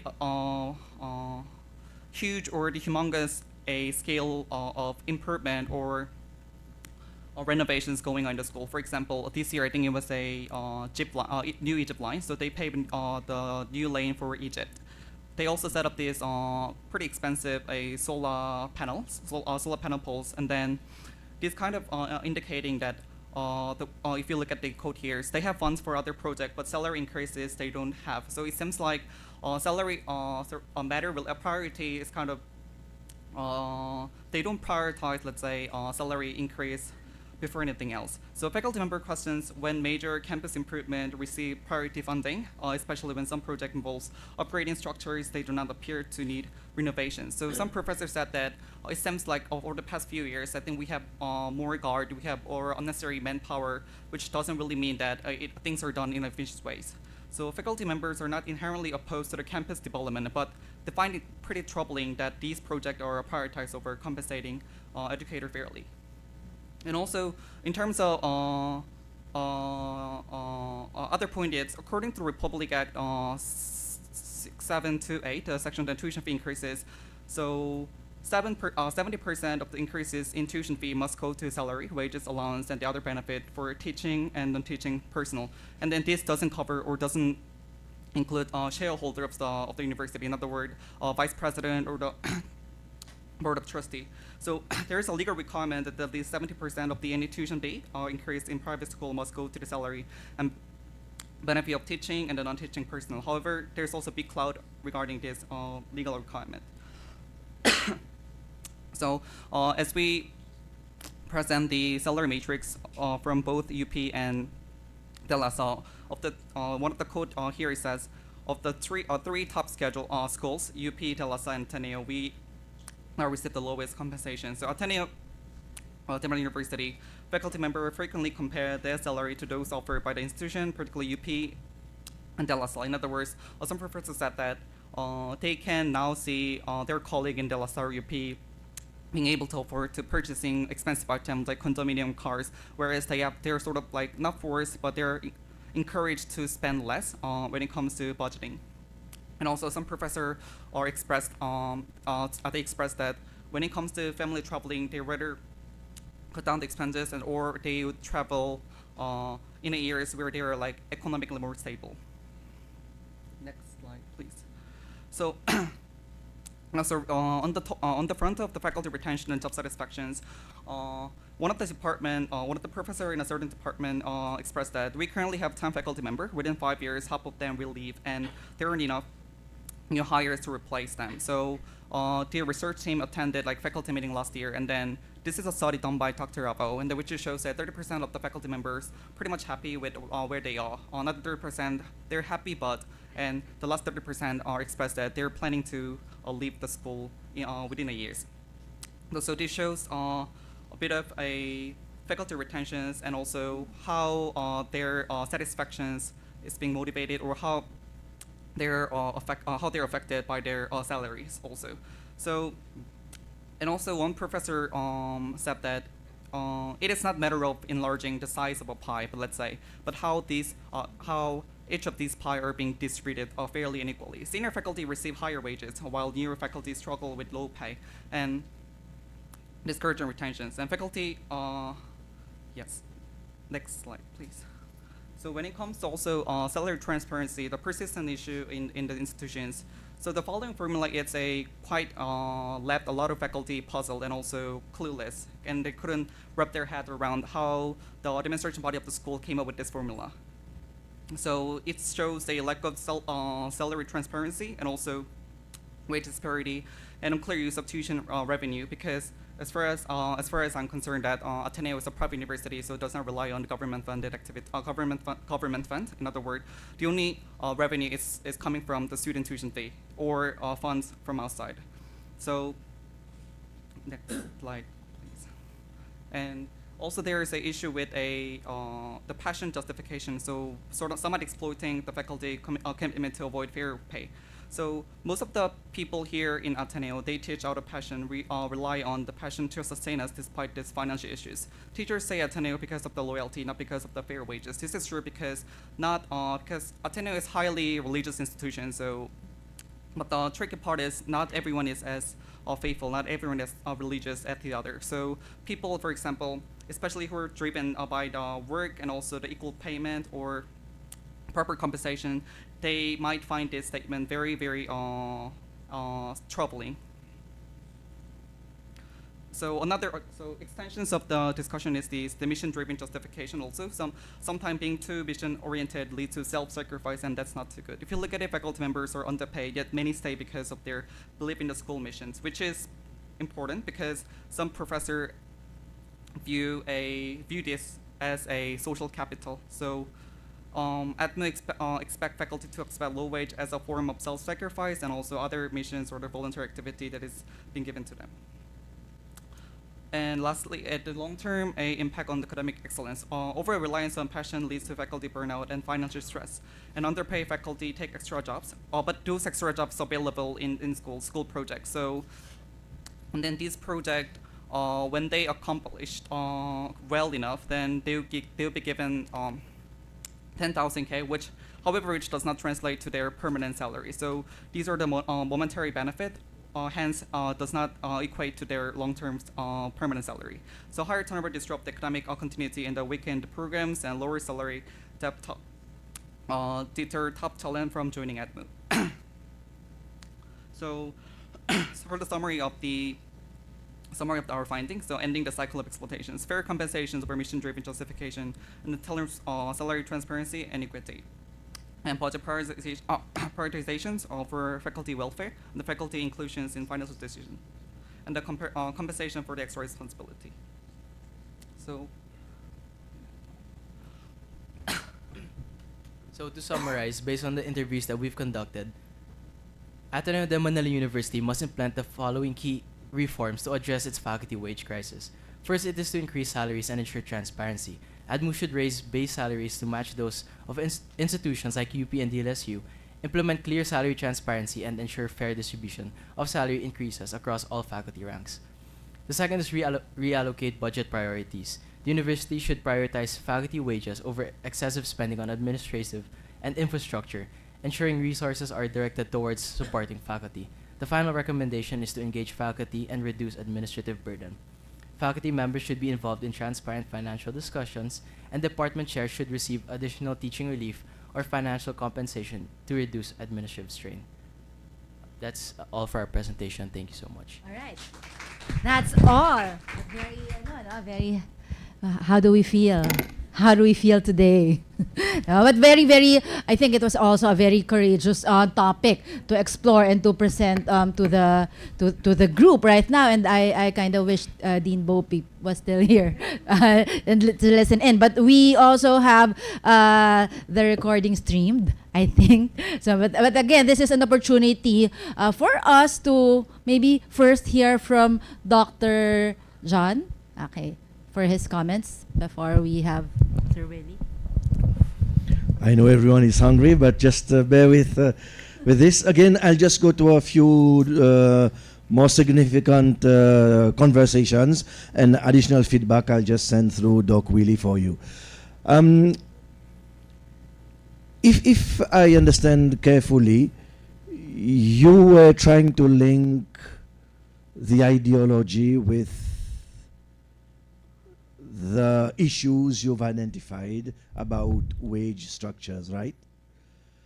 Can you briefly tell us again how does this play, the relationship between this ideology and, I know you've mentioned service, passion. Can you restate it? Because I feel there's a need to kind of put more emphasis on that. Can you try to explain to us how do these work and what's the effect on the salary? I think because to elaborate on the matter, because Ateneo it's Jesuit school, and then you see this is something. Of course, I think academe by nature is pretty much low-paying institution, so you have to consciously lower your bar when working at academic institutions. However, when it comes to Ateneo, there is a certain emphasis on service and value, and also regarding these element, there is also a lot of a voluntary activity where professor or where a faculty members are encouraged to attend religious matter. Of course, there's it's not entirely a they're being forced, but in a sense that there is a atmosphere where the in favor of a long-term benefit for the student or the long-term benefit of academic institution, I think it is okay to accept this lower salary because there is a huge emphasis of brotherhood and also community building in Ateneo, which was true back in the days when that were early 19s or early 20, and which was fairly 1999 2000. These paths were pretty valid. However, soon as Ateneo jumped into international ranking, there is a little it's kind of overshadowing this previous traditional value, and also the school is kind of becoming more and more corporate welfare. So yeah. I could also add that I had the interview with someone in the certain department, and she mentioned that when she would say her concern regarding her wages to the head or to the higher education, I think she mentioned that a priest told her to not really complain about wages, rather to accept it because it's a vocation rather than a job. So I think that's how the ideological perspective can come into play with the wages. Thank you for that. What I feel in your manuscript, maybe this part has to needs more support, because what we have currently are faculty expressing why they have to do it, because we feel, because I'm part of that, right? We feel that we are expected to be passionate, to take our work as a calling. But where does that come from? Or how is it transmitted? Or how is it kind of, this is a very concrete one, the priest. Of course, you don't mention the name. But that's a concrete support coming from the other side, where it gives you evidence of the ideology not only being said, but being transmitted. Yes. And also, there is this concept of vowel poverty. So when employees entering the job here, there is somewhat informed this concept of vowel poverty. So along your way, serving Ateneo or being committed to Ateneo, I think you must bear in mind that at some point you may be financially, let's say, you may be in a financially difficult situation. However, that is something to be expected rather than avoided. All right. Again, these are said by the faculty, but but I know you are up against a very resistant, administration, not at our level of chair, not because Dr. Nino is here, but it's more of the, there's something else, right? I know you have a lot of difficulties. You've mentioned that you did not have responses. You've asked, but there's a need for I don't know how to kind of show that this ideology is not only from the faculty, but there's also the side of the institution. Then maybe the analysis about exploitation can be well supported, because as is now, it can be said, well, that's what the faculty feel, meaning on the other side. It can be thrown against us, that's how they feel. I don't know why they feel like that. Maybe they join Ateneo because they are very religious, because they believe it's a calling. So it can be thrown back at the faculty, that's their perception. But you are showing that it's not only our perception, but it's also an institutional one that kind of shapes the wage there. Lastly, since again you've had a lot of difficulty both sides, it seems to me, some faculty who did not want to participate, right? So it kind of weakens your quantitative part. So I'm not sure if you might want to revise that part, not do additional data collection, it's too late, but I'm not sure if with 12 survey responses we can really push a quantitative analysis.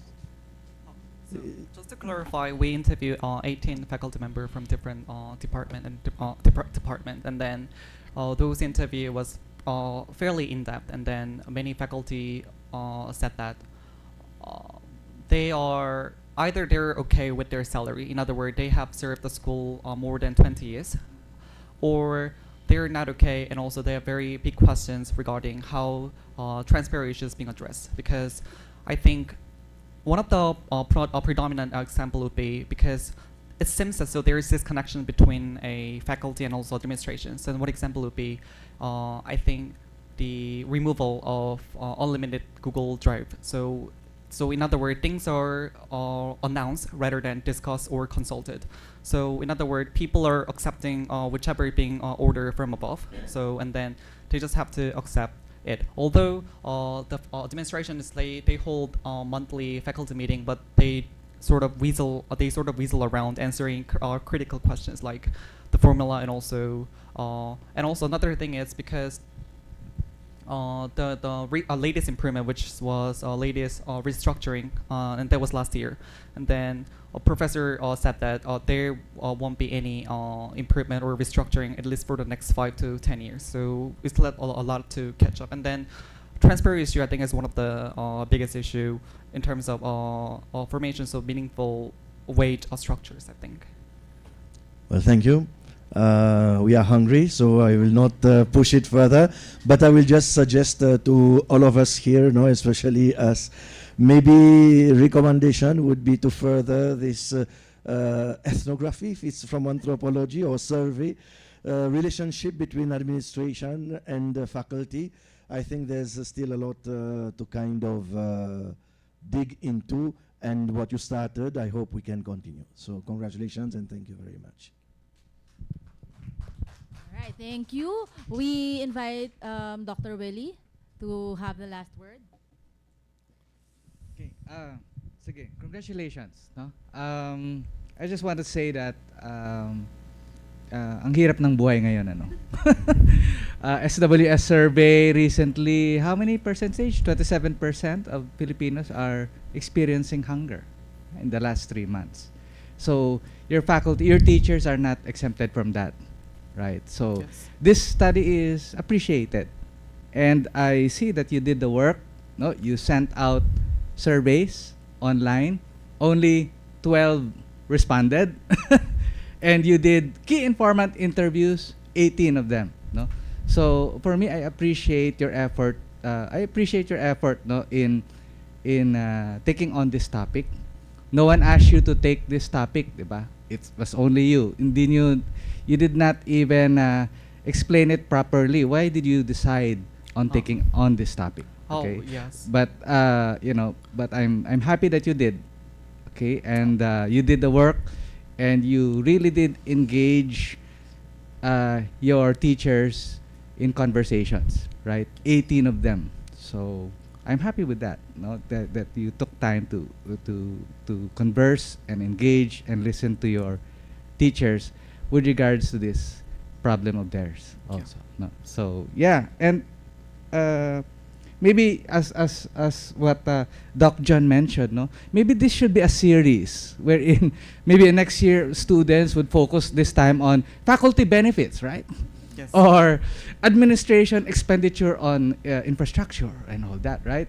One focus, no? So many things can be done. And maybe my advice to you is, don't publish this in a journal. You write a 1,200 word essay. You publish you write that essay in a school organ like the Guidon or something, okay? So that your other students will understand the plight of your teachers. Yes. So I Yun lang think po. yes. Would you like to respond? Oh yes. Well, so I think that in answer to Sarah's question, I think the main rationale behind choosing this topic is because I think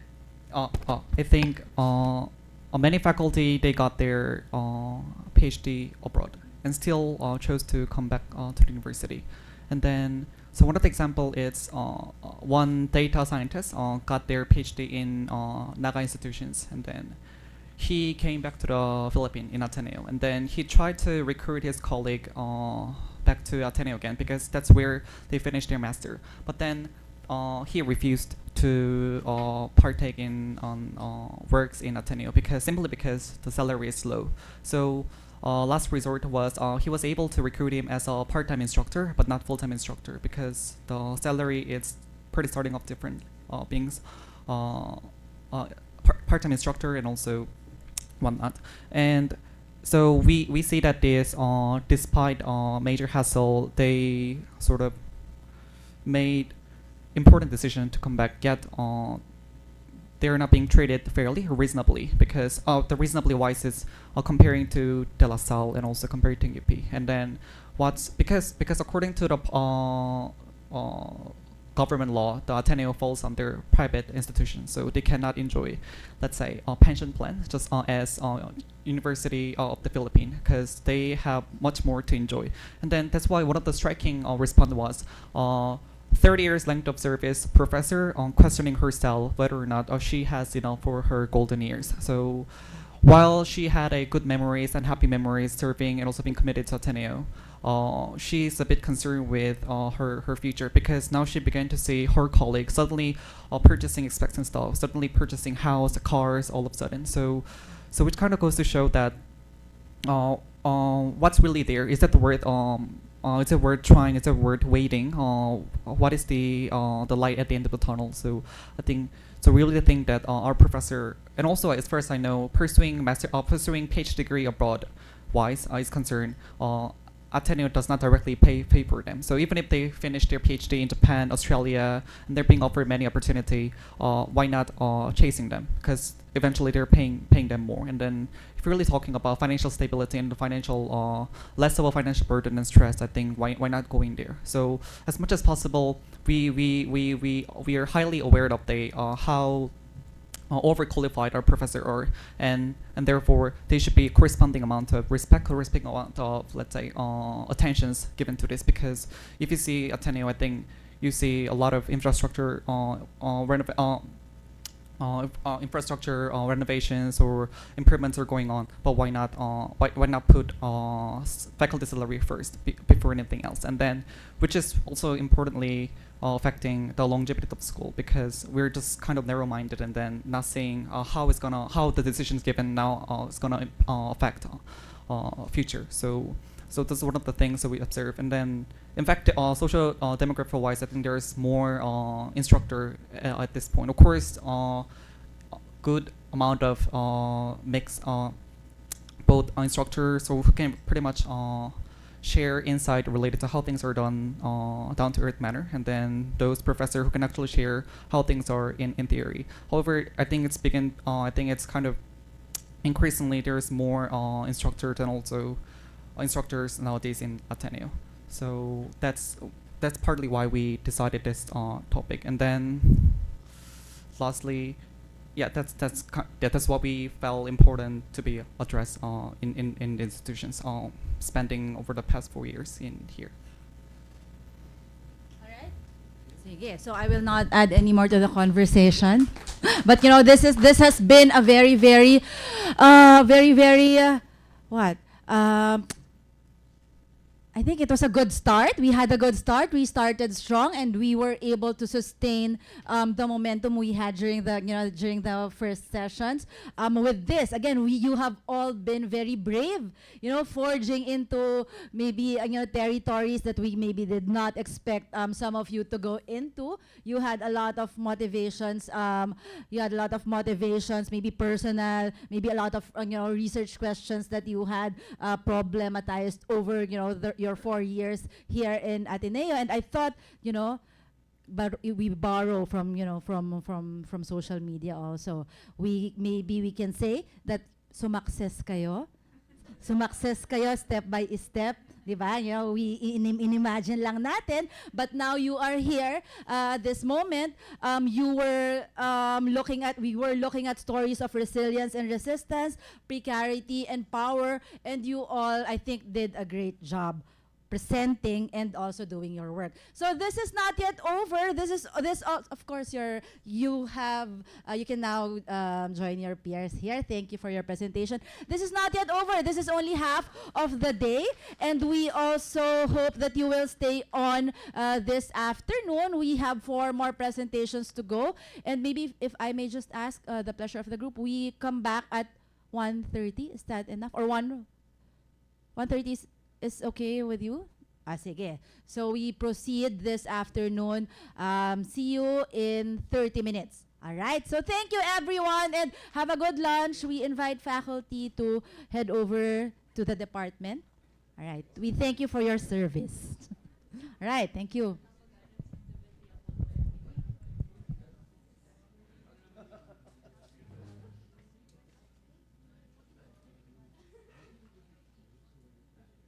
Well done, mate.